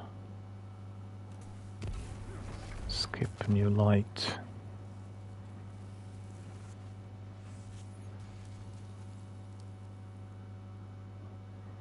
No, we'll just keep that. We're not going to be skipping just in case anything else can. No, that's not it. I need to see. Yeah, that's right. Pick this up. And then season 23. We're covered out in those structures. Oh, we have too much money. That's what it is. We can't be picking up any of it. Quests. Watch Season. yourself in the Skywatch. Too many shadows. Yeah, it's gone to level 75, I think. Okay.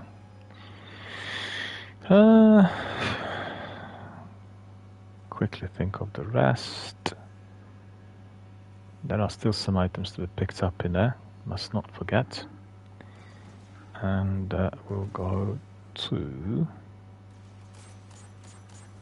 destinations. We'll go to the tower for the first time with this warlock. As you could see, milestones are telling us what we need to be doing, and there is certainly plenty to do.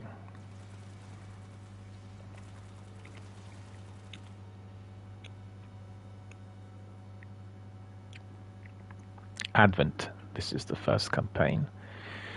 Zavala, another last city quest. Okay, we'll just go to Courtyard first and we'll see.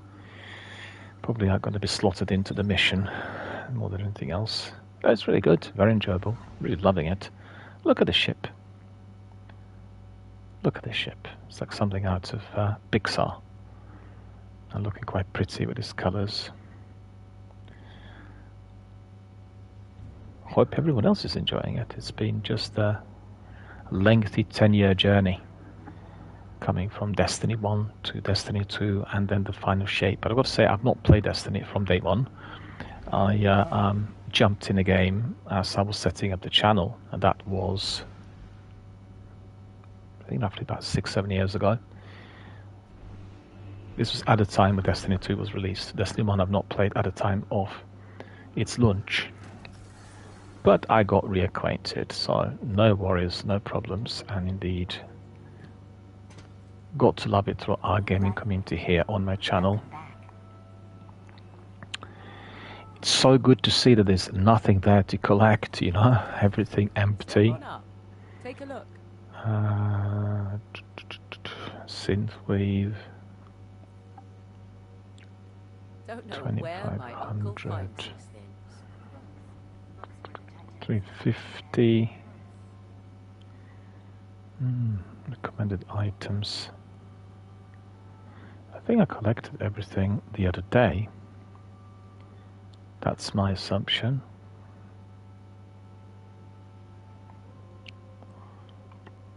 Anything you want? Libre, Muhammad, Sakapupu Sandpeach, Bully Nagmaya. I don't like the username. Everything Fenchurch sends is safe to sell. See details.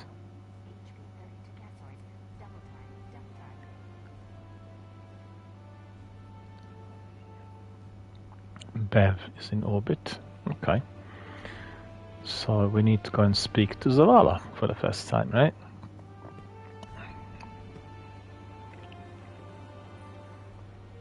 Greetings. So basically the idea was to pick up these bounties and then you do strikes, you know, go back to them. Okay, we'll do that. We'll pick up all of these. Take as many as possible. Do the strikes there. Part of that first campaign. Let me see. Powerful gear. Oh, that's not bad. We'll immediately swap it. And the other one we'll get rid of. Enhancement core. Discipline up. 78. Arc resistance, void resistance, solar resistance, probably the best. And the appearance, robes of Optimacy. I don't see anything in there. Why is that? Does anyone know what is the reason behind that? I don't see my Guardian either. That's a glitch of some sort. Oh, there we are. That's very good. So let me see. Quite liked the previous appearance. Let me see. Oh, the cosmetics. Yeah, absolutely. That's really cool. Looks a lot better with that ornament. And then, see. Oh, look at this. That's beautiful. That really is stunning, the way it's designed. It's too much of a bright red for me. It's not bad. Tartan, back again. Green. Ah, that's too bright for me. That's very good. I like that. So okay, we'll keep this in mind. Too bright for me. Too bland for me. So these are so really cool. The red ones.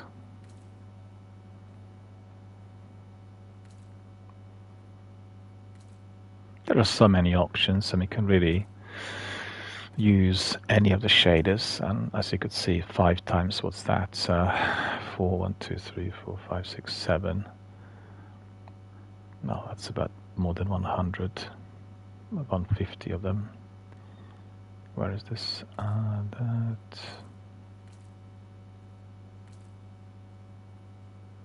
Which one I like the best? This one. I quite like that one. It's just a too bright red, I think, for my liking. No, that's not it. This is better. Okay, we'll keep that one. Making it a bit different. We have somebody else popping in. Mind Turtle Maker popped in saying, you've got a lot of rules in your chat. That's right. This is a channel that is doing charitable fundraising. We are linked to various charities and we are supporting the good causes. So we can't be having anybody doing anything which is breaking the rules, you know? So anybody who comes to the chat needs to read them and then abide by the rules, otherwise they're being struck off both on the channel and by Twitch. So it's much better for people to read the rules and realize whether this channel is for them or not. Because, you know, sometimes people like to come in and swear and rant.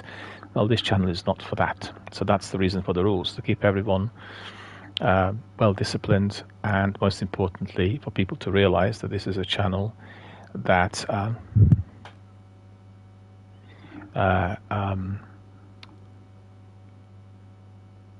for people to realize that this is a channel that's supporting charities and also in favor of ethical gaming, community spirit, buddy, helping each other, no ranting, swearing, or anything like that. You know, so I think the rules are very clear and they're stated various places. Glad you pointed it out, because I think some people, when they see it, ignore it. And I think most of our friends here will be always aware of the need for those rules, not just on this channel, but anywhere else. I'm not sure whether you're in Britain or elsewhere, but there's going to be the new law passed in the Parliament called Online Safety Law, and it is tackling the activity of bullying, you know, unpleasantries in any online forum. And there's going to be new laws created in order to tackle the problem, which is quite widespread, I think, on various social networking platforms. So that is coming soon, and I think what you've seen on the platform here, Twitch and my chat, is very much aligned with that new law. So our friend says, I'm just going out of bounds. It was surprised to see a long list appear. No worries at all. I'm glad that you highlighted it, because, you know, anybody coming to the chat needs to read and then realize whether this is something they want to connect with. You appreciate that there are people who like, for instance, doing speedruns or doing Apex or PvP games where there's a lot of swearing, ranting, aggression, competition. That's not what we do here. This channel is all about mutual support, about community spirit, helping those people who are more vulnerable in our communities, people suffering from illness, disability, or any other kind of misfortune. And then we do not want anyone to come in and then create some degree of upset. Because believe you me, if I felt that somebody was doing that contrary to the rules, I will bring him to court, and he will have a lot of problems. You know, it is very easy to do if you pursue the right channel, and as you could see, everything is clearly stated. So anyone who wants to be saying something unpleasant, defamatory, offensive, or anything else which is not in line, will have no space here, you know. All right, no worries. Let's just see what else is there for us. Let me just have a look at Battle Scar 7353. That's pulse rifle. This is scout rifle. 7333. Okay, we'll just swap these two. This one will delete. And then let me see. Why did I keep that ghost? There's no need to be keeping that ghost, I don't think. And Mindtiltmaker is asking, would this apply to people across the sea? You mean in the US? Well, I mean, there are some very tough federal federal laws in the US that tackle such issues. If you pursue the right channel, you can find out exactly who's doing what, you know. So with that, yeah, anywhere. Well, if you are following what's happening within the gaming community, and particularly amongst the big publishers and developers, you would have spotted that these companies are already polishing up their terms and conditions. And in fact, I didn't receive messages. I've read on Reddit that some people who were playing PvP games were really surprised that suddenly they were struck off or banned or anything else. The big publishers are going to be made legally responsible for the content. Do you see what I mean? So Apple, Google, and Meta, they will be legally responsible for what is being displayed on their hubs, and that's not been the case. Still not the case today. You know, they'll say, it's the individual doing it, but they will be made responsible. The new laws will be extremely harsh, which means they could sustain the penalties amounting to billions of pounds and prohibitions and bans and all sorts. And they will be extremely brutal. They'll be draconian. We've seen that with some developers already, and I think it will be a big shock to some people who are trying to be anonymous and unpleasant online, you know. Well, there is a need, I think, coming from the global community, and don't forget the trillion-dollar company like Microsoft. They have all sorts of tools that enable parental controls and monitoring and filtering. They will want much greater help from the judiciary in order to tackle these unpleasantries. At the end of the day, you know, people don't do unpleasant things in real life because they're worried that the law is going to come after them, and exactly the same thing needs to be applied to the online activity, and that is what we are going to be seeing. I can assure you, I have seen the elements of the new online safety bill in here, and there are going to be problems for some people and for some companies. I have to say, the companies that are wanting to pass the buck or not take up responsibilities for the content, and you know, that sort of thing. All right, so let me see. That's 96. That's 1752. I don't think I picked up any. I didn't pick up any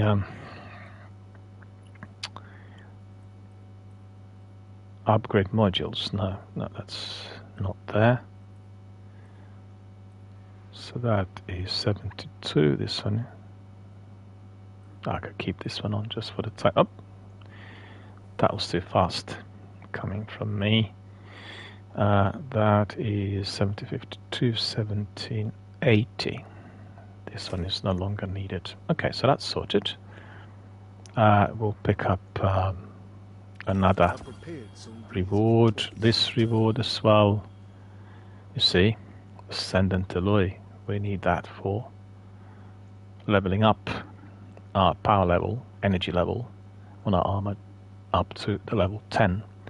1783. Okay. These ones I'll keep for focused decoding. So remember, these ones can have... No, actually, is it deep focus? It's legacy gear. Alright, no big deal. And this is Chivalric Fire, another sword, a legendary one. I've not tried it, but some of the swords I have in my armory are pretty good, so I'm not bothered really. Quickly think, we picked all of this up. Yeah, we have picked up a better pair of gauntlets. Oh no, it's not true.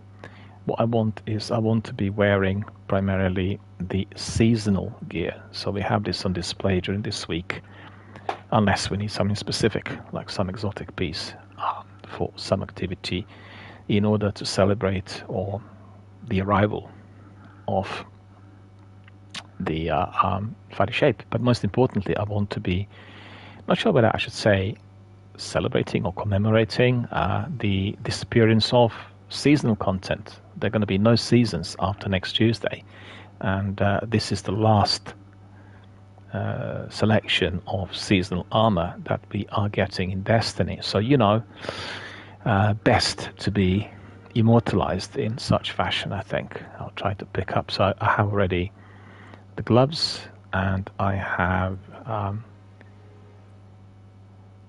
the boots, and also our bond. But these two top pieces, no, I stand corrected. The helmet and chest piece that still need to be acquired, but we'll get them as we go along, you know, so all good. Just want to say to our friend, I'm doing a replay on my Warlock, deleted my Warlock today in order to enable access to campaigns and other content that otherwise is not replayable from earlier in the game. Right, so we've done this. I want to see what are the tasks we have here, so just bear with me. Our Banshee, our gunsmith, needs to be given that reward, and we are getting this ornament, and that's Stasis Trigger. So that's the reverse engineer, the schematics for Cryesthesia 77K Catalyst by defeating combatants, defeating guardians, and delivering precision final blows. All right. So that's the catalyst. We'll pick it up. Oh, I should have read it. Sorry about that.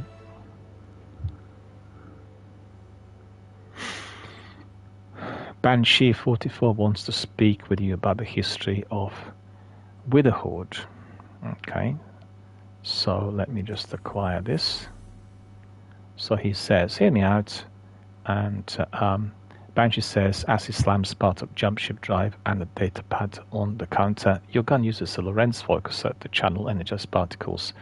So does this old Echo class jump drive before it blew up? Unrelated. If we mod your gun with these drive components, we'll be able to give it a lot more, Banshee says before slamming his fist down on the counter. Then he just stares vacantly for a moment and asks, what are you doing here? Alright, your gun uses a Lorentz focuser too, so you take the jump drive parts and the data pad before Banshee goes through his plan all over again. So we'll pick this up. So that's the quest which I had completed, as you could see, and don't need to go through it. We can acquire the Lorentz driver, and Guardians defeated. I see, so that needs to be taken to the Crucible. So we'll not be doing this at the moment. Knock, draw, lose, quiet. As you place the Hourglass curve in front of Banshee, look of confusion crosses his face. Hey, I said I could improve your new weapon, but I didn't know it was. He trails off as he picks up the bow. And eyes skeptically, is this made of wood? He runs his metal fingers over the bowstring and delicate ferns of frost sprite from the tension. Oh, stasis, he grumbles. I heard about Guardians using some kind of yarn power. Well, at least I understand this. Okay, he says with a shrug. If you can't shoot it, I can improve it. Any catalyst for this weapon would have been lost long ago, so we'll have to recreate one. He hands the bow back to you. Take it to the field and let's figure out how it works. So that is a quest which I in fact completed, the Glass Curve Catalyst, on another character, I think. And then Grenade Logic. What are you doing? and Banshee exclaims as you place the weapon before him. You can't just take guns from the hive and expect me to. Trails off as he picks up the weapon and turns it over in his hands. Who's been working on this? Eris? She must have had Briar help. He holds one of the dangling cards between his metal fingers and squints. These use hive magic to keep the weapon intact.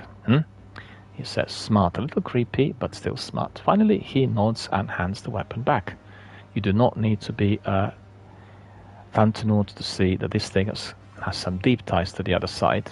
You want to earn its respect, you have to do a lot of killing and not as much dying. So that is recreating the Ex-Dirus Catalyst. And then we have got another one here. Haven't gotten my hands on one of these in a long time, but I can tell it's keen to get back into fighting trim. Want to see what it can do?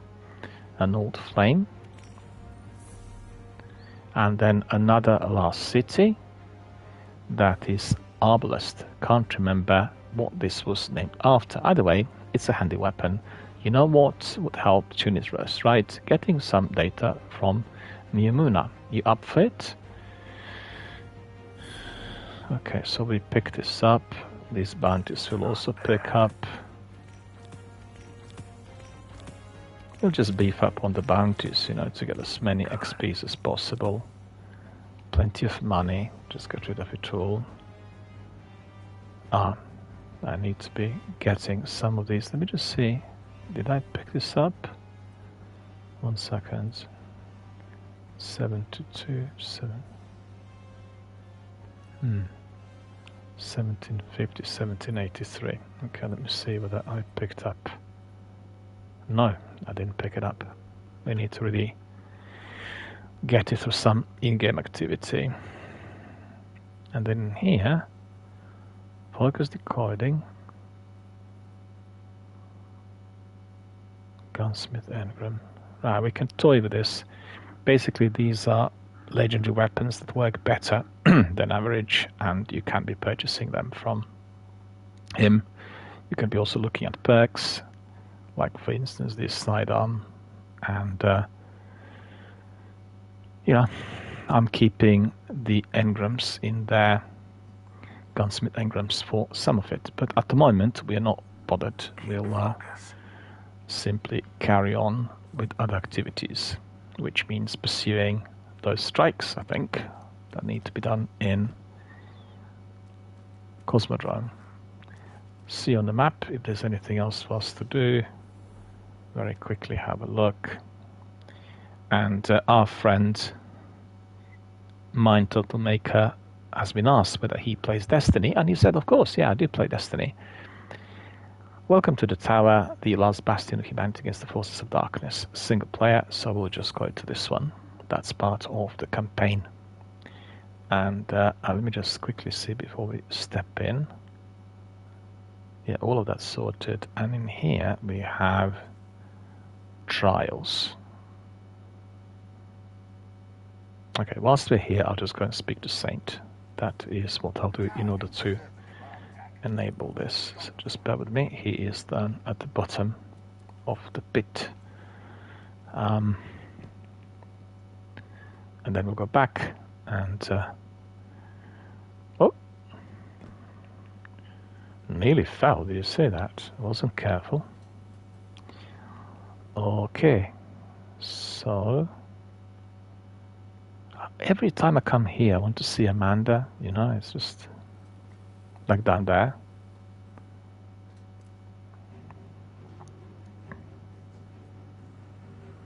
Here, message. I was born outside the city walls, you know that? Yeah. It was rough on the refugee roads. My ma died crossing the Panama Ravine. Pa died just a half day's ride from the city gate. Folks back then thought if you made it to the city, you were safe. Took me a long time to feel safe here. I guess that's why I like working in the tower with y'all. Guardians don't die. At least, that's what I thought. But Forward momentum, buddy. That's what Cade would want. And, what else can we do? I'm just glad you're safe.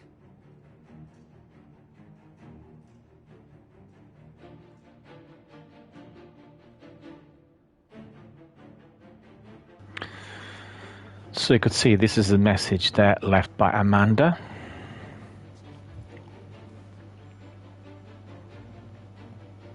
You will know that she perished in one of our seasons during the last few years. I was gutted, in a similar way as I was gutted to see that Cade was gone. Two of the most lovable characters there amongst the NPCs, and you know, why did I have to kill her? It just... One of these days I will have to introduce you to Japan. Trials of Osiris, look at this. Going to our friend Saint. If you ever feel stiffness in your joints, consider bringing a fire team into the Trials of Osiris.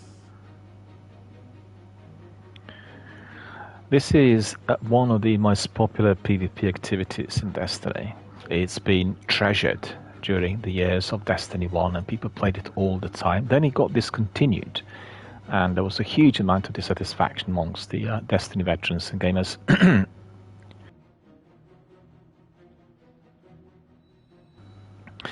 And eventually the pressure from the community did have an effect, and Bungie brought it back in the sequel. So it is being run on the weekend per weekend basis. But I think at the moment, if I'm not mistaken, before the launch of the next DLC, it is freely accessible. So if anybody's interested, just step in.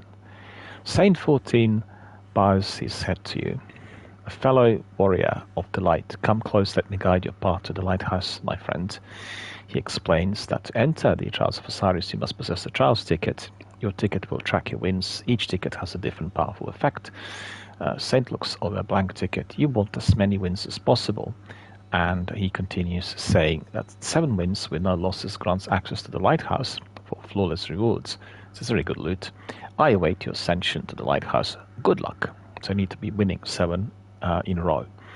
You can reset your Trials passage on the item in your quest tab or on the Trials of Osiris activity note. So this is one of the most popular activities in Destiny. People still do it a lot today, and I get many requests on the regular basis to come in, but I'm not really running this channel in order to be beefing up on the competitive side or to get in competitive gamers. We know as to why, and therefore I give it a miss. But sometimes I play it offline. I mean, I'm outside of my stream, and it can be very enjoyable, and it's particularly good if you're doing it as a private match.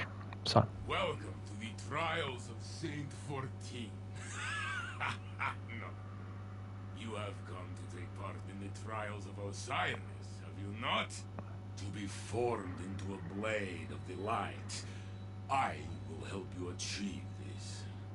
This is not Shax's crucible, my friend. Saladin's wolves are nowhere to be held in my arena. Here you will fight together, or you will fail. We are pressed from all sides. This is nothing new. Between Rasputin's guns and my training, you will become a beacon of the light. Shine bright. Soon, the darkness will have no shadows left to hide in. That's pretty good, I like that. And then Trials returns. He's overjoyed that you've chosen to take part in the Trials of Osiris. He tries to contain his excitement as he delivers his wonderfully rehearsed speech. Afterward, he nods and says, I know you will give this everything, Guardian. You've never been one to hold back. So, I'm not going to be picking up much of this at the moment. We're not going to be stepping in today. Just picked up, unlocked him, so to speak, so he can really come in at any time. And, he's having a seat in there. It's a safe place for everyone, right? We'll go up. Warlock, I will try to explain.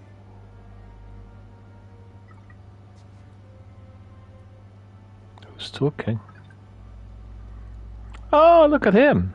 Xur. I bring gifts of the Nine, gifts you sorely need. Well, that's terrific. I didn't realize that Xur was there, so anybody who is watching, just make sure you go to the tower and pick up as much as you can from anything that he has to offer. So we'll take this exotic engram first. It's not going to cost us much, as you can see. It's offered on a very good price. Exotic cipher. Let me just see. We'll take another one. Oh, that's amazing. I really will put this one on straight away. Claim 2. Prometheus lens. I needn't tell you how good this weapon is. Really absolute terrific trace rifle. And then that's for hunters, that's for titans. And then Mind Turtle Maker says claws is amazing exotic to get. Absolutely, yeah. Yeah, I agree. This is Skull of Dire Ankara. Pick this one up as well. The other ones will be useful for, let me see, why do I pick up this one and that one, put them in the vault. They'll be for my hunter and for my titan. Then Xenology, I'll pick this up. So you can be holding a maximum of 5 exotic ciphers, and the 9 Watcher Guardian, I do not know why, because nobody can know the 9. The spasms in an unpredictable cadence. A tentacle wafts out from his hood to float near you. Your skin hears its aroma. By the time you process the sensation, an object has appeared in Xur's hand. I hand you this as a gift, but I'm nothing. So know that it is of and from the 9. Your acceptance is arbitrary. We're going to accept? Absolutely. And very useful. It's got some legendary armor in there to pick up. I'm not going to bother with any of this. This sword I'm not. Oh no, I've seen that one. That's glaive. It's a glaive. Ah, I'll pick this up. It's just not craftable, I don't think. The glaive I have is leveling up all the time. Already level like 47, 49, 50, whatever.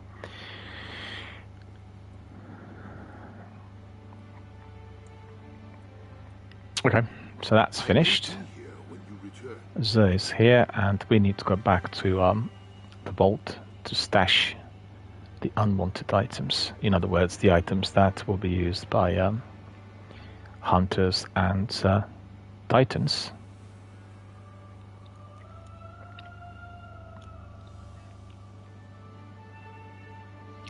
It's like a maze in here, isn't it?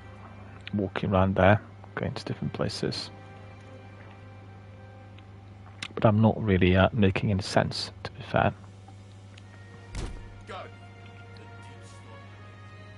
Look at this. This is quite cool. It's a platform.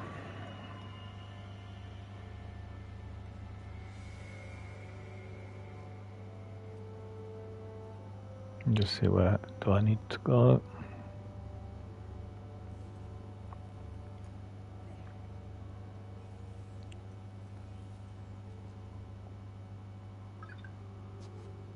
I've not been here before. What is this place? Hang on a minute.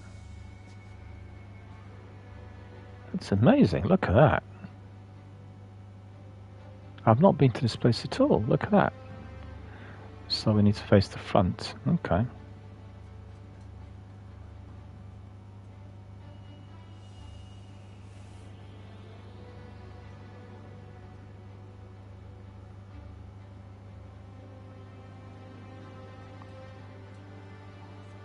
Cool. We got here in the end, and watch this. Oh, they look really cool. Look at them, 2 of them together. Look at this outfit. Look at that. Glowing. That's terrific for a hunter. That looks amazing. Somebody was grinding, I can tell. We don't have anything for him at the moment. Let's see, do we have... No, it's focus recording and materials exchange. No, we don't have many enough. I didn't think so. Only about 3 out of 10. Okay, back to the vault.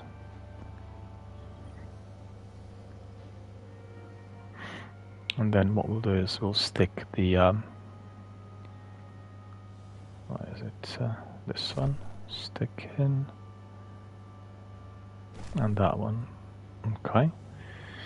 So we did say that we were going to be putting the Crown of Tempest and Skull of Kara. Arc ability to job final blows, restore arc abilities.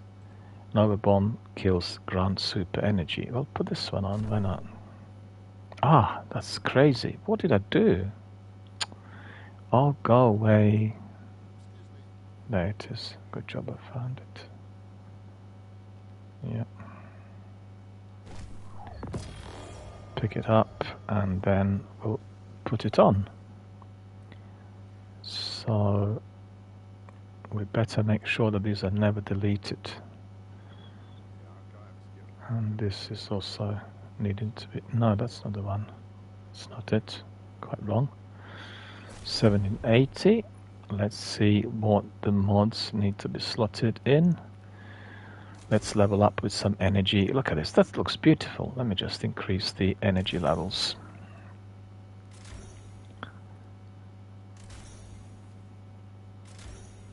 Ah, this was a mistake. I didn't want to use my enhancement course. Maybe I can. This is really a terrific helmet. And I'm using... I need prisms. Okay. Discipline back in. As you could see, my discipline is really 90%. Ammunition scout, special ammunition finder. We'll put this one in. Special ammunition scout, heavy ammunition scout. Okay, and then empty mod socket, heavy ammunition, harmonic siphon. Maybe not. Radiant light.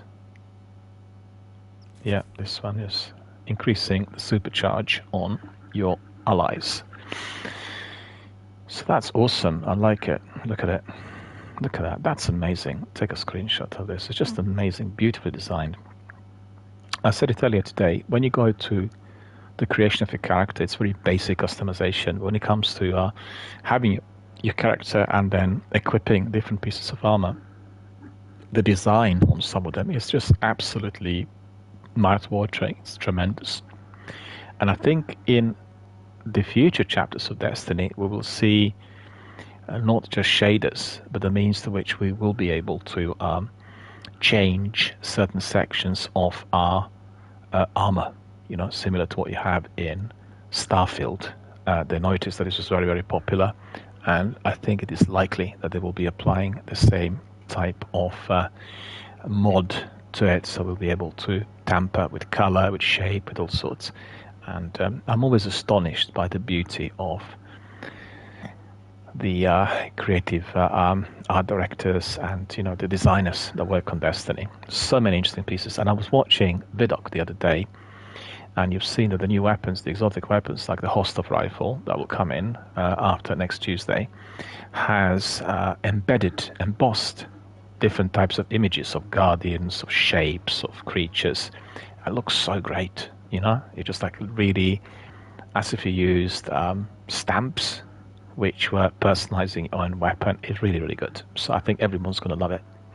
Right, so we want to be increasing the level on that exotic, and you will be familiar with the fact that we are not able.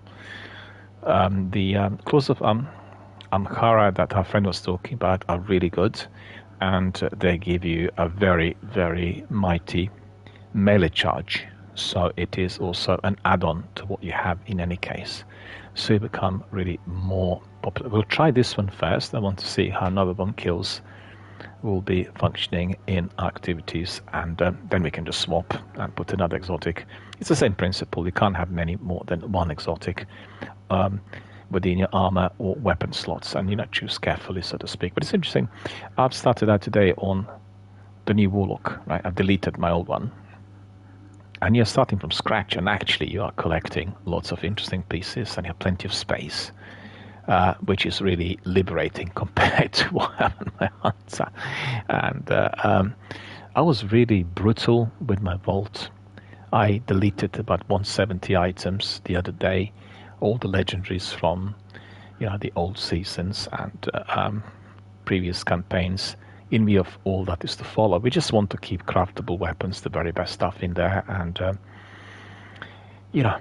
all these new pieces which are maybe legendary or even with not such great capabilities are not going to be needed.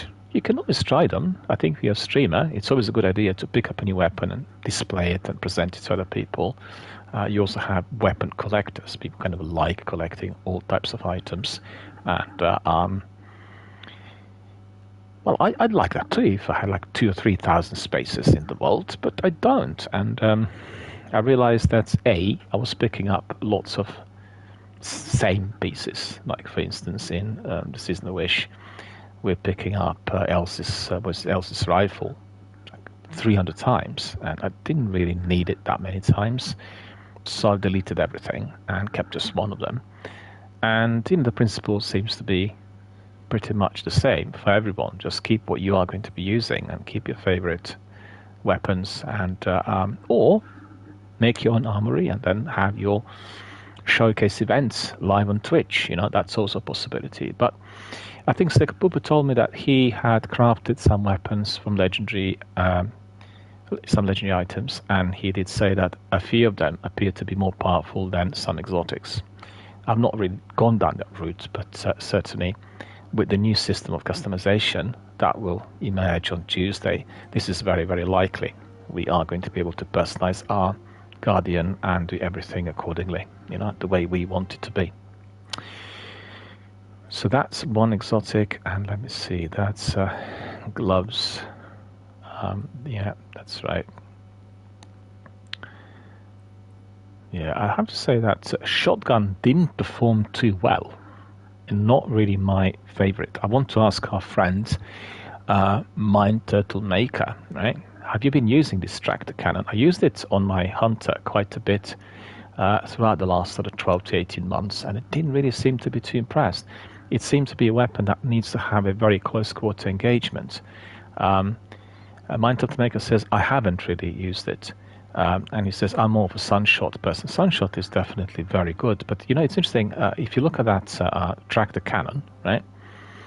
This tractor cannon looks really good. It's like funky, and it looks like very mighty with, I guess, having a kind of a powerful impulse that's pushing the enemies away, suppressing the abilities and all that. But actually, in practice, I didn't find it to be as effective. You could see here, enemies defeated 42, and it's quite a bit on my Hunter. So if this weapon is to be customizable in the near future, as from next Tuesday, then they, hopefully will have new mods and new things which can be, or new perks slotted in, and then we'll have some greater capabilities. We need to see. I'm not sure. But I really, compared to some of the other ones, I thought it was probably worse than some of the legendaries. So.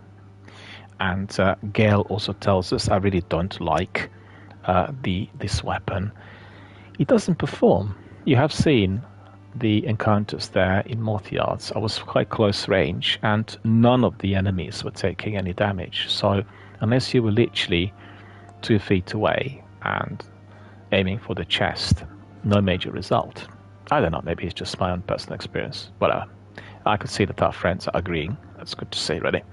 So thanks to our friend, Mind Turtle Maker, and Gale for echoing my experience. Okay, so we're sorted with this.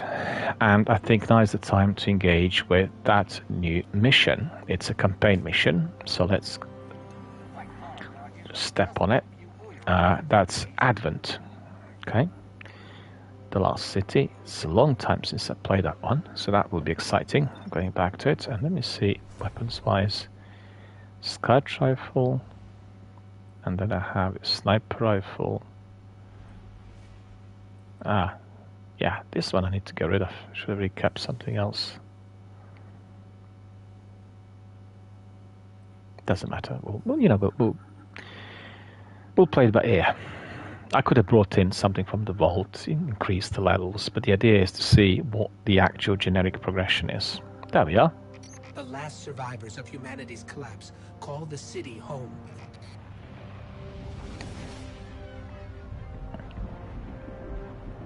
This is why I brought you back. To defend them. And to reclaim our lost worlds. We're here. The Traveler. The last city. Yep. Welcome home. It's interesting, isn't it? It's really blending in nicely. It's much better compared to what we had in the course of the first couple of years. You really have a very good narrative. You really pick up on the story. To the tower and the last safe city of humanity. I've been here many times over the years. I'm glad you finally get to see it. To see why we're here and what we need to protect. Let's start by registering your jump ship. What do you mean I'm racing too much? I like it, all right. What's the problem? Amanda's alive. You're around again. Amanda is alive. Look at that. That is extraordinary. You need a pilot, you come straight to me, you hear? That is the way I want it to be. I want her to be alive. And you see, Mind Turtle Maker is astonished. As am I. And Gale too. How come that she's alive now? Well, I can tell you, because I deleted my Warlock, right?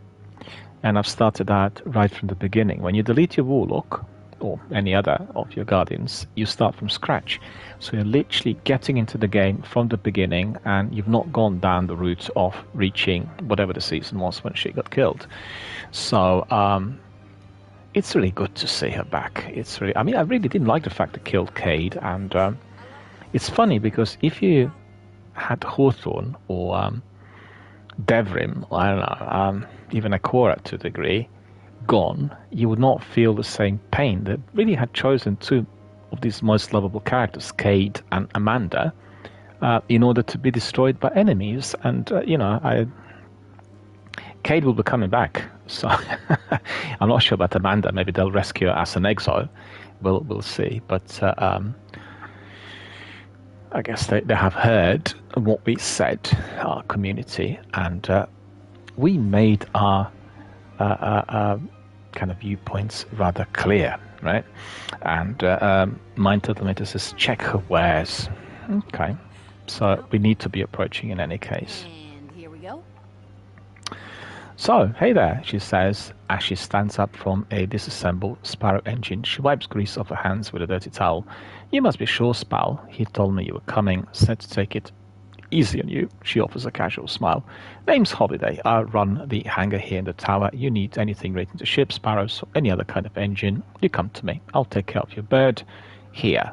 While you get the lay of the land, I think Zavala was expecting you up in the courtyard. You take care now, she says with a wave as she grabs a wrench and dives back into her work. So, complete your tour of the tower in the Advent quest. So we need to go and speak to Zavala. We may come back later. I need to have somewhere that feels like home. For me, this is it. Okay, next up is tower security. We've had an increase in Guardians sneaking in contraband since a fellow called the Drifter arrived. So Vanguard Command instituted a check for first-timers. Looks like the superconductor's Golden Age tech triggered some warnings. I'm clearing it with security. Commander Zavala would like to meet you in person. I'll lead you to him. Zavala leads the entire Vanguard, the group that supports all Guardian operations. Lately, he spends more time commanding troops than fighting on the front lines. But he placed some of the first stones in the wall we're standing on. Zavala thinks every life in the city is his responsibility. Even a Guardian has trouble bearing that kind of weight. He's going to need your help.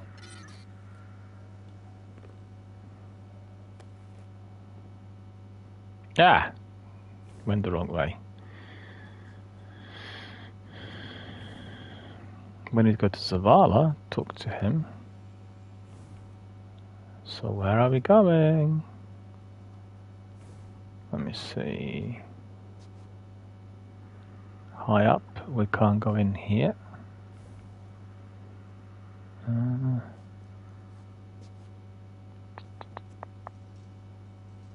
You crash another one, Ariadne.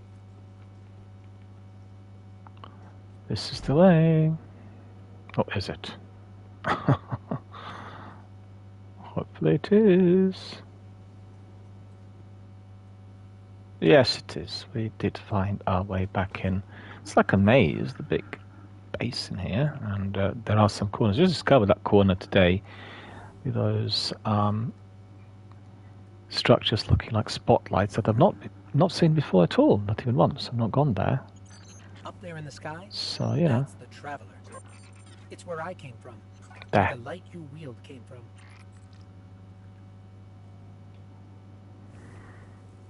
Okay, so we go to Zavala, talk to him. Ah, it's you.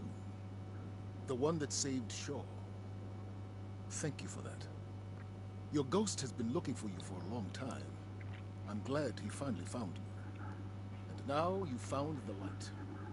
The Traveler entrusted us with this power so that we may protect our people from the forces that threaten our existence. You've carried out that duty from your first steps in the Cosmodrome. I don't take Shaw's recommendation lightly, but you have much to learn, and the conflict with the darkness is unyielding.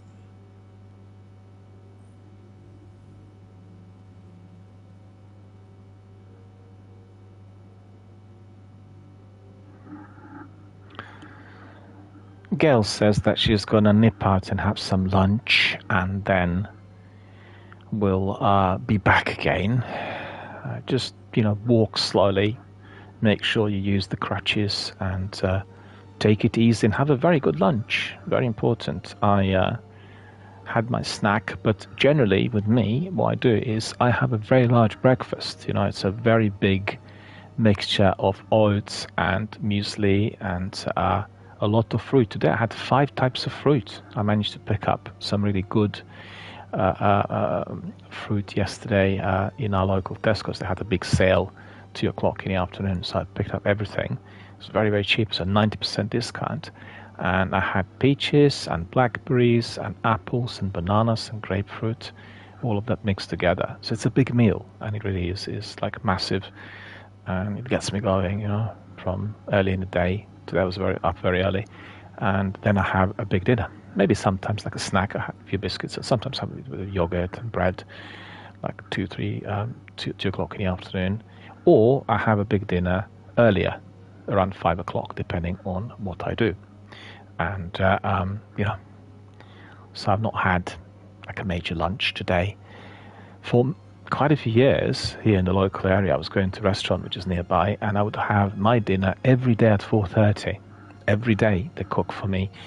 But ever since the pandemic, the prices have gone up so exponentially, more than 120 or 30%. So I really, you know, my heart sinks. I, you know, find it to be far too expensive for what it is. And by cooking at home and doing my own things, particularly if it's bought at a time where they offer 90% discount, works out a lot cheaper.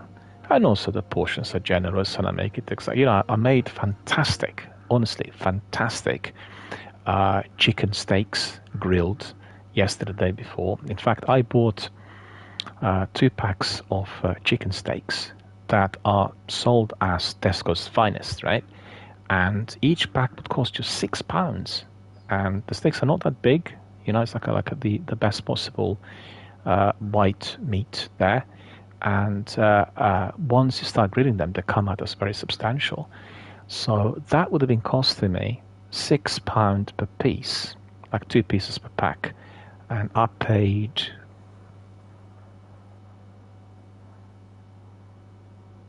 I think it was like £1.10 or something like that. It's like a very, very low price.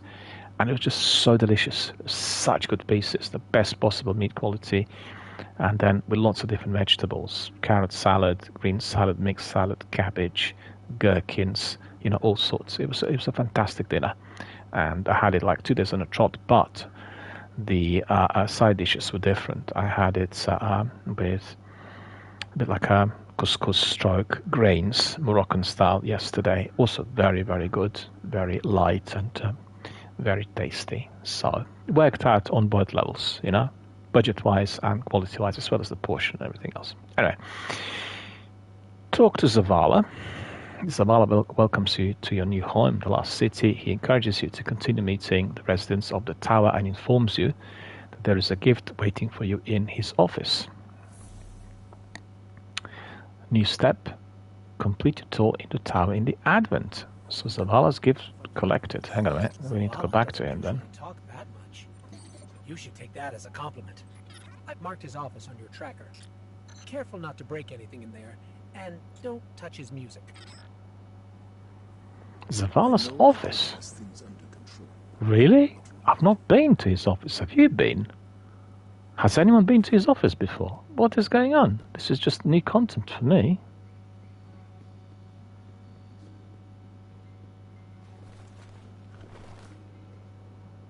I'm gonna die. That's ridiculous. Fell. Okay.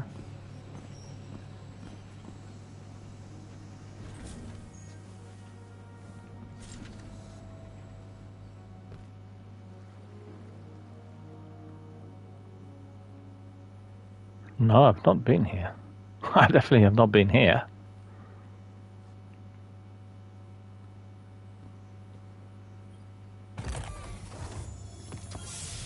This is a Vanguard service weapon, but it's from Zavala's personal collection. Shaw must have talked you up quite a bit. Or maybe Zavala saw something in you. Where to next? Oh, you should head to the bazaar. That's where we'll find Ikora.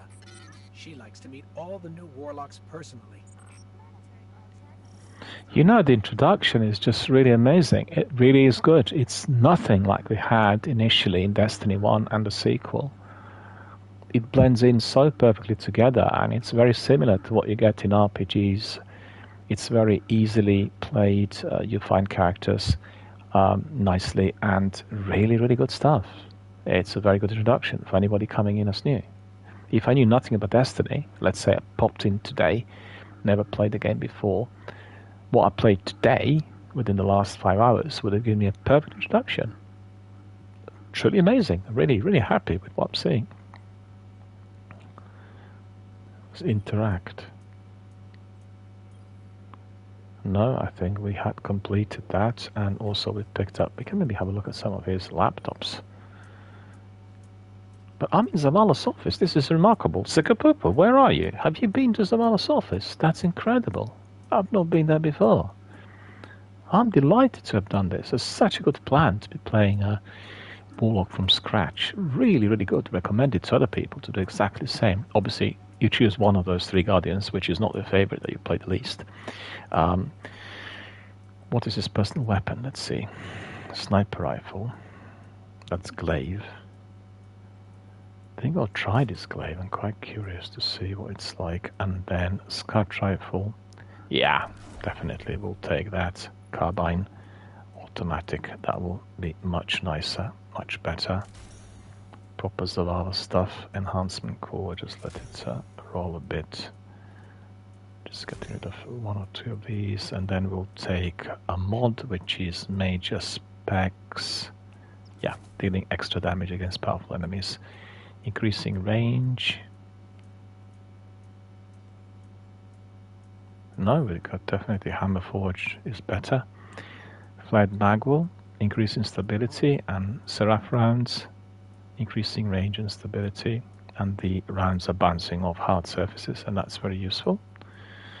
Okay, so we'll pick this up. Precision frame. Appearance, let me see. Can we make it a bit more deadly? Oh, that's really cool. Look at that. That's amazing. I love that. Okay. It's too red for me. This is not bad either. Look at that. Very good. Something out of kind of Brace Institute. Darton style. Pretty Scottish, this is. And you see, this is not too bad. Really, really good. Really, those shadows look really amazing, I've got to say. So what's happened to the gun now? Go away. Just disappeared. Got appearance. Green. Ah, see, this is pretty good as well, because the weapons, when they shine, they really have... see, this is good with this gold handle. And again, we are losing it. Look at that. Well, what is it? Just put this one on.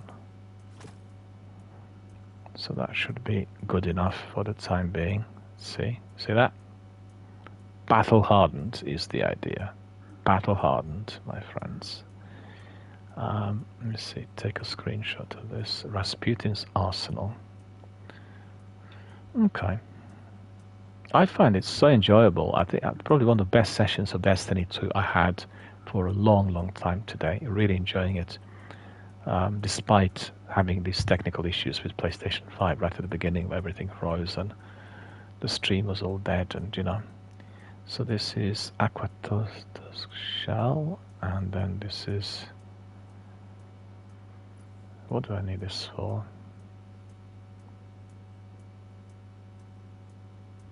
No, I don't need this ghost at all. I can just dismantle it. And then all of these we'll keep as they are. Okay. And then, let me see, we need to go to Ikora, but this is cool. I really want to take a screenshot of Zavala's office. Who wouldn't? Right, and take some screenshots of his computers as well. Look at that. Zavala's office. Who's been here? I'm sure when I place this on Twitter, people say, what? How did you get there? Never been to Zavala's office. I guarantee you. Particularly everyone from the veterans group, people who played this game from day one. So lots of new additions, and as we heard from our friends, all these additions that change the game completely. And the biggest one of all is coming our way on Tuesday, so be ready for that. Okay, Ikora, we need to go to Bazaar. You know, when they launched Bazaar, I thought it looked very similar to Anthem.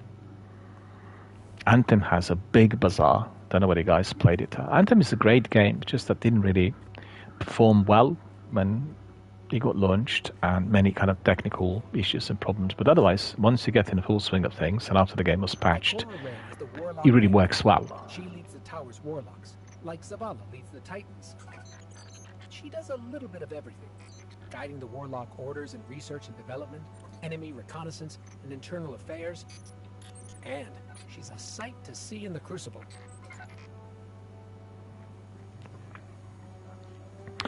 Just wanted to correct myself in something I said earlier. I think I was just carried away by Trials of Osiris, right? I said that we could play a private match in there, but we actually can't. I was considering what we do here in the Crucible, but Trials is a fixed PvP event, and you don't get the option. I remember it immediately resonated with me. I said, hang on a minute, I said you can make a private match in Trials. Well, you can't. It's a separate type of activity. And as you can see in here, you have matchmaking, which is flawed and unflawed, open skill, and then weekly performance. It's quite tough, I think, matchmaking, flawed. And then you have everything else, you know. So anybody, I know that people really hammer Trials, they play them very frequently. But look what I discovered. There is this in memoriam to Cade here at the cafe. And that's where he was having his favorite coffee. See that?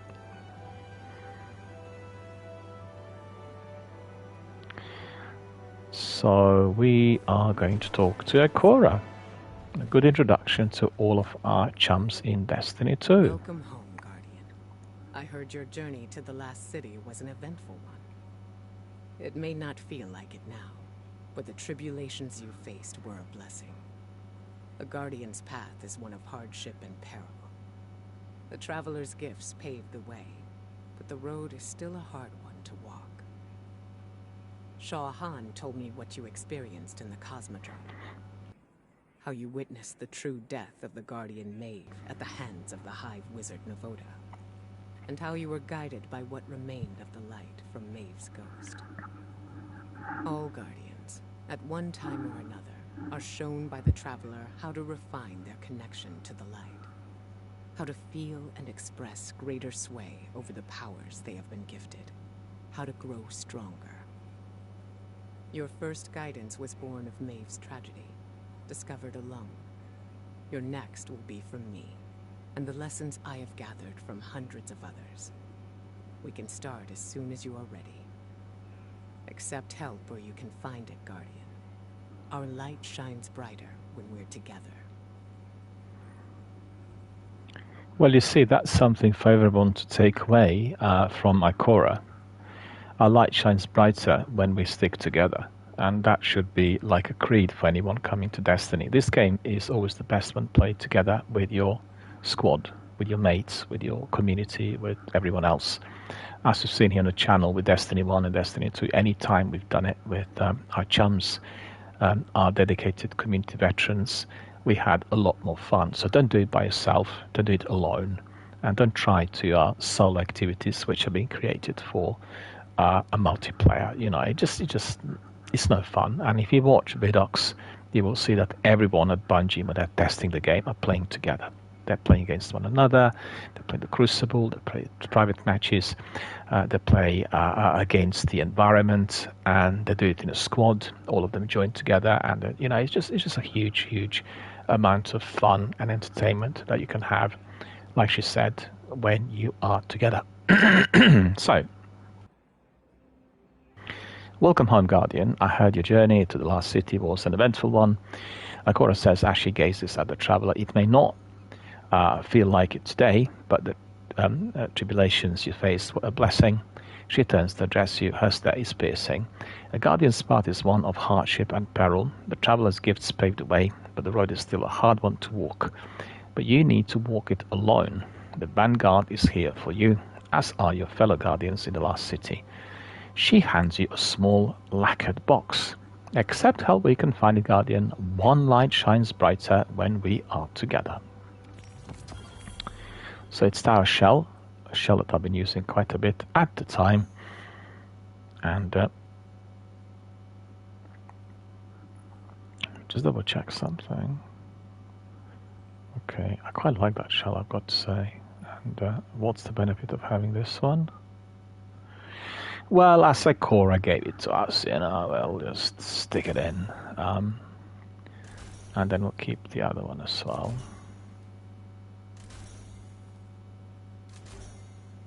So we are not going to do experience mod socket.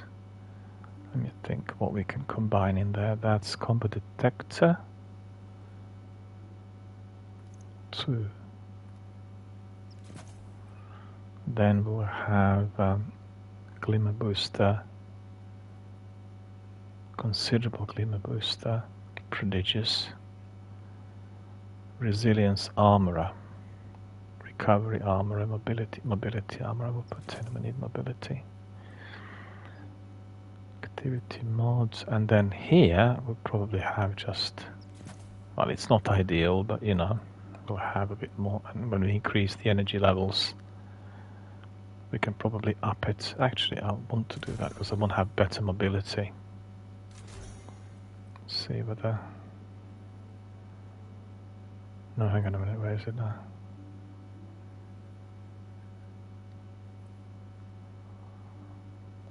Mobility Armorer.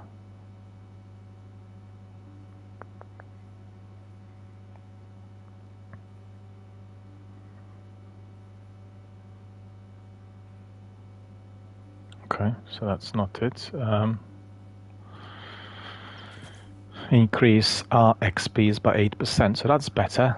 And if we go back, we'll see that our resilience is 80. That's quite good. Mobility is 34, and discipline is 90. So we want mobility to go significantly up, right? So 80, 90. We want that one to be around 70 or so. That'd be quite good for what it is. All right. Grow your light. Learn from Ikora. So grow your light. We'll go to Void first. Class abilities. As you could see, supers. Let me see. Nova Warp. Just a minute. Nova Bomb. That's a good one. Nova Cataclysm. Very well.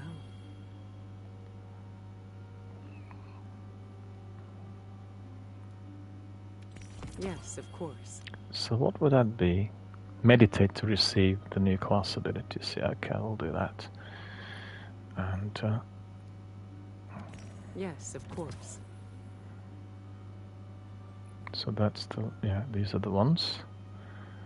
Melees, these already are unlocked. Yes, of course. Very important to use all of them, you know, to movement. Okay, so we already looked at this. Grenades. Void Spike. Then take it. Void Wall.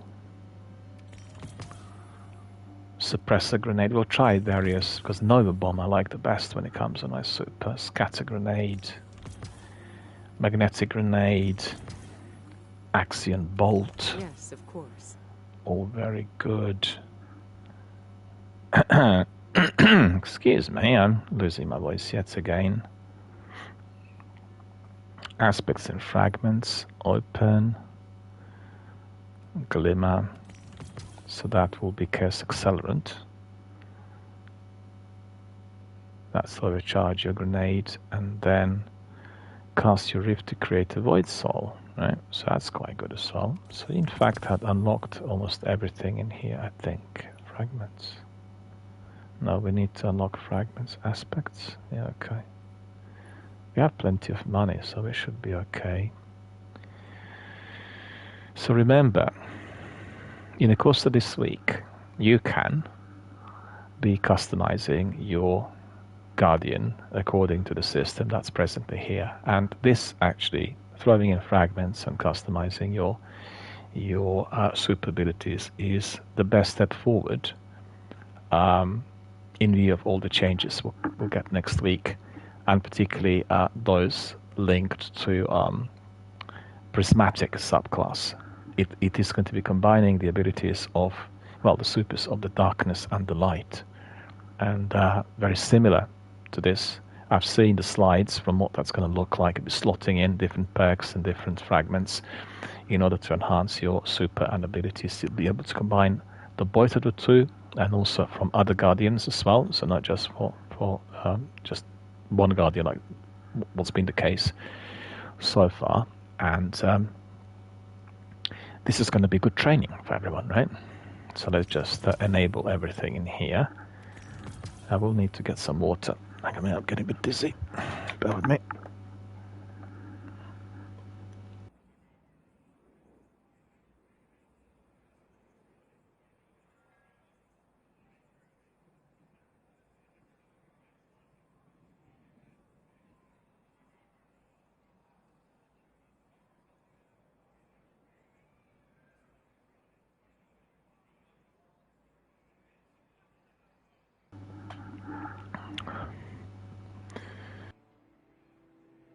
I always have at least a pint of water near me when I'm streaming, and I drink at least half a pint every 90 minutes. So, you know, I'm properly hydrated at all times. Very important. Playing PvP sometimes can very seriously dehydrate you. I don't know whether you know that. It's due to the neurons and the abilities that we get as we are highly excited when running certain battles. And may it serve you well, Guardian. Important to be properly hydrated. Not just when you play PvP or you play games, but generally. Remember, 2 to 4 liters of water for anyone aged up to 60 is the best possible every single day. But never ever drink water in too large quantity at once, you know? Because drinking like 4 or 5 liters of water within a period of a couple of minutes could cause you an instant death. It's very dangerous. And we've got to be always doing such things like drinking water in moderation, bit by bit. Half a pint you can drink, slowly but surely, and then, or even a pint if you want, but then don't drink another half straight away, but, bit by bit. Anyway, I'm enabling all of our fragments, so all of these are going to be ready for customization, and we'll simply slot them in, play with that in a moment. But you know what? I have got to do something fast. It just caught up with me after drinking water and drinking some lemon earlier. You probably know what that is, so I would like to be just saying to you, I need to take a very short break, and I'll be back in 5 minutes. Bear with me, and as soon as I come back, we'll carry on.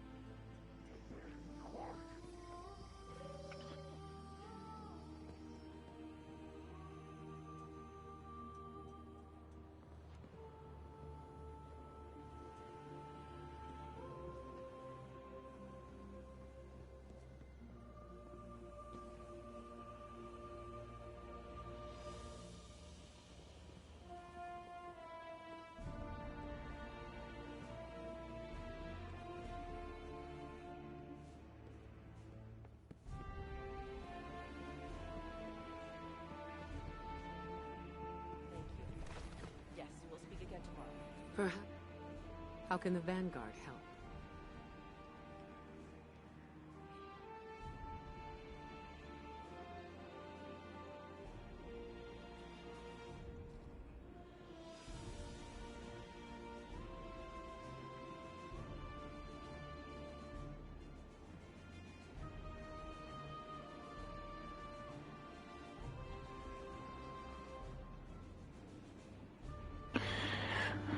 Alright, my friends, I'm back.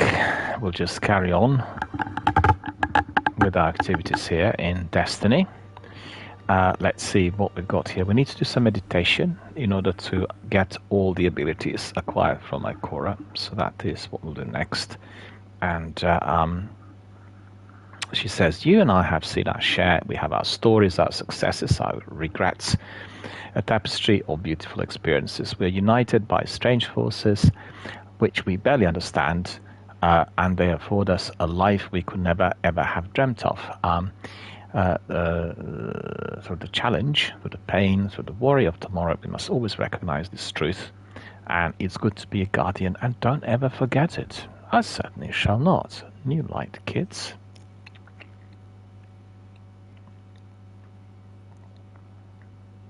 Let me just have a look.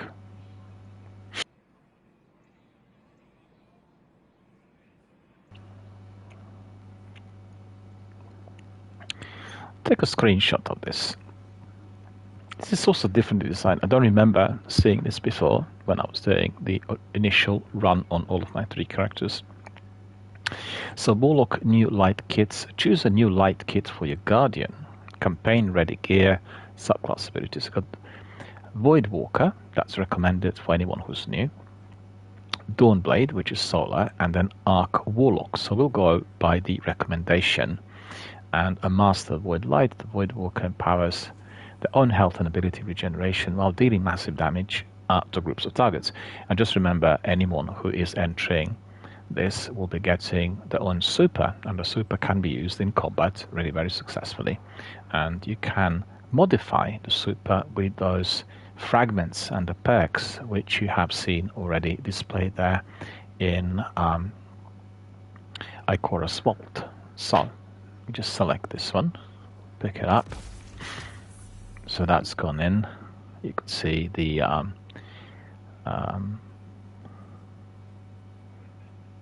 no, that's something else. These are the quests in order to, yeah, okay, so we're not going to pay attention to this. Grow your light. Let me just see whether all of that registered appropriately. Yeah, it did. So we need to be doing some meditation. Our light is stronger than ever. That will be here. We need to meditate. So that's pretty good. Pardon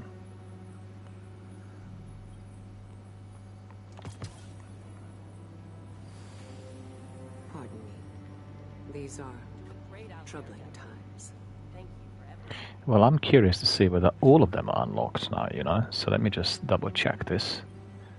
I had a lot of money and everything. So grow your light. Yeah, we unlocked everything. So that's excellent. Right, so Walk in the light. Walk in the light, friends. I certainly shall. I want to take a...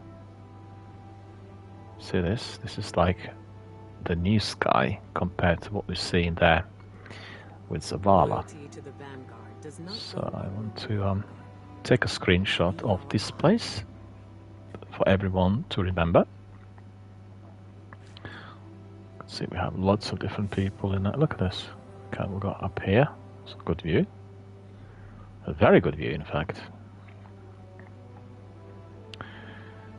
So what do? We go to our inventory. We go to Void Walker. Okay. So this is your Nova Bomb Vortex super ability, and you will get it once the super is fully charged. You will remember that. You will know that from the gameplay, right? So watch this. This is Nova Bomb Vortex. That's the one I like the best. Then you have Warp, Nova Warp. So that is a step between dimensions that subvert the laws of physics, teleport a short distance, and then a deadly void eruption. and then you have like an explosive bolt of void light at a target, which is disintegrating everyone. That's Cataclysm. So in fact, we can probably try that. I've not tried it much, but I've always gone down the route of Nova Bomb, and I found it to be very useful in the Crucible. And then we have the abilities. So you have a Healing Rift. So basically you press your circle button, right? And or button or whatever you call it, and then you will get the rift that is giving everyone ability to heal. So very important. If you're using your Warlock, don't forget it. It's one of those very important abilities. So burst, glide, jump while airborne. Oh.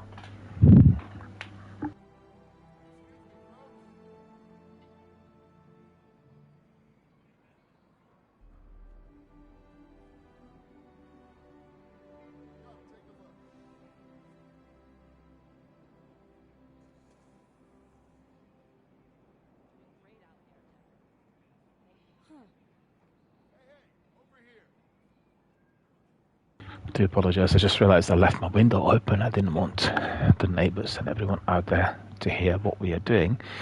I had to really make sure it's fully closed. Right, so what was I doing? Burst, glide, movement ability, and that is jump while airborne to activate glide and start an airborne drift with strong directional control. Balance glide, that's jump while airborne to activate glide and start an airborne drift with moderate speed and directional control. And then you can be teleporting to a short distance. So we can try with, just a minute, this is, okay, it's a strong initial speed, we'll try that one. Then Pocket Singularity, so that's an unstable ball of void energy, that's the only one we've got. And then Vortex Grenade, Scatter Grenade, Suppressor Grenade, Void Wall, Void Spike, Magnetic Grenade, and Axion Bolt. So I think probably, wait a minute, that's not it. Vortex Grenade is the best for the time being. So aspects, we'll have Chaos Accelerant. So that will be hold to overcharge your grenade, making that more effective, and then Vortex Grenade increases the size of, yeah, okay, we'll take that one. Sounds quite good. Then we have, that's Chaos Accelerant, we don't need that one. And then Feed the Void, defeat a target with the void ability to activate Devour, and Devour effects are improved, restoring additional health and generate additional energy. And then you have Child of the Old Gods, so that is cast your Rift to create a Void Soul. When you damage a target with a weapon, your Void Soul flies to them and drains them, doing damage and weakening them. When the target is being drained, you are granted grenade and melee energy, so that's quite good. Let me see. Feed the Void. Try that actually, not tried that one before, so we'll see what this is going to be like. Fragments, we have defeating a target while your shields are depleted grants you temporary void overshield. Finisher final blows create a burst of void damage that causes nearby combatants to become volatile.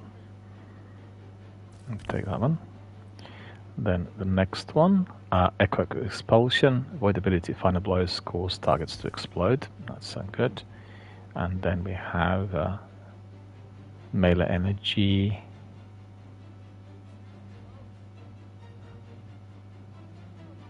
your lingering grenade effects have increased duration.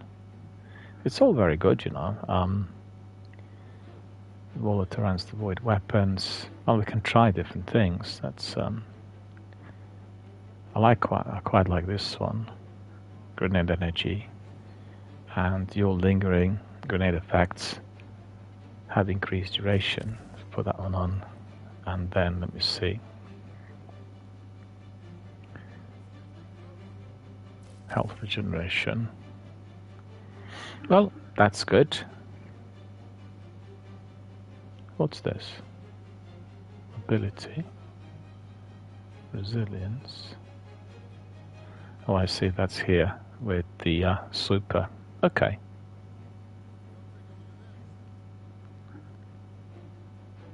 What's happened in there?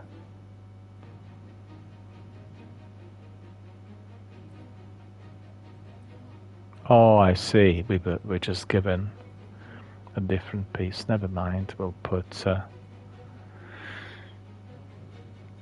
See. Yep, that's right. We'll put this one on, and then we have this one,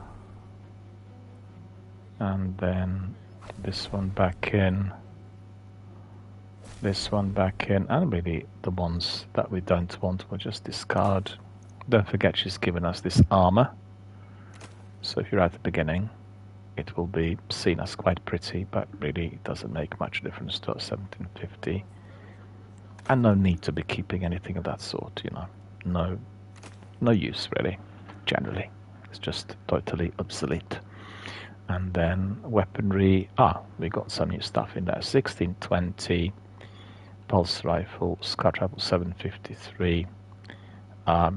Not interested in that one at all. 1781 rather, so that's better. We'll put this one back in, and then let me see, that would be, we can keep it for the time being just in case. And glaive I want to try, and this is a very good weapon, Prometheus lens. Just quickly check something. Yeah. Go back to Prometheus lens and appearance, weapon ornaments. These are locked. I need to purchase them. That's ridiculous. That's what our friend was telling us about deploying early on. He really hated the whole idea of needing to purchase anything out there. And then this is the machine gun. Also not really very powerful, is it? 1620.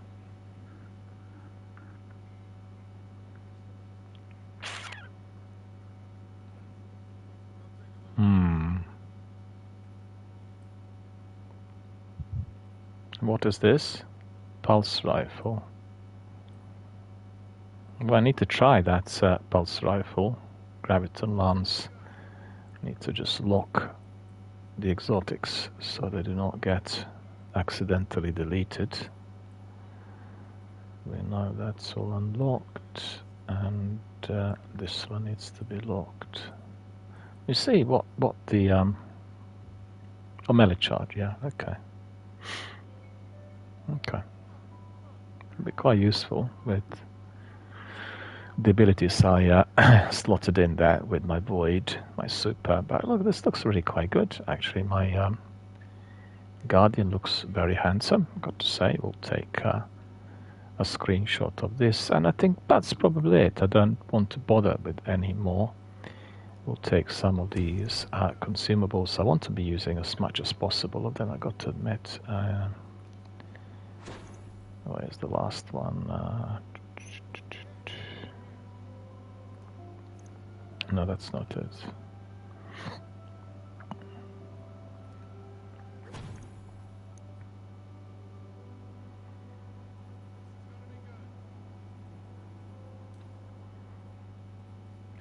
Needs to be unlocked. Okay.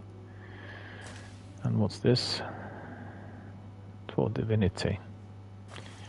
I've not purchased Divinity, so I don't think that will have any impact on me. But let me just see. Where is the cloak?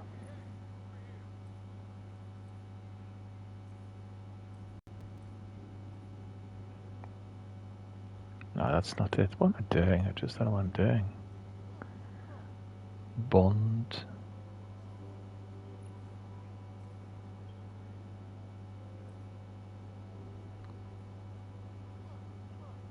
Ornaments. Let me see whether.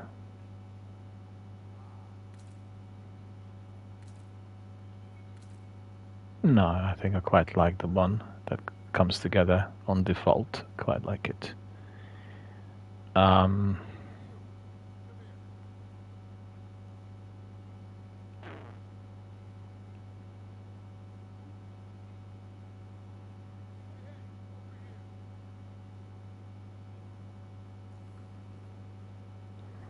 So we are sorted. Okay, so what's the next task? Let me see. quest-wise, gone the wrong way. Quest-wise, oh, we have loads of these. You can see they collected. We can really quickly beef up on all sorts of loot. Complete a tour of the tower in the Advent's quest. Okay. Now we need to go and meet the Drifter, right? So we'll do that. Calibration of these. Plenty of fun, really. We'll have a lot of fun doing this, I got to say. And let me just see, like highlighting everyone, you know, so we know exactly where the people are. The Drifter is down below. I like that. This is awesome. Look at this beautiful design. Take a nice screenshot. Have a bit of an eye candy for everyone, right? Beautiful designs and beautiful environments and everything that Destiny offers, and we want to be. Hang on a minute, I'm going the wrong way, I think. No, not true. What's this? Ah, investigating paw prints. That's part of the seasonal content. We're not going to do this at the moment. Oh, that's Ada, I think. Let me see what she wants. What did we get? Oh, it's a quest. Asset protection. Complete the exotic mission 0 hour. And launch the mission from Into the Light subscreen. So that's seasonal. We'll pick this up. Let me just read it first for you. It's good to see you again, Guardian. Ada 1 greets you. Recent events have stirred up unpleasant family memories from the Golden Age, and I'm glad to be working with somebody I can trust. Lord Shaxx and I are determined to get you ready to face the witness. I can create a famous or maybe infamous weapon from your past, but I'll need your help. Several years ago, you foiled a heist in the old tower. I've created a simulation of the events using modified Vextech from the Infinite Forest. I can extrapolate data from your run through the simulation and use it to refashion the weapon. Perhaps we can even improve upon it. Anything to save us from another collapse, she concludes. I can't lose another family member in that way. So we'll pick up that quest, and then let me see anything I can. Yeah, I can pick up this from her.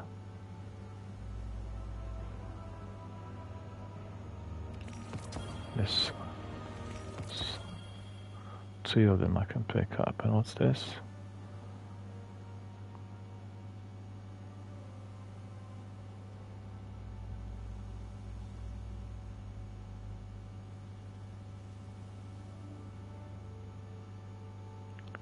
Looks like I spent a lot of my glimmer. Nevertheless, it doesn't really matter. We are going to be getting glimmer in abundance. We don't have any synth code in there. That's been fixed. There was a glitch in there for quite some time, and I couldn't really use it at all.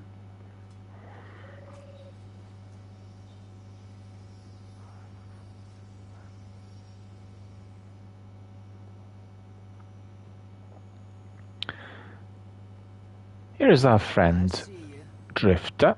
Gambit's always looking for guardians. You in? Gambit is always looking for guardians. You win, you get the loot. Okay, so I'm not going to be doing any of that. And what else do we have? I don't know, he should have talked to me a bit more, I think.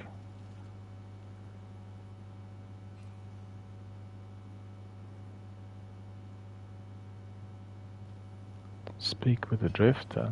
Okay. Gambit's always looking for guardians. You in?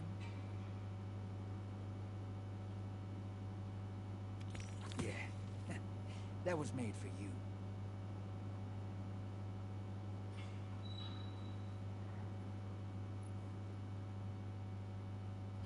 So what's the idea? Why is he not talking to me? Don't die out there, brother.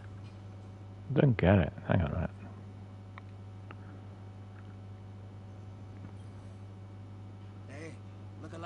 Shot.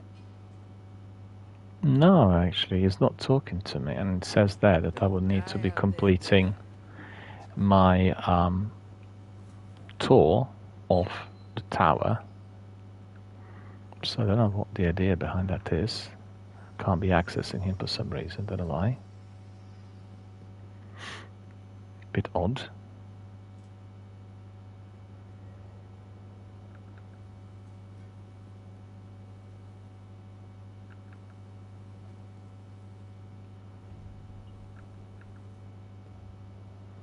Maybe I need to do something else and I'm not aware of this.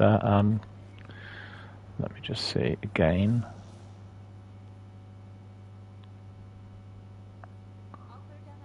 It's Lumen Ada.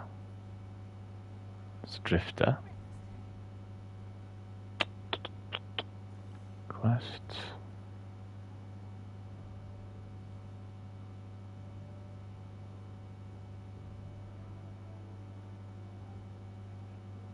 What can I don't understand. What can I give him?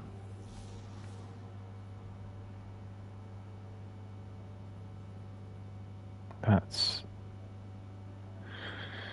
Into the Lights event and 45k. I can pick this up.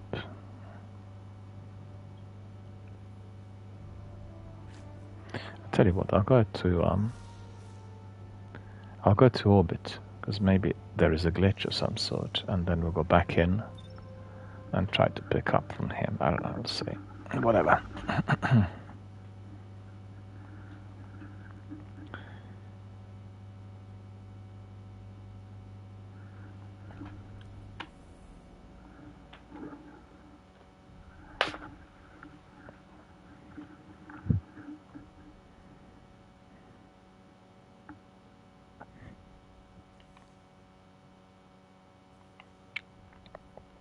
Back to the tower.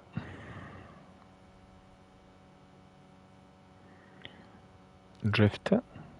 We'll go to Annex. Because I should have been able to talk to him, you know? The task there is to talk to Drifter. And I'm not getting anything from anyone out there, so don't know what's going on.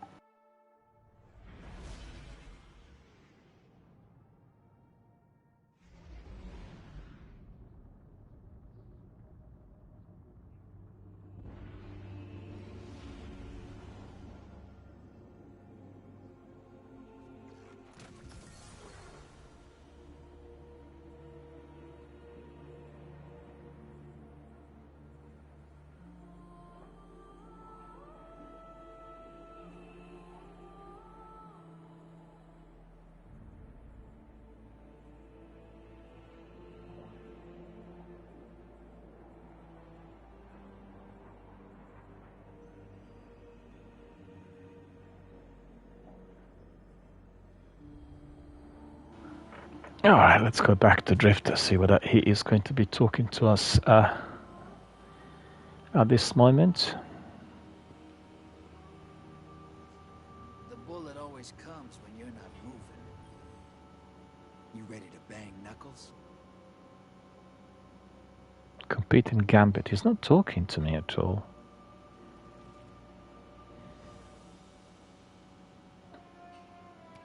Don't waste this. Don't really get it.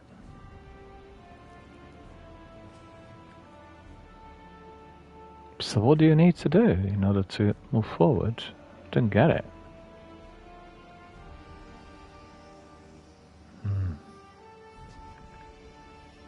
Oh, I don't want to go to Ada.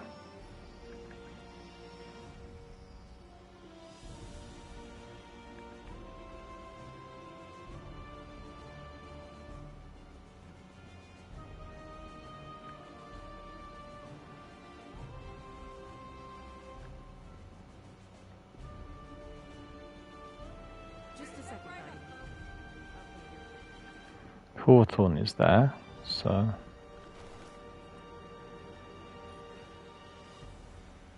Yes?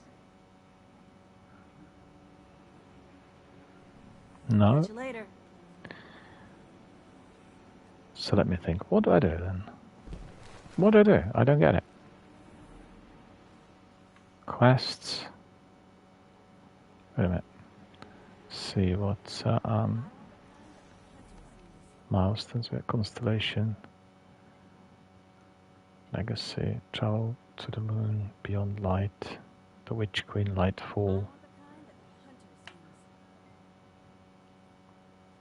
I think should have told me that I completed that quest, right? I don't know what's going on. Why is it that I'm not...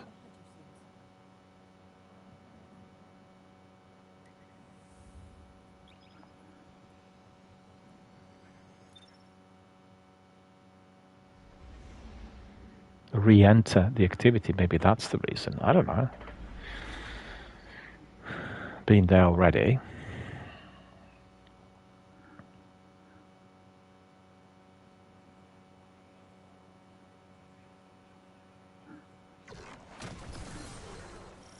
I don't know what we're going to do without him. I really don't. So let's see. Our friend Drifter is there.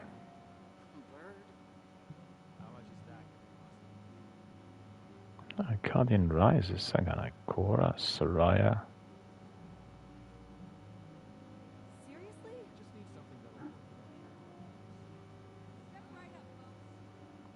Don't know what's going on. I shouldn't be really like that.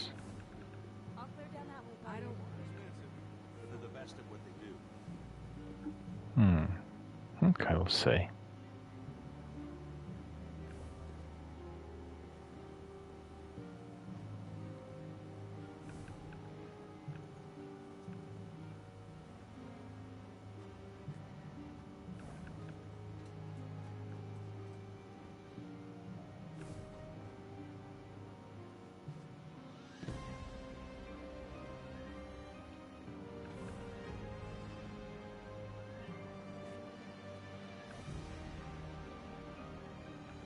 There he is. Alright.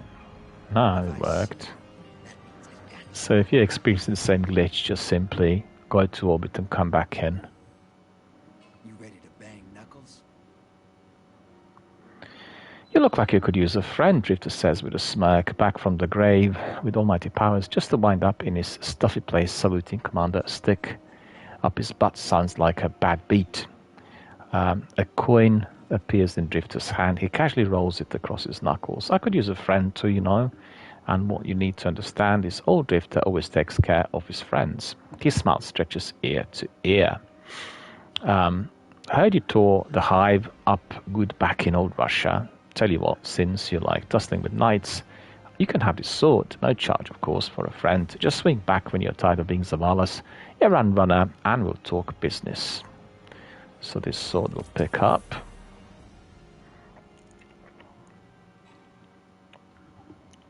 Need to go and speak to Banshee, but I don't think there was any need for me to be picking up the bounties. Doesn't matter, I really will. The thing about Drifter is, he's unique.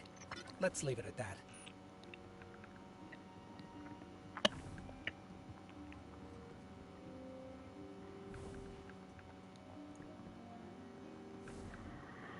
Drifter is unique, by all means. And we really enjoyed Gambit in its original form. I don't really enjoy it as much today. But the original format of Gambit was very, very good. And we really loved it. Played it lots of times here with our community. So we go to Banshee. See what he has to say for himself. Or indeed what he needs to tell us in order to progress forward in the game. Anyway, Zavala's asking us to visit the gunsmith next. His name is Banshee-44, our resident firearms expert. So I really think that this sort of introduction would have been very, very greatly appreciated in Destiny 1 as well, you know. I think really that's what was lacking. And they are bringing us in here with the new story, the new plot, the introduction to different characters, and well, I should say the new old story, and with the new old characters. But it just blends in perfectly, and that's the way it needs to be for you to get to know who's doing what, and you know what your different NPCs are going to be providing for you. So let's go to Banshee. Let's get you back out there. Banshee stands at a countertop, meticulously inspecting an unfinished weapon. Oh, hey, you're new here.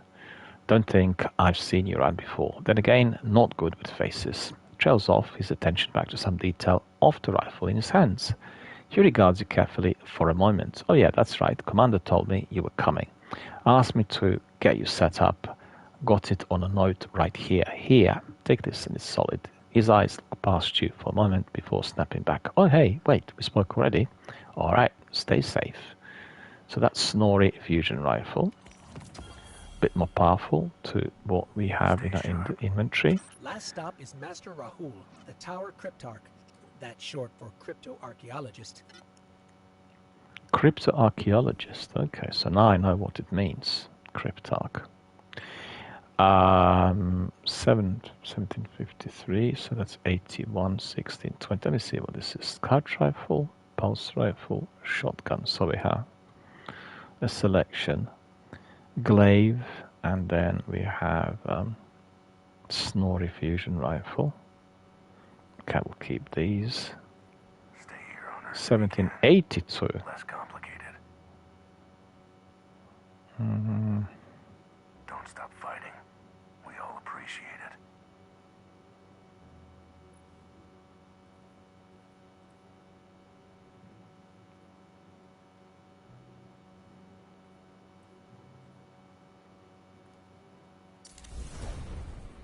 So we infuse this, so we've got better value, and then that glaive I want to be using, and that's 1781, so that will infuse as well. Stop fighting.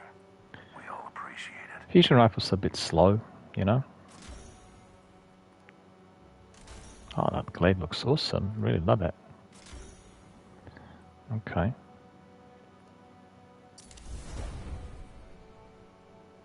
Don't think I want to change anything about it.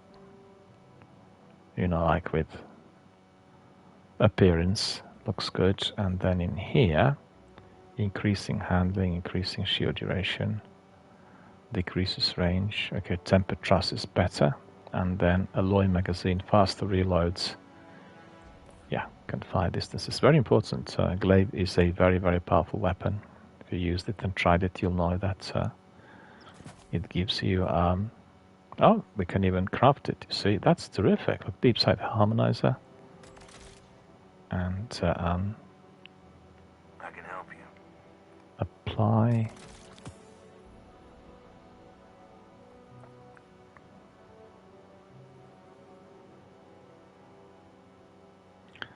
Raise shield, deplete energy over time. That's L2. And press R1, kinetic melee combo. Just remember, it is very powerful when you are being hit by swarming enemies. Really, really good. And something I recommend to everyone to use. I've got another glaive that I've been using with my warlock, with my hunter.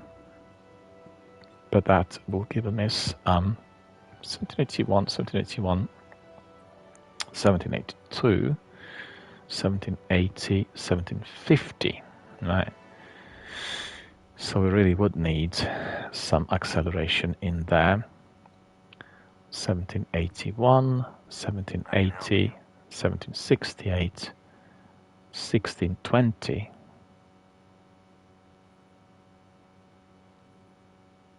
So this is a mistake.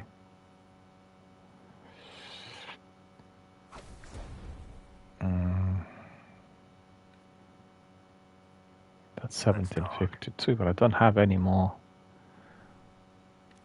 Yeah, I don't have any more upgrade modules in there. Can pick up anything from him. No. Make us proud. I don't have anything. Let's go to Master Rahul. Let's talk to him. The last bit. What cipher is this? Greetings, Guardian, Master Rahul says. His attention does not shift from the datapad in his hand. And as the tower's resident cryptoarchaeologist, I am ever at your service. His tone is dry and flat. He does not look at you. Bring me the engrams you find, any engrams you find, and I will decrypt their matter into an unusable state and hopefully learn something interesting in the process. You can now access the seasons menu. So that is what you're going to be getting. Seasons last for a certain period of time and provide you a variety of rewards as you gain experience. Claim the item below to unlock the system. Well, basically, the systems are going to be sunsetted on Monday of the next week. So we've got 1 week to catch up with whatever is there. Season system access. Speak with Commander Zavala. Let's go back to him. There are still people in the tower to meet, but you can do that at your own pace. Zavala sent me a message saying he has a mission ready for you. Check in with him if that sounds interesting, or we can just explore. In any case, I'm with you till the end. You take the lead. I'm paying respect to Lance Riddick, the actor who indeed was giving the voice to Zavala. And we've seen this week, last week I should say, that Keith David, the new actor, has already completed voiceovers for whatever is to follow. And he's very, very similar to Zavala, but just as you still miss the emphasis, the bassoonish voice, and the way Zavala, I should say, Riddick would have come across. It's very, very similar. So it's really quite close to what we would have expected. And anyone who is coming to the tower should always come here and pay respects to this wonderful actor who sadly passed away so early, an untimely death. And, I've seen him in so many films. It was always a great television series. And watched him recently in Bosch with Titus Welliver. And just absolutely extraordinary, his presence, his personality. And you can't really think of anyone being better for Zavala than him. And sadly, we've lost him. He's no longer with us. I've never really established what the cause of his death was, but I believe it was some sort of heart failure. He was posting images of himself with his dog on Instagram, and on the eve before his passing, there was a very nice, engaging image with few words said, and then next morning he was no longer with us. And we all paid respect. If you remember, many, many Guardians were building a shrine around here at the time when they received the news. And this is another character who we really adore, admire, the most likable character, together with Amanda in Destiny. Cayde. He was also eliminated in Forsaken expansion, and we were gutted. Everyone in the community was very unhappy with this decision that Bungie had taken. But nevertheless, we've heard and seen that Cayde is coming back. At the end of the day, he's exiled. So there you are. Okay, let's pick up this mission from Zavala and let's crack on with our new armor and weapons and kit and everything else that we've got. We can really put into practice more or less straight away. The Guardian rises. Zavala offers a small smile. I hope you find the tower accommodating. His eyes harden. I've got the news.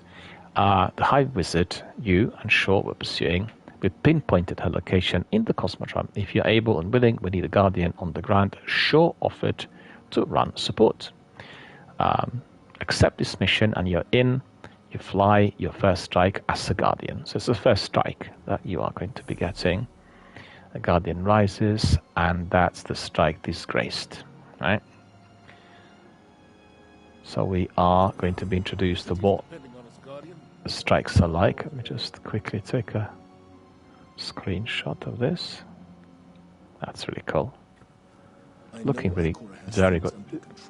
Did you not notice in here you don't have the witness forces and the darkness coming upon us, and in the area where you have the Ikora, we could see it from behind her, so it's a bit different.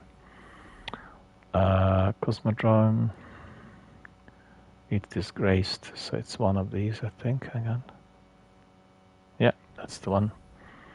And we'll launch this strike, and I'm sure that somebody else will join us. So let's just get ready for a lot more activity here in Destiny.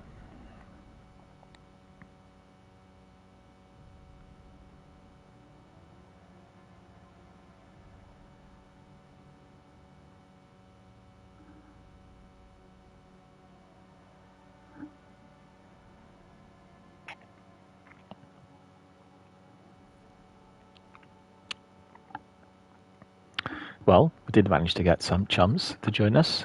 2 people, by the looks of it. That's looking really good.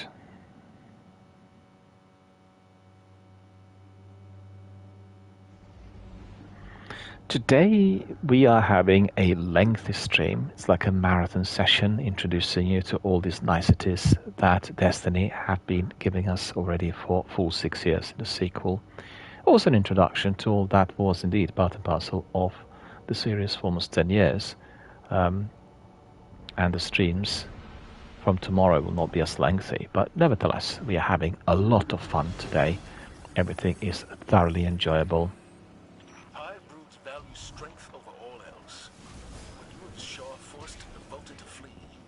Ah, that's annoying when with the Sparrow. Yeah, that's right, we can go up there. This is a worthy challenge for you, Guardian. Cass and Maeve gave their final deaths fighting Navota. That can't be for nothing. Navota. See, Sparrow is better, bigger and faster than mine. Doesn't matter, we want to be using this sort of old kit. And let's see, where do we need to go? Further up, I guess. Glaive is here. Let me see how well it will work. It's a different glaive compared to the one I'm using on the Hunter. Eyes down the sights. Worked well.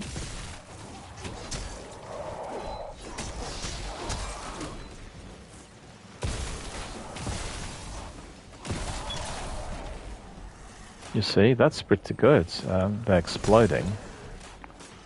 That's exactly what I wanted. Ah, miscued.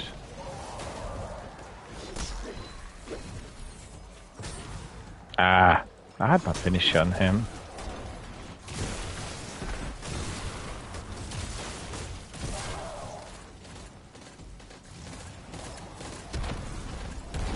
Oh, someone else joined us. Oh, very good.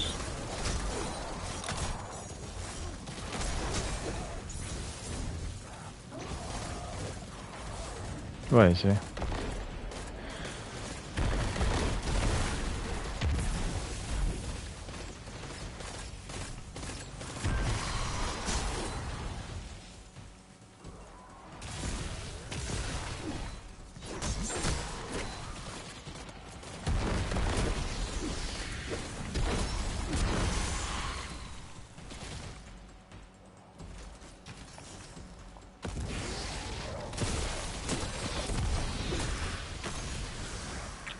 Picked up this engram, so that's quite good. So it's getting hectic. Fallen raiding party ahead. Don't seem thrilled about Navota's presence. They won't appreciate you words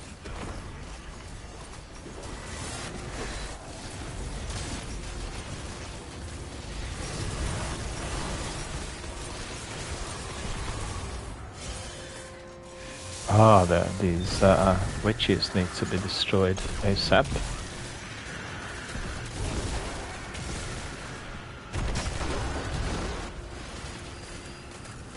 Check for Shriekers.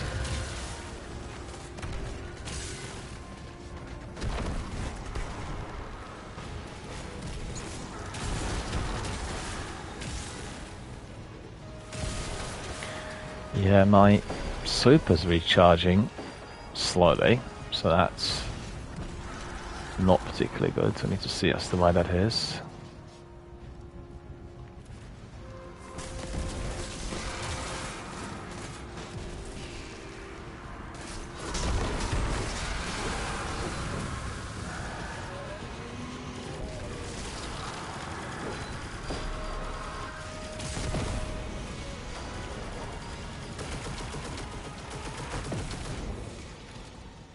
That's better. Feel a lot more healthy already.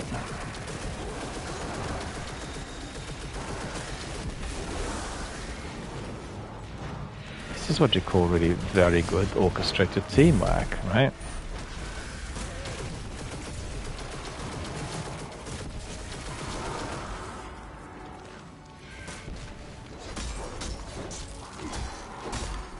Super is charged. Let me see. We don't really need to use it here. I'm reading dense hive No major signatures in a threats. facility up ahead. Navota is gathering a swarm. We might be walking into a trap. That's the gig. We carry the light where no one else can.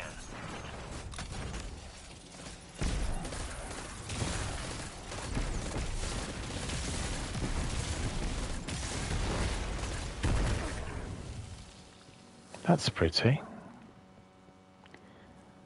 We succeeded. We need to go through.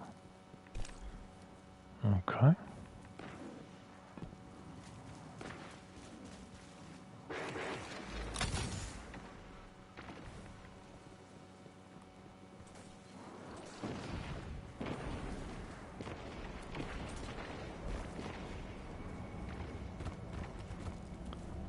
We need to race in order to get in.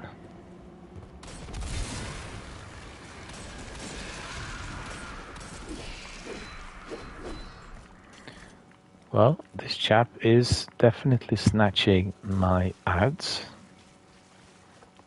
But we don't mind. We're doing it together as a team, so not important who does what, really. I burned out the rest of Devota's hiding spots. She's got nowhere to run. A well-crafted snare. I'm just doing my part. It's in your Friends hands did now. not see my cowbell, which I think is really cool.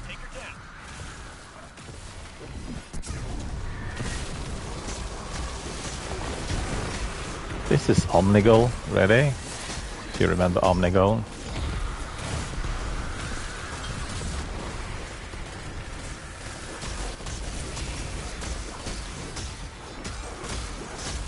There's so many flashing lights in there, my god.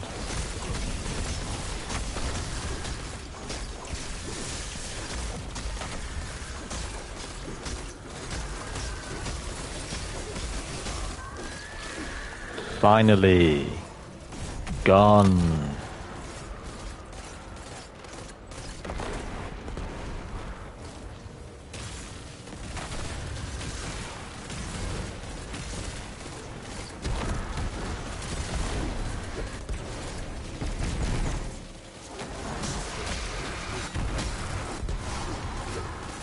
Well, this is really pretty good. We're really mighty. Open sesame.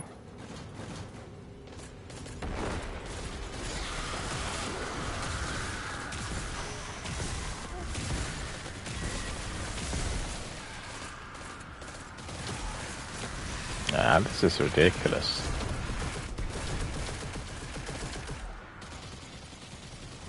Better try it with my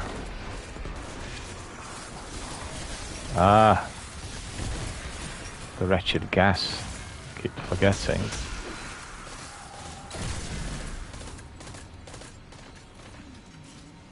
Oh, just one round. Don't have it all that much.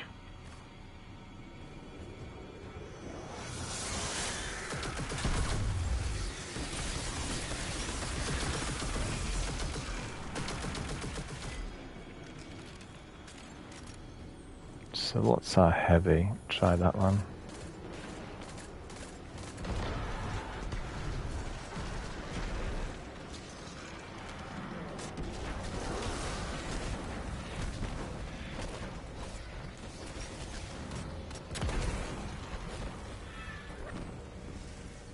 Don't see where the motor is now, do you?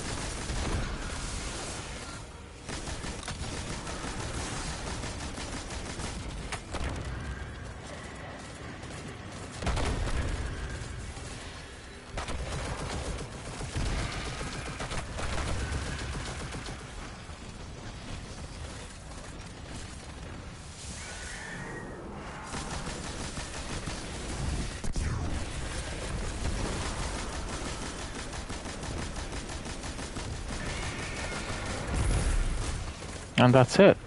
The void has been defeated. Yes. Maeve. They can rest easier now, thanks to you. Now look at that chest. Really cool. Maybe. Don't sell yourself short. I see a spark in you, Guardian. Okay, that's good. What a sweet hood. Okay? This is only the beginning of your story. Excellent work. It's pretty good. Just give some feedback to our friends, recommending the activities. So, yeah, we're going back to orbit. And then we'll see what the next task is. Loads of things to do in here. Navota is no more. And you have continued to impress us with your ongoing successes, Guardian.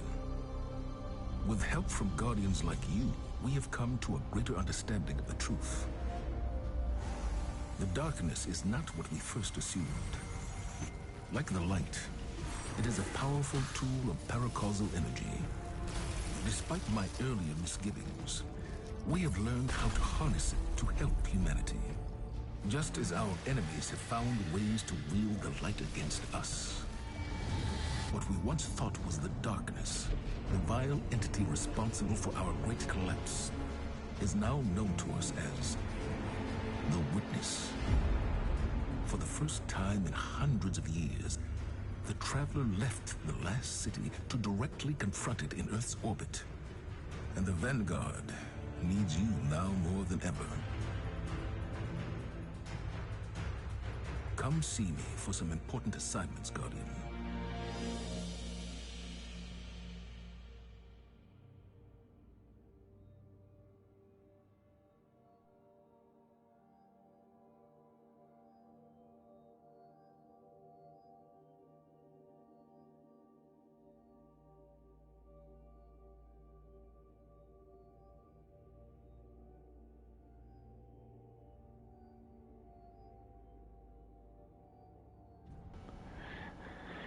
Well, we'll go back to Zavala. We'll see what he wants us to do.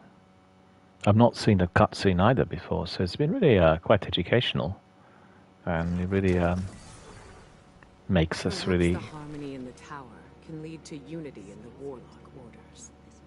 Perhaps not. Do we have anything? What's this? No, that's not it. Is stronger than ever. Need to go to see Zavala.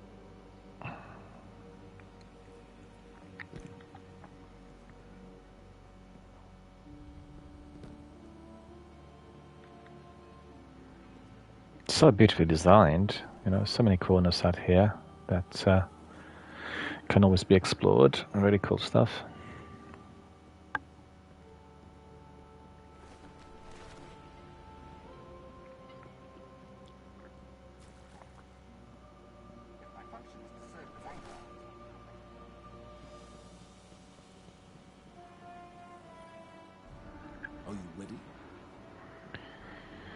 Your light has grown, Guardian, and it is time you put it to the test in Vanguard operations. I know we can count on you to keep the last city safe. So, defeat combatants in any Vanguard operation. So we'll do, let me think, any Vanguard operation. We'll see what that could be. Exemplary work, Guardian. Strikes are an important component in our defense of humanity. As of now, I'm improving you for our full range of strike protocols. We're always in need of more fire teams ready to take the fight to the enemy's door. Zavala holds one hand against the other palm. Now it's time for you to commemorate your success. You're ready for the next Guardian rank. The ceremony starts at the tree behind you. Zavala smiles. Do not delay. Zavala's gaze is weighty, a mixture of pride, worry, and hope. Congratulations on reaching the second Guardian rank. If you ever lack clarity on what to do next, the ranks offer constructive guidance. Obviously, I am level 7, so I'm just ascending rapidly. there are two important tasks ahead of you. First, the superconductor. Complete analysis tells us it's exactly what we hoped for. We believe it can be used to reconstruct a powerful arc weapon, a salvaged piece of Golden Age technology. Ikora Rey led the research efforts, and she'll brief you on the specifics. So it looks like we need to go to Ikora again. What is this? Ghost projection. Bounties. I think we probably completed some of these. Yeah, we did actually. Completed. All the bounties I collected, my goodness.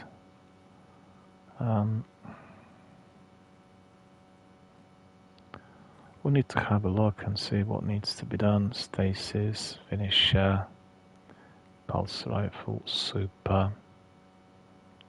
Okay, no problem. We'll do all of that bit by bit. Plenty to do. And we need to go to Ikora. Right.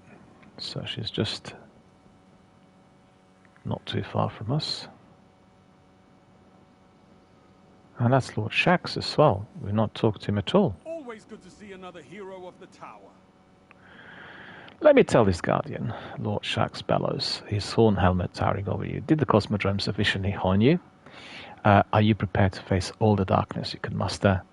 You're a fool if you think so. All blades dull with time. Keeping yours sharp is a matter of diligence and discipline. For that end, I created the Crucible.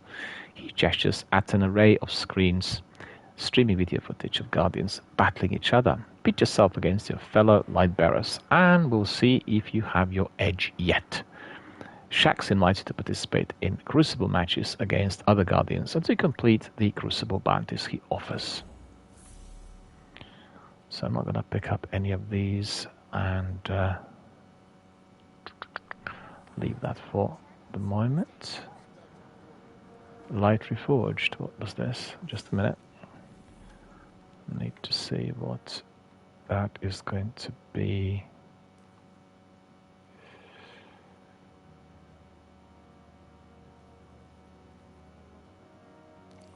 Return to Ikora, that's the first thing that we'll do. And then we'll pick up some of the other stuff, like on the offensive, for instance.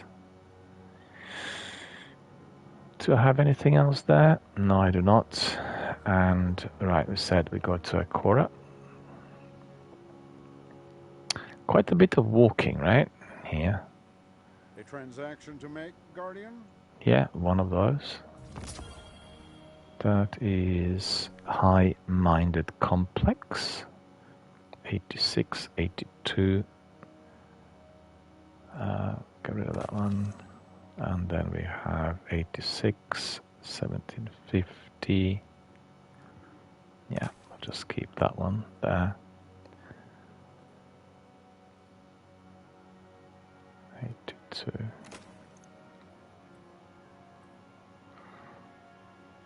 Yep, that's all right. That's all sorted. Let's go to Ikora quickly, and then we'll carry on with some other activities. I think probably another strike will be the first option.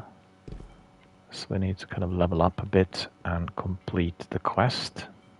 No, the bounties. What was the quest? No, it was the quest, right? Vanguard activities.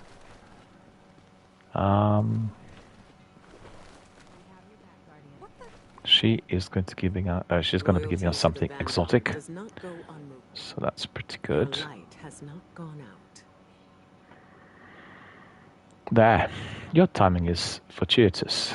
There is a record of a powerful weapon in the archives, an arc-powered submachine gun lost in the collapse. We recovered the frame, but it was incomplete, lacking the arc power source. That changes today with your discovery of the superconductor.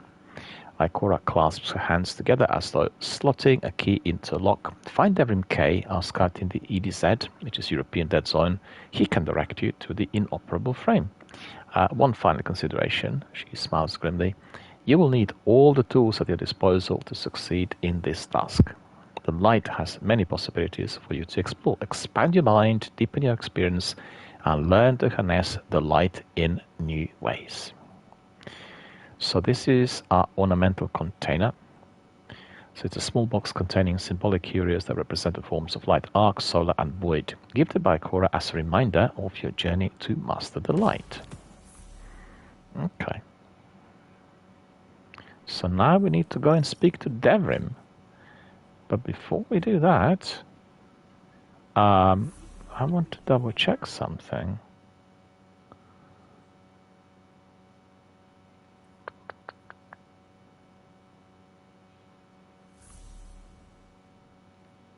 That's not been unlocked yet. Okay.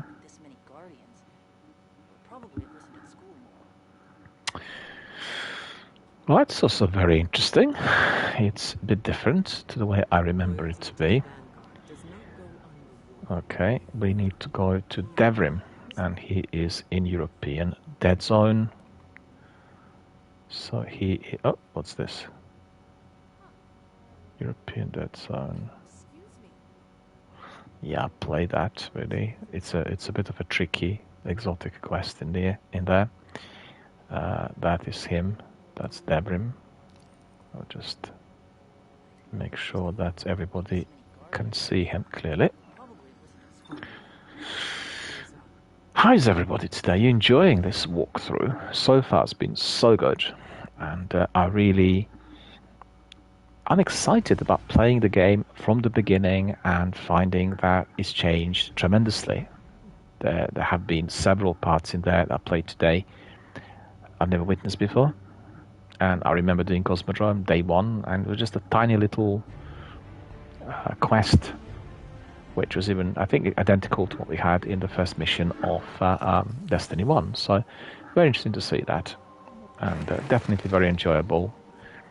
What is interesting is it really blends in story-wise. It does have this RPG element in it, where you really connect with the story, and you know exactly what's going on, because you realized in that prologue they told us about humanity, about the Traveler, in the simplest possible fashion. And that's so different to what we've seen in the past, with Ghost telling us all these tales with too many characters and situations that were really quite hard to follow.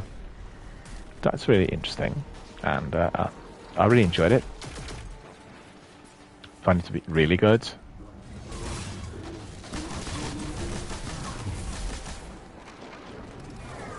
Oh, we got him here. Cabal.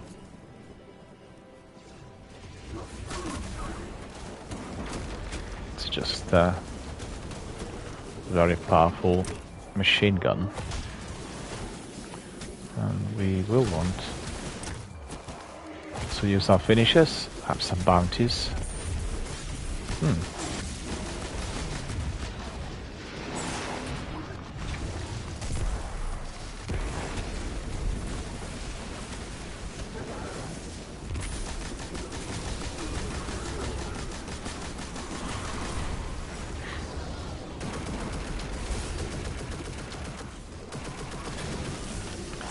Yeah, that's really good.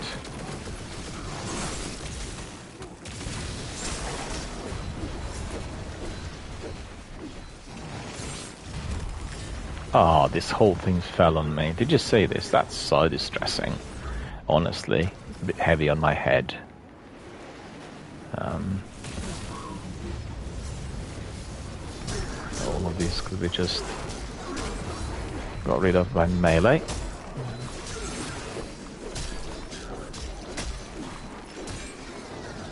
See how useful this glaive is.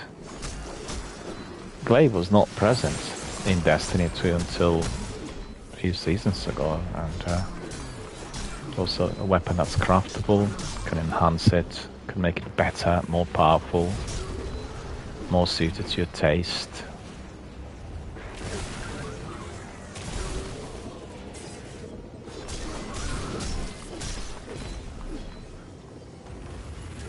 Blown into atoms. That's pretty good. See what else we've got there.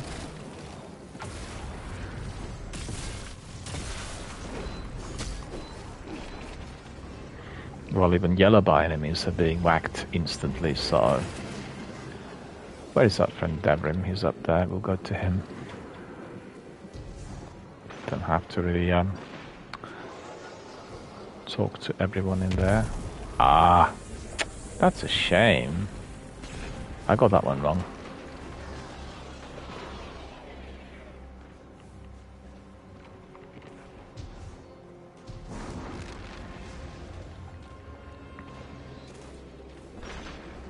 Got used to my hunter jumps. I'm really astonished by how easy it is for a warlock to glide. After what happened on the reef, I'd hope a smart person would think twice before crossing you. Right, let's talk to him, see what he's got to say for himself. Careful out there. Ah, welcome to my cozy hideaway, Guardian. Ikora said you'd be coming, told me what's what. Sounds like you're looking for weapon frame. It was one of Cade's old treasures recovered during a Vanguard operation. I'm happy to help, but there is a bit of a snag. The former hunter, Vanguard, was notorious for hiding his goodies behind elaborate puzzles. In this case, he divided the map containing the frame's location and squirreled the map components away. So Devrin pauses and shakes his head. Unfortunately, that was a long, long time ago, and the Fallen have stolen the fragments of Cade's map. Hard to finish the jigsaw without all the pieces, eh? You raid some Fallen lost sectors. I bet you'll find what you need. Cheers and good luck. Right, some lost sectors in there. We need to reclaim the map fragments by defeating Fallen or looting a lost sector chest. So that is what we'll do next. Take all the bounties and armor. Don't need any of these. Miscellaneous.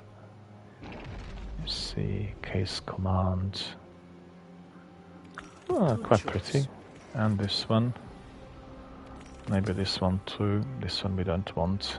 And then change the emblem. Let's just make sure that we see something a bit different. Like that. Not tried that one before. And okay, so it is our lost sectors. Okay, so the lost sectors, let me see where I am. So that's fishing pond. We can be doing fishing in them. Okay, so you can see these lost sectors all need to be discovered. As we started out on our Guardian today, well, it's deleted my old Guardian, my old Warlock, and we'll just go to one of those lost sectors, collect some stuff from there.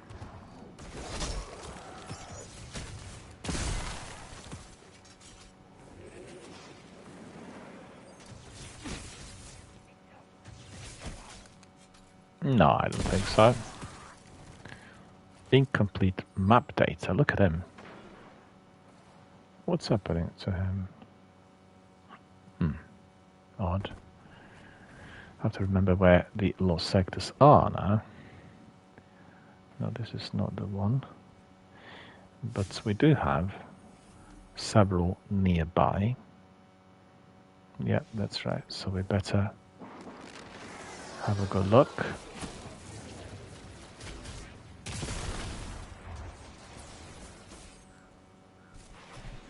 There, there's one of those. So you could see, easily found, nearby.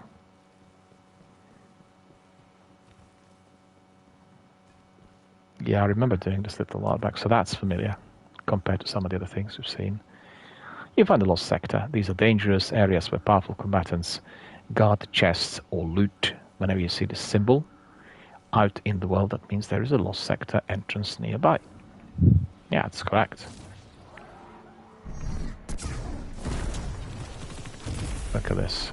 Astonishingly good. Just a minute, someone behind us. Where is he? Here! Complete destruction, look at that.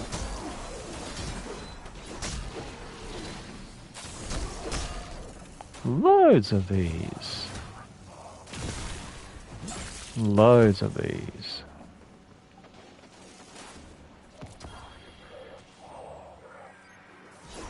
No, no, no.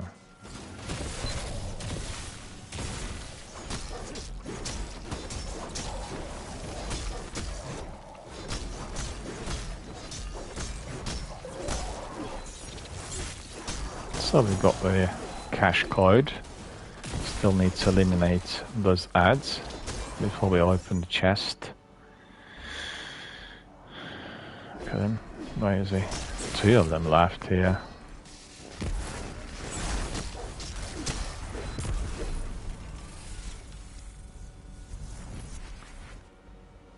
Yeah, the key's here. Oh! What? Can't believe it.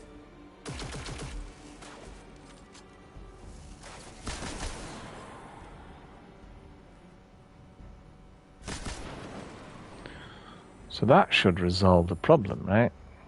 What's this? All broken up by the looks of it. Right, collect loot. That's completed. Lost sector unlocked. And what is that we need to do next? That would be 783. Now, yeah, upgrade modules are a bit hard to get nowadays. At one stage we were getting lots of these, but at the moment we are not getting that many. So there you are. Alright, let's go and find out what other tasks are ahead of us.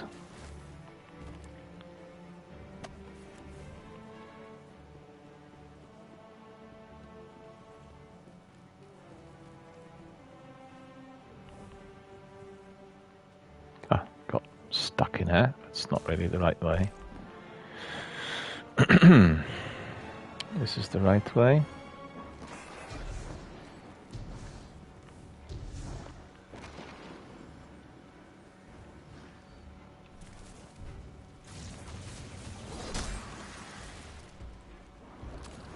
I need to go back to him. Okay. Well, that's not all that difficult. We know exactly where he is. Yes, I remember I used to like these jumps a little while back. And I completely forgot what War looks like after that many months and years of being on the Hunter. So there you are. Reminded today of everything. Right, I met Cade through enough times to know a thing or two about his code names for things. Cosmonaut Club. Devrim scratches his beard and stares out the window of the steeple. I bet the pot he's referring to, the Cosmodrome, must have been spooked by something and decided to relocate the package there. You're probably best off checking the interior of the Cosmodrome wall. That's the only place he could reliably hide something from the fallen old Russia. Good luck, Guardian. Don't forget the quote. It gets a bit nippy in Siberia during this time of the year. So that's another shotgun. I think we probably will do away with another shotgun that we've seen. 1620 is the same one. We don't really need it. And then, let me think. Yeah, I just need upgrade modules to level up. That's all I need. And it's not really forthcoming. Alright, so that's it. We need to go back to Cosmodrome by the looks of it, I think. If I'm not mistaken. And destinations. No, that's not true. So it's something in European Dead Zone. So what is it? You're here, select. Ready to get back behind enemy lines? Let's see. Risk reward quest. Okay. They haven't beaten us down yet. Let's get out there. I don't get it. Hang on. Risk reward. Why is that? Earth, the Gulch.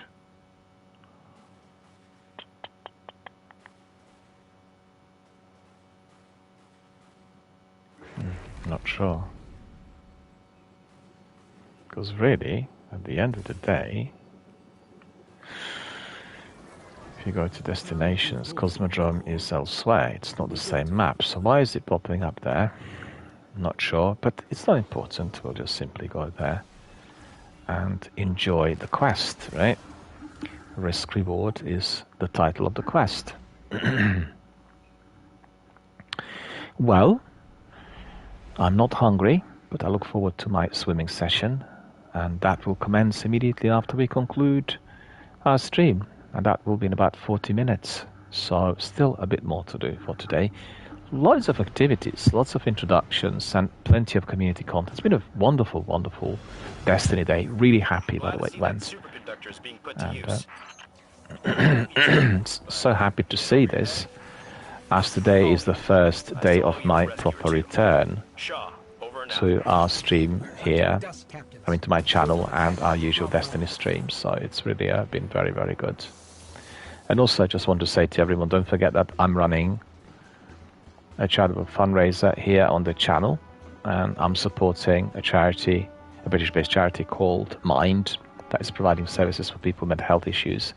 And we are trying to raise as much publicity and as many donations as possible. So if you are watching, keep in mind the fact that this channel is linked to various charities, and we are supporting their work, their effort, their achievements, and we want to really enable them to evolve and develop even further by doing such charitable works. And doing the fundraising will definitely provide us with that opportunity to help the charity raise funds and raise the publicity about the works which they do every single day. So make sure you are checking out the link here, which is at the top of the page, and you know, just donate, raise the profile, make sure that people become fully aware of the charity and everything they do, which is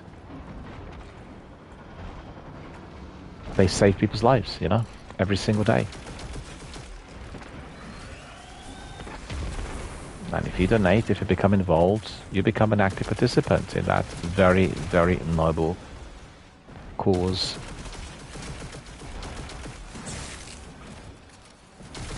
Oh, no. We put a glaive on, we'll get rid of these guys.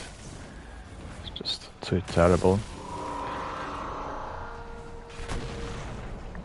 Oh, Dace Playmore in there. Hello, how are you doing? Good to see you. Thank you for popping in and saying hello. And Playmore says, hi, DMG, hope you're well. Well, I'm getting better, not 100% yet. If you're wanting to get 1810 gear for your alternative characters, there is a full set of armor and weapons in the chest in the Hall of Champions. And these will be disappearing when Finally Shaped launches, so recommend everyone grabs it, even if you pop them in your vault. Well, actually, what I'm doing is I deleted my Warlock today, and the reason for that is I wanted to enable as much of the campaign replay as possible, and it's worked wonders. I have to say today it really did work wonders, and we played a lot of that content that's not been played here on the channel for a long while, and most importantly, there have been sections that I've never played before, like the section of New Light and the cutscenes and some of the activities I've not seen before, you know, because I've completed them initially and also on day one when I introduced Cosmodrome, and that was it. But the way it looked today was almost like playing a completely different game. Very, very story-driven, very narrative-based, and everything blending in perfectly, inclusive of the introduction to various characters at the tower. So thoroughly enjoyable. The priority is not to be chasing the light level, but basically between today and Sunday, so it's 7 days on a trot, the target is to be playing the game and you know, trying to go through as much of the campaign content as possible for the viewers and everyone else, inclusive of myself, to become a bit more familiar with the story. And it's very easy to digest. I don't know what you've seen, but when you restart the game at the moment, you start as the New Light, basically New Guardian, what you get is a lengthy, so it's a very lengthy cutscene. It's almost like a mini film, mini documentary on all that's happened in Destiny prior to the reawakening of the initial Guardian. And it's excellent. Like in 5 or 10 minutes, you get the story in a nutshell. You know exactly what's going on. And that's what's been absent in Destiny 1, you know, right at the beginning. You're being thrown into the deep end, and I really enjoyed it. If you were to review the stream, and you watch it on playback, you will be able to see some of that. I don't know whether you played it, you've seen it, but I certainly haven't. And there were other people here who were astonished to find Amanda yet again up and running. And, you know, it was just like really, it was great. And our friend says, that's a great idea. Love the starting up the characters. My daughter has recently created a character and I enjoyed watching her pick the game up. Well, I mean, if she did create a new character recently, then probably you would have seen all the content And for me, that was the first today. And not just for me, Gail also not seen some of that, and also other friends. I keep forgetting what his user ID is. And I mean, I had some really very sad news today. Gail, who's a police officer, was shot at almost point-blank range yesterday, ended up in hospital with serious leg wounds, and it was absolutely gut-wrenching to hear that she nearly lost her life, on duty. So we talked quite a bit, and Gail's in hospital at the moment, watching together with us, and you will be able to connect with her if you wish, and provide her with some good wishes. And, being in uniform and facing that degree of threat is terrifying, and I'm just saying, it was absolutely dreadful for her parents to receive her lieutenant, to provide them with the news. And I'm sure when they've seen the lieutenant, they probably feared the worst. And thanks goodness that Gail's alive and well and saved. But it's a really very violent, very difficult, very unpleasant world out there, and we've got to really resort to embracing what we believe is the good in people, the good in our environment, and provide as much work as possible, to support the good causes, like what we do here. And so Gail's still watching, is in hospital, and you can really connect with her directly and say a few words. And everyone else in our community needs to do that, because being shot in line of duty is, well, it's the worst possible. And what's most important is that God was with her and she survived, and that's the most important thing of all. I was very distressed and distraught when I heard that, because Gail's been a very active member of our community and been with us sometimes every single day. We played many sessions together, and just to hear that that's happened last night at daybreak was just, I lost friends in uniform. I know a number of people who are no longer with us, killed in line of duty, and it always pains me. In my church here, we have a big memorial for the boys who perished in various conflicts around the world. I always salute, always pay respect. People don't realize how difficult and terrible that was for the generations of our people, particularly during the period between 1914 and 1918, where the entire male population was wiped out in the trenches of Belgium and France. And believe you me, still today, the same families of those boys who died then, and men, they come to the memorial, leave flowers, and pay respect. And that's more than 100 years later. And we sometimes have a special service. It's just incredible. We also have Commonwealth war graves near in our vicinity, and some of the graves are really very nicely looked after. But it's a reminder of how dangerous the world out there can be. And I guess in America, where people are allowed to be purchasing assault weapons and they carry weapons, it's very risky for anyone who is a police officer. And Gail was unfortunately yesterday experiencing this, and that's utterly devastating for everyone in our community. I mean, I talked to Gail quite a bit today, and provided as much support as possible, purely in terms of some advice, how to deal with being shot psychologically, how to build your frame of mind and how to enable yourself to carry on. Don't forget, if you are having a serious injury, that also is hampering your career and could cause all kinds of health issues. And it's so important to remain upbeat and positive. And at that point, you just have to think of the fact that you thank the Lord that you survived. That's most important. And that's what everyone who came back from Warzone would have said. We are here today, the other guys are not, and we don't know why. God's will, Anyway, let's see what our friend is saying. Oh, thank you, Playmore, for subscribing. Really much appreciate that. We had another subscriber earlier today as well, Deployman, who subscribed for 3 months as well. And everyone is... I have several messages from Rainmaker, Stream Elements, the entities that are aligned with what I do here. And I told everyone that it was taking a bit of time to get everything ready, and it works very well, I have to say. The stream looks very good, and we have sort of an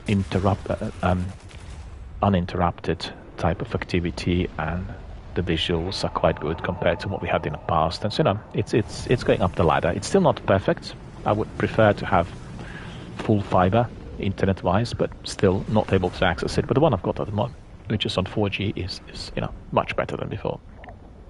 Playmore says that is really sad to hear, and he says, my nephew is a police officer and I have nothing but admiration for those willing to put their lives on the line. Absolutely. And in our country, what I guess we don't face the same threat from firearms, but we do face the threat from young people carrying other weapons and then being completely oblivious to the consequence and using these weapons on police officers and anybody who represents the law. So, it's a huge threat. And I know lots of people in uniform, and they'll tell you that's just completely wrong, the way things are today. I'm certainly hoping that in the near future, we are going to be able to work on our judiciary, create stiff sentences, and also facilities in which such people doing such nasty things will be housed and treated in order to remedy the nasty drives. And, we need to bring back some of the facilities which we did have years back. It's just plain logic. And as I said, I just utterly devastated to hear that girl was shot, She could have lost her life yesterday. I'm not certain what the circumstances of the incident were, but fortunately, there were other people at the scene who responded, and obviously the fugitive was dealt with appropriately, as you would have expected. But they were the first responders. And, being the first responders, a two-piece, can be sometimes extremely dangerous. Just to think, how many times did you see on the US TV series, particularly the crime series, where you have a lieutenant going back home and telling the family about something nasty happening to the loved one who was in uniform. And we have that literally today on our channel. One of our very valued, very dedicated members of our community was experiencing that sort of incident, which was resulting in a near fatality. It's terrible. What can I say? It's terrible. I still think, and I'm sure you would agree with me, just like anyone here in the UK, it is completely wrong for people to be able to purchase assault weapons and have them in large quantity at their homes. This is a huge threat to everyone, because at the end of the day, anyone who served in uniform will tell you it's something within the character. Some people are really trigger happy. Some people will always resort to using the fire first before trying to pacify the situation through the use of words or other amicable means. And, it's just something that is present. And evidently, if you have training and if you go through the drills, you'll be able to define who appears to be very trigger happy. And generally, such people are not really an asset to any form of armed force, And just think about that. If you consider the other side, the people who've got nothing to do with law enforcement or the military, obviously there are going to be nasty people in there who resort to the use of weapons, and it's deplorable. We need to be demilitarizing the world. We need to be reducing the number of such pieces provided, and not the other way around. And not talking as a policeman, soldier, or somebody representing the law, but simply as a citizen who is just deeply concerned when I hear such stories, and also as a person who's worked with those who were the victims of crime. I know what this is like. And, in Britain, we have a substantial reduction in the number of overall incidents, but at the same time, those occurring are significantly more violent. So it's a paradox, isn't it? And obviously, we are being fed a lot of information at all times through social networking and other forums, and we are being put in touch with the ugly side of life at all times, which I also do object. I don't really think the sensationalism and tabloid press is a solution to the world's ills. I think it's very important that there is some reason and wisdom applied to it. And I'm old enough to remember the war generation. That's the Second World War generation. Because when we say war generation, we'll always assume it's the Second World War, but there are so many wars in the world at all times. And, people who lived in our country who survived the Blitz and the vicious onslaught that was taking place between 39 and 45, and not just in our country, also in our overseas territories and, various other places. they had a different mindset. And those people really knew what suffering was like. And I think they would just simply not believe if they, were still alive today, what happened to our local communities and to the people overall. It's not just specific to England or Britain. It's really quite widespread, where you have stories coming from, Hungary, Finland, from Czech Republic, from Serbia, about those young people resorting to the use of firearms in order to devastate local communities and, I guess, their friends and colleagues. It's just unbelievable. So it cannot be labeled as an activity or an occurrence that's taking place just in one part of the world.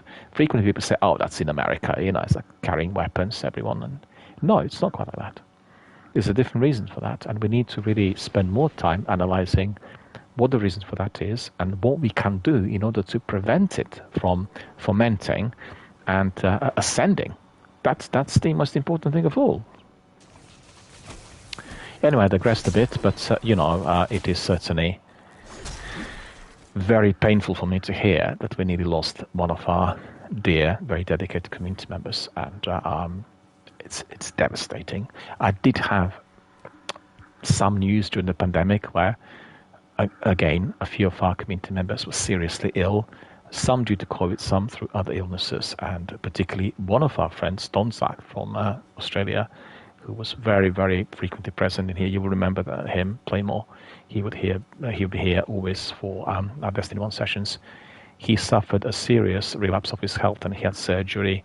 He didn't specify what the problem was, but he said he managed to survive and was trying to kind of regain his health. And he said it was going to be taking quite some time. I've not seen Tonzak for some time, and was fear, that sort of occurrence when I do not have any news. But life is fragile. That's all I can say.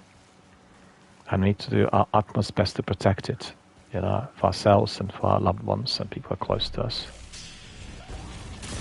All right, let's do a bit more, and then I'll have to wrap it up for today. So great to see so many of our friends coming today, and really, today was the first proper return day to Destiny streams for quite some time, and I'm just so happy to see it's been so successful, and we're all having many interesting things to talk about, to share. But equally distressing to hear that one of our members was seriously hurt yesterday. And I'm glad that Gail is safe, healthy and well, being looked after in a proper facility in hospital, and that the recovery, rehab and everything else will be very, very successful. And thanks goodness that God was with her. That's most important.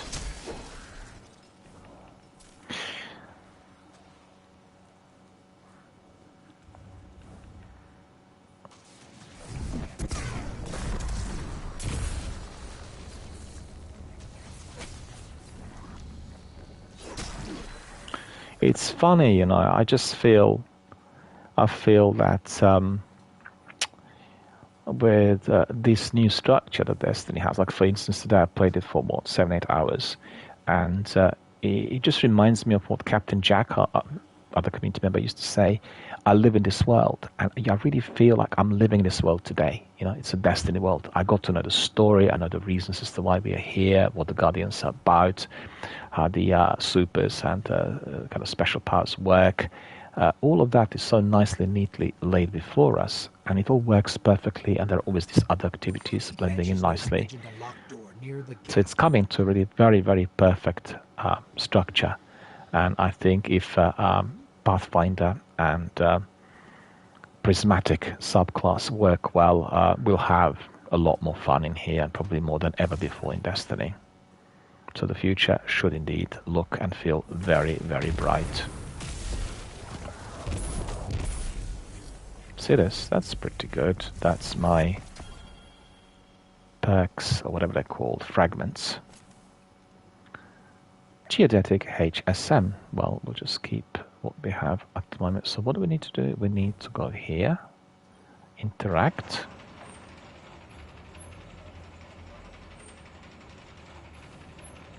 The only other note is Chasm. Have fun. Sarcasm. If we're hunting for one of Cade's stashes, those 3 words are a threat, followed by sarcasm. Watch your angles. The fall will probably kill you. God, this is so dark in here. I can't see a thing. Yeah, I died. I didn't see anything. It was so dark. I couldn't see a thing. That's annoying. Yeah, again I'm falling. Hang on a minute. Let's walk around. I actually left my brightness to the top level, so it's as bright as possible, but still can't see anything. Let me see. Can I go up here? No light. Look, I can't see anything. Where do I need to go? Up there, probably.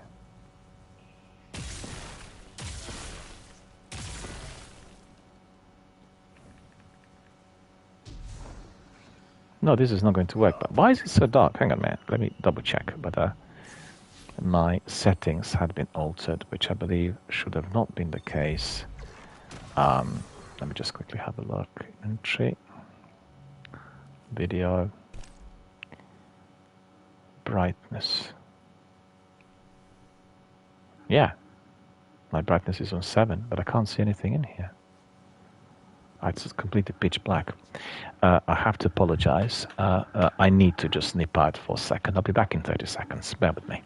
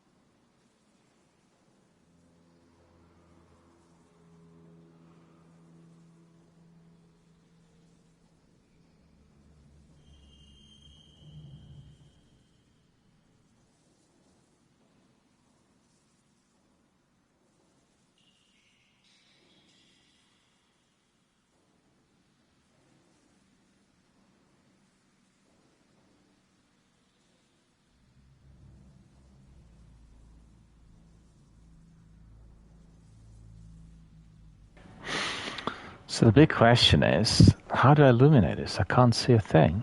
Where do I go?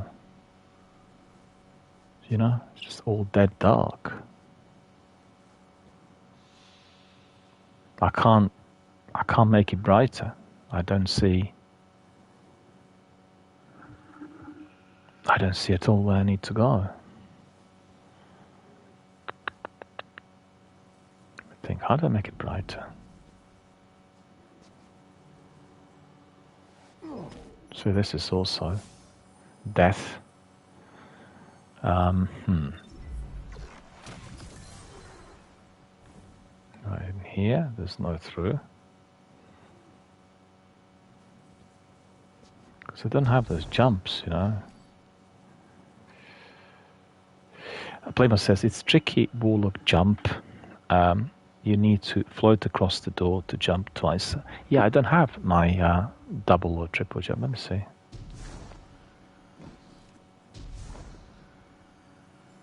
Okay, we'll try that. Hang on.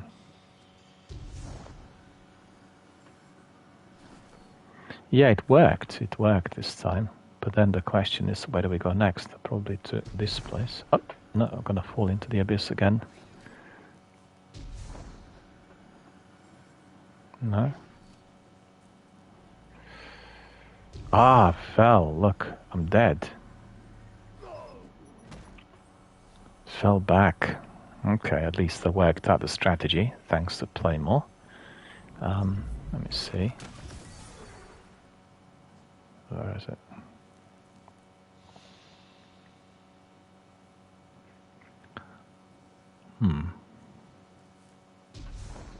No? No, that's not here. Where do I need to go? Up there or down here? Do you know? Anybody knows? I don't see anything. It's just pitch black. See, I can't really jump this high, I don't think. No, I don't have my... or maybe. I think also it's up. I think so. Let's see. Need to check my jumps. Is there triple jump anywhere? Let me see. No, that's nothing of that sort. No aspects. No.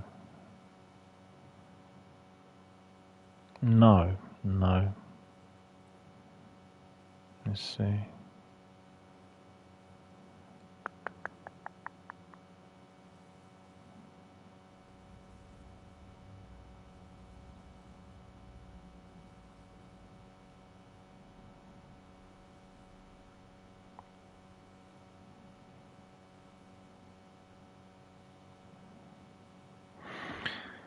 No, I don't have this ability yet. What do I do? Really, it's a big question. What do I do? The icon with 3 arrows.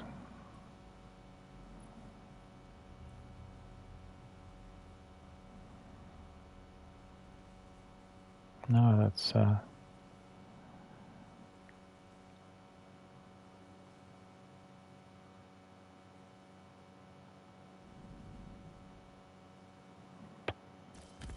Try that one. See whether that will be balance glide work better.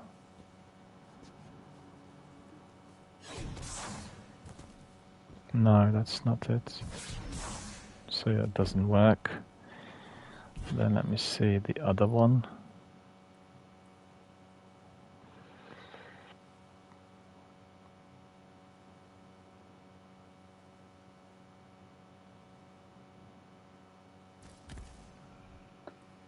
Strong airborne control. Let's see. Oh, that's better. Okay, that will do, I think. Yeah, that's right. That was better. Cool. So that's what it is. But where do I go from here? Up there? That's odd. I don't think I jumped this high. Here? There? Very odd.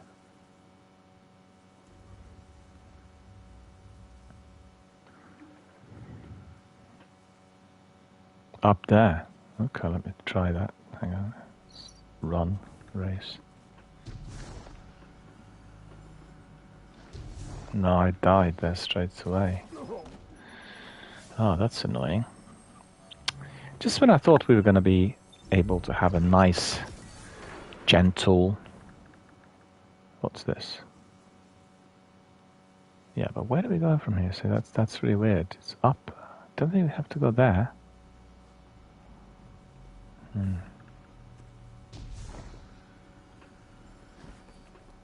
You think this is the way up?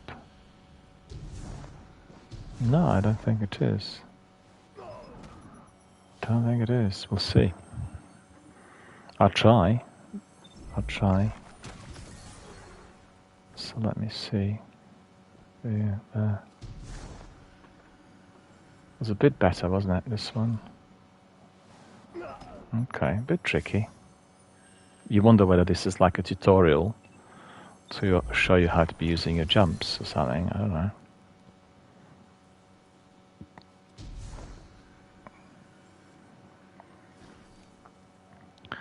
Let's see. Yeah, I got it now. You're right, actually. It's a fast, very fast double tap that gives that ability. So let me just see. We'll go from here. Ah, missed it again. Didn't work. Again, fell into the hole. if Zikapupa's watching, he'll be having a laugh, you know, so, oh, look at him, doing exactly the same thing again. Isn't quite the case, no. Why is it I didn't grapple there? It was good enough, wasn't it? Maybe just jumping from the wrong point, I don't know, let's see. Try again, like that. Okay. Yes, that's right, we got it. Alright. So, we'll be up here, I guess. Okay.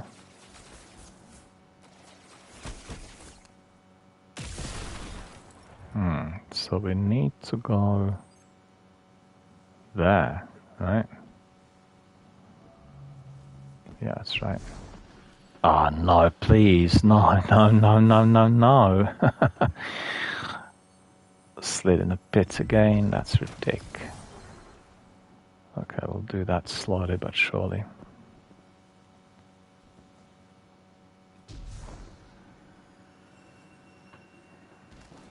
That's it.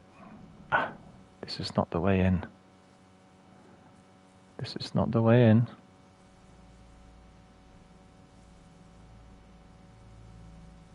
So, did not see this then.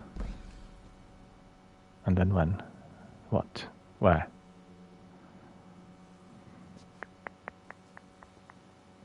Oh, I see. No, we've been there.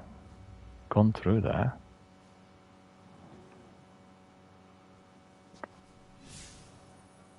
Yeah, that's the place where we need to go to. Okay.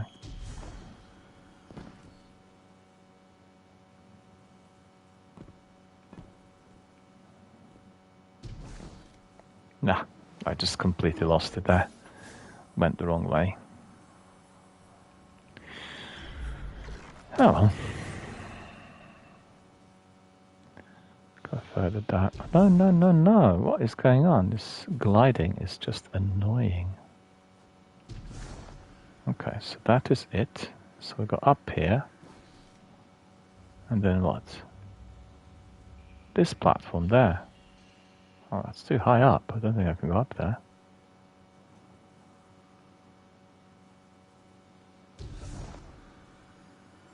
No, that's too high up. Ah, I see. They want us to jump in there.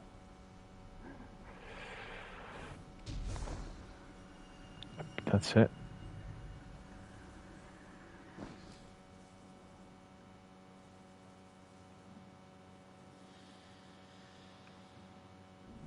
Hang on a minute. So what's next from here?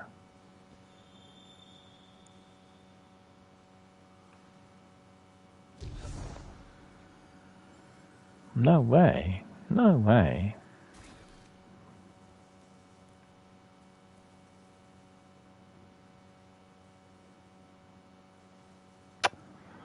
Yeah, okay. I got it.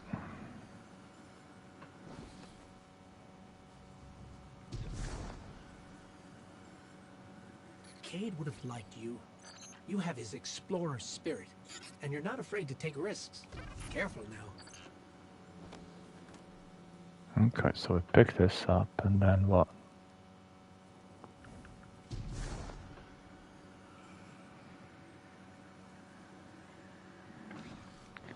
Why did I have to go into that hole? Please. I thought I was timing it perfectly. Ah, go away. Let's see whether I can do it directly to the other side. Yeah, maybe. Yeah, we did do quite well. And what then? Still nothing. Okay, it's gliding in here. Then what else? Let me see. Yeah, this seems to be really far, doesn't it? No, I don't think I'll be able to jump this far. Or maybe I will. Oh, just about, okay. Oh! Still can't see a thing there.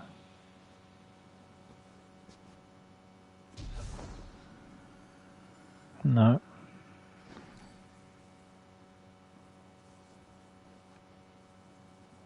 Alright, that will do. That will work. The math says even those closest to Cayde will never find all of his stashes. The rumors of his misadventures don't even scratch the surface of the trouble he got up to. But who knows? Your legend is just getting started, Guardian. Maybe someday it'll be your adventures that inspire a new generation of heroes and explorers. I definitely have not played this before, I can tell you.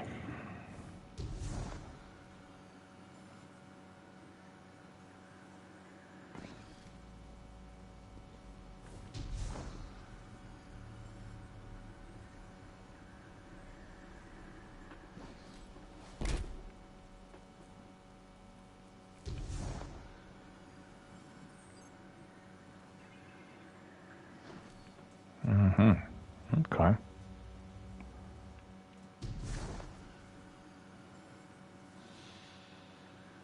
God, no. No, why was I going into the hole? Come on. Timed it reasonably well. Okay, so let me see, where is it? Need to just time it properly.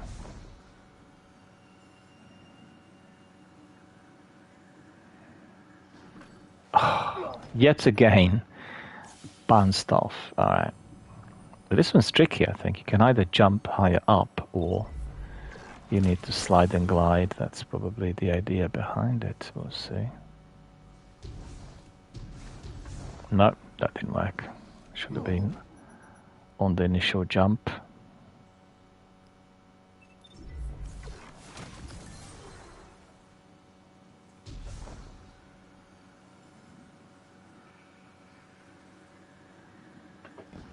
Ah, managed to get it.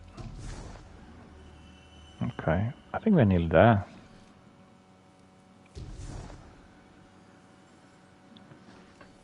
Cayde's stash, right? So where's the next thing? Let's see. I don't see any other platform anywhere, do you? That. Okay. Probably needing to be... Okay, managed it. Good. We're almost there. So keep that's climbing. There. Okay.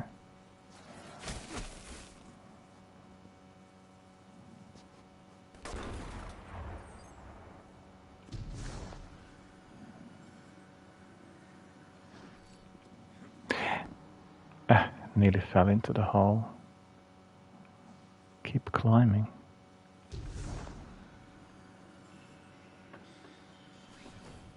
Just about. It was really dicey.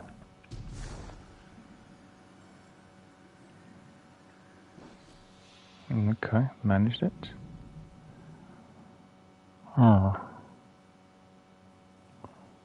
So this one is right at the top. So where do we go in order to get there?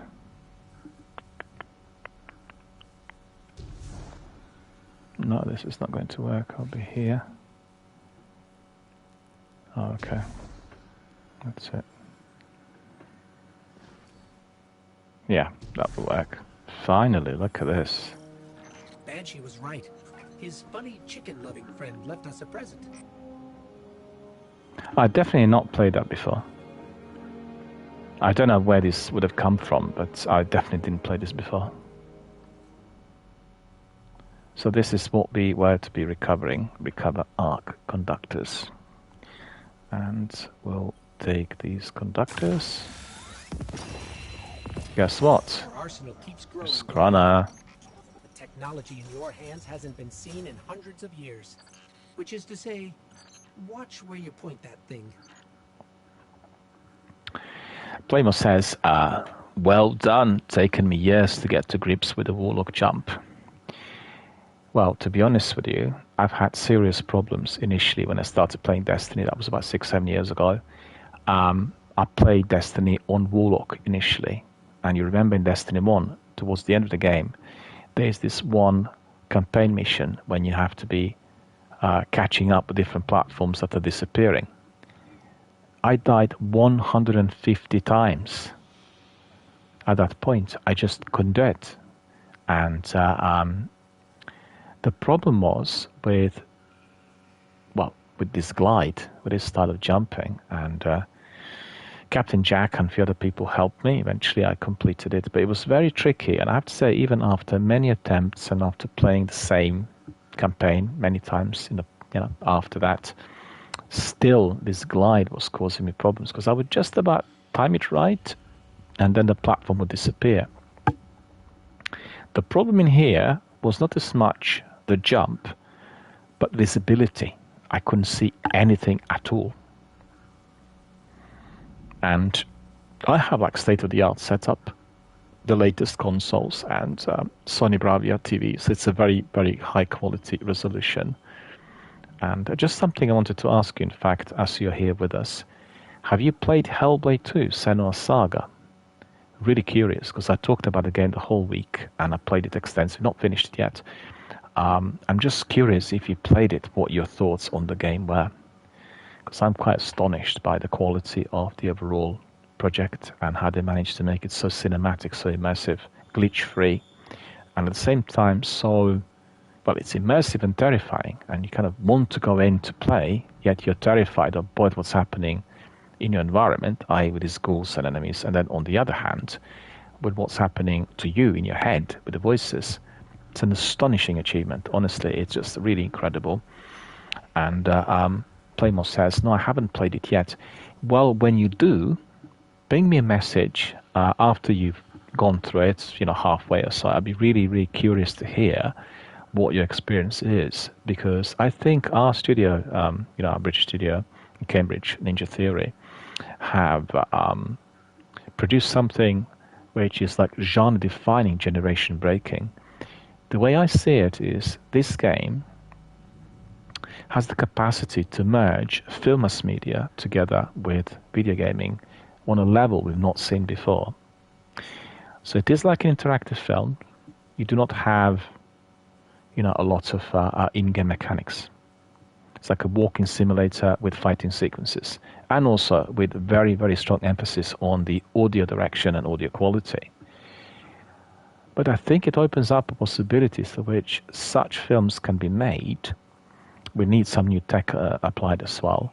And then you can watch this in IMAX, and the participants, the viewers, can be pressing buttons in order to decide on a particular course of action, ensuring replayability or reviewability. Just try to think, if you played Star Wars with 25, 30 different outcomes, you would want to see it every single time, because you will have a sub-story, a subplot changing the course of the action. I think it's phenomenal. I think there's no limit to it. The possibilities are like sky high. And that game, amongst all, is opening up that possibility. And I've read some reviews that indicate it was very similar to the first game. It's complete nonsense. And also you'll find that people who are doing a speed run, they finish the game in 5 hours. They've not even scratched the surface on the content. You have so many different things to do in there, be it observing the environment, the landscapes, exploring the territory, collecting hidden faces, building up your inventory, unlocking various things. It's just I can't believe for the life of me that somebody would want to play such a fantastic game and doing a speed run, and probably doing it through walkthroughs, just quickly racing and not soaking up anything that's given. But for me, that is one of the greatest achievements. On the other hand, it's visually staggering, incredibly beautiful, glitch-free. There isn't the slightest problem with the game. I think they've done it on Unreal 5 engine, and completely polished, completely tested. But then the content and the form are also unique. Like you're in the mind of somebody who's seriously mentally ill, and you are that person. You're living their fears, you're living their anxieties, you're going through everything that they're experiencing, and that's unique.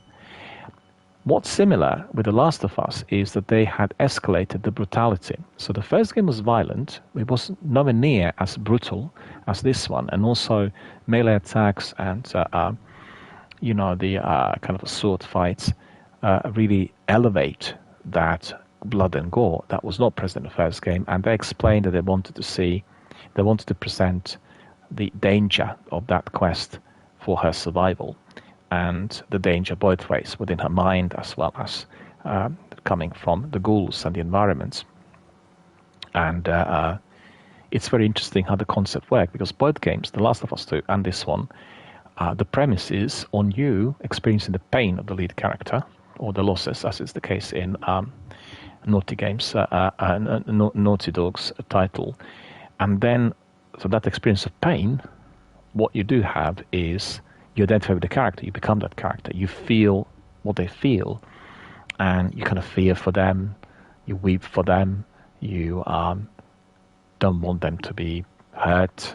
And I think Hellblade is even kind of cranking it up somewhat, like a notch up. It's even more of that emotional experience. But the original premise is you have got to feel the person's losses and the pain in order to identify with the character and get through the narrative. And I think that's like a massive strength. There are not many video games where you really feel for the protagonist and you rely on a story and you equate yourself with the lead character. And like for instance, Life is Strange does have these elements. You feel for the characters, but because of the animations and the way they kind of built the game, it doesn't have that degree of ultra-realism. Do you know what I mean? And that ultra-realism there, coupled with incredible audio, with terrific graphics, with the whole concept is just, really unique. I've read one review coming out of GameSpot, and that's probably the worst video game review I have ever read. The person writing a review is a female reviewer, one of the senior staff writers. She had written things that are completely devoid of reality. They're not in the game. It's a bit like saying that you played Fallout 3 and there was no nuclear Armageddon. Do you know what I mean? It's that sort of nonsense. And she said something like, the reviewer said something like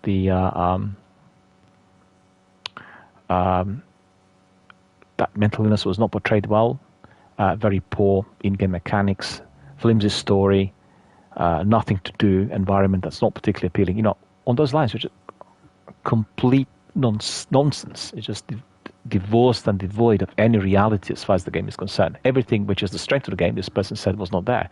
Otherwise, everyone else, the top reviewers at IGN and any other Eurogamer and down list, Games Radar, and DualShockers, etc., all of them were giving it 10 out of 10. They're just staggered by the visual quality and how appealing the whole structure and the concept was. I think they were really excited about the immersive quality and that structure. You never question yourself, why are you doing this? And it's interesting because you don't have many places to go to. You're kind of guided throughout the game by a certain direction, but you have so many things to look at as you're walking to the caves and walking to the wild. And it's an astonishing achievement, I have to say. Like Ninja Studios are just incredible. And I realized the other day that they also made Bleeding Edge. I can't understand for the life of me why on earth were they doing Bleeding Edge. It must have been like a contractual obligation.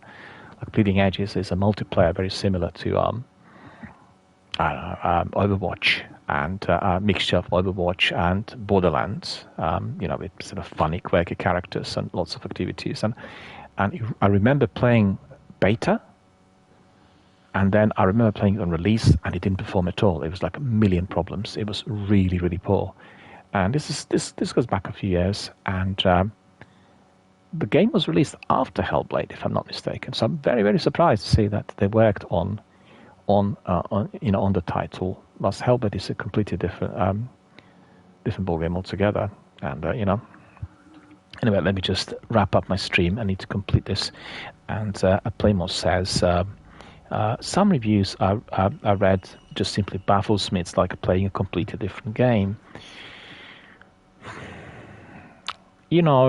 The difficulty that many people that are writing on film, television, and video gaming really face today, particularly on the younger side, well, maybe twofold, threefold types of problems. The problem number one is the sheer volume of titles. It's a huge number of titles coming at all times, so it's hard to really decide on what to watch and what to do next. And also the difficulty there is if you are being, I don't know, commissioned to do certain articles, you work for a magazine, you will be given these titles. They've got to be reviewed by that deadline. So really, generally, my feeling is that lots of these people neither play those games, nor do they really experience them as they should. Just quickly skim through bits and pieces, rely on, I don't know, walkthroughs, YouTube videos or something. They come up with a completely wrong experience, and the statements are ludicrous. Plus, there are some reviewers who are being, they're coerced into supporting competitors for whatever reason, be it a personal dislike or any kind of monetary gain or promises. They'll get many free codes, for free access. And there's got to be some sort of, because I have seen and have read some reviews, like for instance, you've seen the other day, Assassin's Creed Shadows comes out with a phenomenal trailer. It's really probably one of the best I've seen that Ubisoft created for the series. And really exciting to see two different characters representing different ethnicities, located in Japan, in an environment that we've not explored within the series. And everything in the trailer was just simply, exciting, provoking curiosity, triggering off expectations, and drawing you to simply pre-order. The concept of Syndicate was again rehashed, but I guess developed in a very different fashion. And the idea is that you can enter any activity, like for instance what you had in Valhalla or any other, and you can play either of the two characters. So one character will be stealthily, approaching the situation, and the samurai will be coming in with guns blazing, i.e. the swords being sharp and attacking everyone. And it's a great idea. You can measure your gameplay, and whatever you do will register for the both characters within the inventory and the overall menus. Fantastic. And then they came up with the idea that that's completely wrong. Why? And there were some comments about ethnicities, that this samurai, he's a historic character, he's inappropriately portrayed, he looks wrong. Well, have you lived there in that 15th, 16th century Japan to know exactly what the guy looked like? It's just, it is baffling, to say the least. And on one hand, you have people doing it, and then they said there was greater number of thumbs down on YouTube, on the official Assassin's Creed Ubisoft channel, compared to thumbs up. On the other hand, the sales of the game was skyrocketing. So, obviously somebody was doing something to ruin the release of the title, and it wasn't coming out of the clear blue skies. Just a bit like refereeing in football, It's, anyway, let me just bring our stream, which has been very lengthy today, to a successful close, and let me just complete this. What is that I do need to get? I did pick up the weapon. Right. New objective. Look at this. We need to be testing our Risk Runner. So we'll enable the weapon, and we need to sort of enhance it somewhat. Let me see. It's masterworked already, because I did masterwork it on my other character. Okay.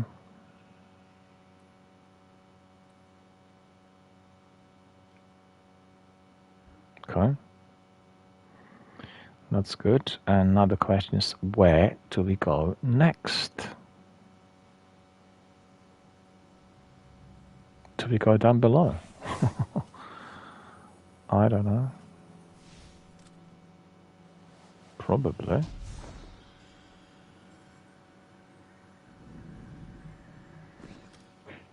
Yes, we did. That's right. All right. Well, this Risk Runner is very, very mighty. And just use this massive big magazine on our enemies. You can see it's all nice and easy, just walking through it.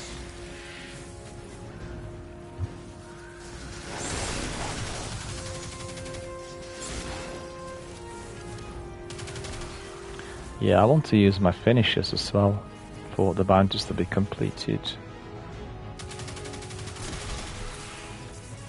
spent a lot of money on my super there with Ikora, I think. And also picked up lots of bounties, so...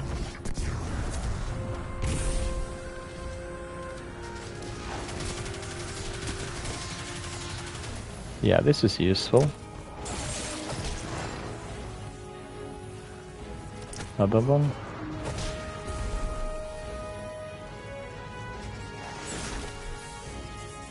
Oh, there. Ah, should have really used my finish on him.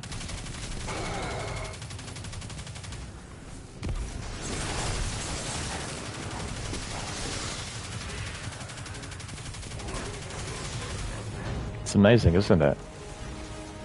The quantity of rounds that you can use. I was using it we're doing dungeon with Sakapupu, lots of fun. And so just use Risk Runner at all times, and it really helped.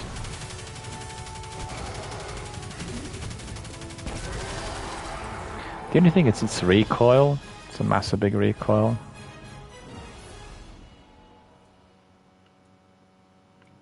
Look at this, he's floating, he's not actually on the floor.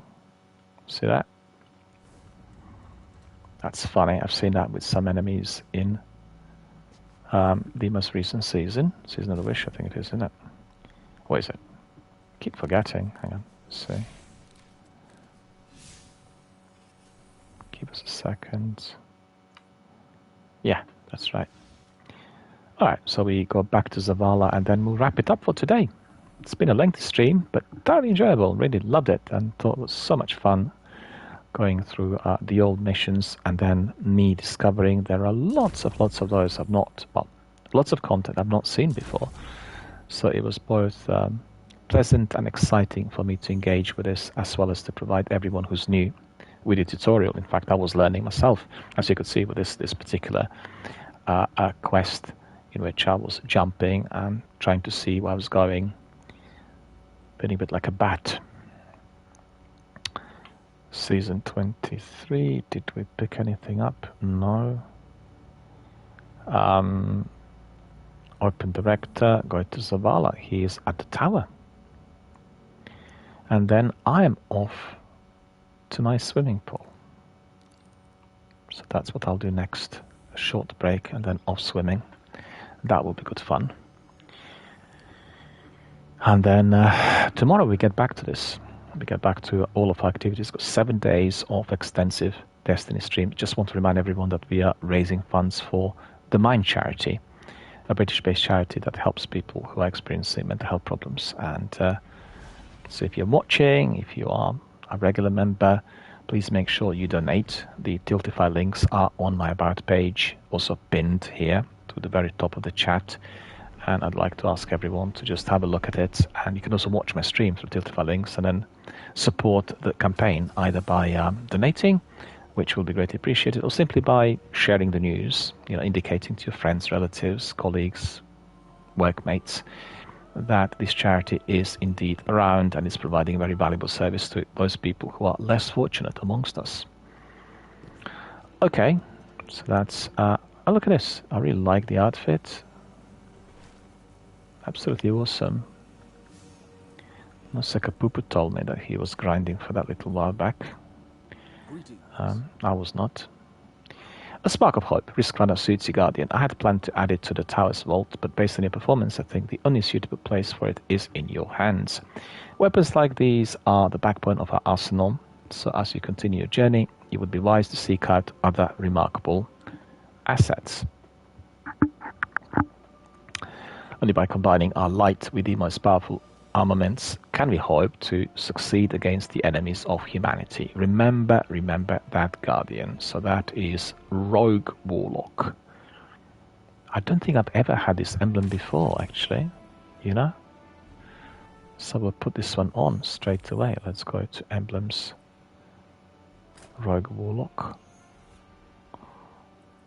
Got it enabled. And then inventory. Okay, we don't want any of that. 1781. 68. That's all pretty much the same. Didn't pick up anything in there. What I did want to see was something else. Journey.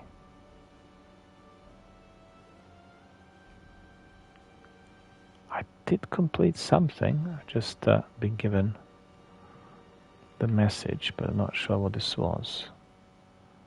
Okay, that we're not going to bother with this at the moment. Zavala. All right, my friends, I think that's about it for today. That is the stream. That is our charitable fundraiser for Mind, and that is all we want to present you with. As you've seen, I'm doing the campaign rerun, and I had deleted my Warlock. I'm building my character from scratch, and it's been a very, very nourishing, very rewarding experience. I really like it, and we'll carry on doing that every single day of this week, and that's the task, to get through as much content as possible before we have the major overhaul of the structure and the game on Tuesday. Like I said, two big changes, very big ones, are the prismatic subclass combining the forces of the darkness and the light, and then the other is Pathfinder. Pathfinder will be replacing all that we had during our seasons, and that includes the loot as well as the content, as well as very, very many other things, like a skills tree, quite a big one, and very curious to see how this will work in practice. So we'll try to grind as much as possible, get lots of loot and lots of items, and introduce everyone to the story and the narrative, which today has been, I think, very well completed. I personally have become more aware of certain aspects of the story. I have gone through some activities I've never seen before, which probably were introduced to Destiny in the meantime, since the game was launched 6 years ago. As you know, the structure of the game has been constantly and consistently reworked, and all of that's been very enjoyable. So hopefully everyone else enjoyed it as much as myself. I can see that our friend Playmo is saying, thank you very much for the stream. We'll hopefully see you on the stream tomorrow. Have a good swim. Thank you so much, sir. Much appreciated. Much appreciated in every way, from your participation through our comms, your subscription to the channel, the support to our charitable fundraiser, everything. So really much appreciated.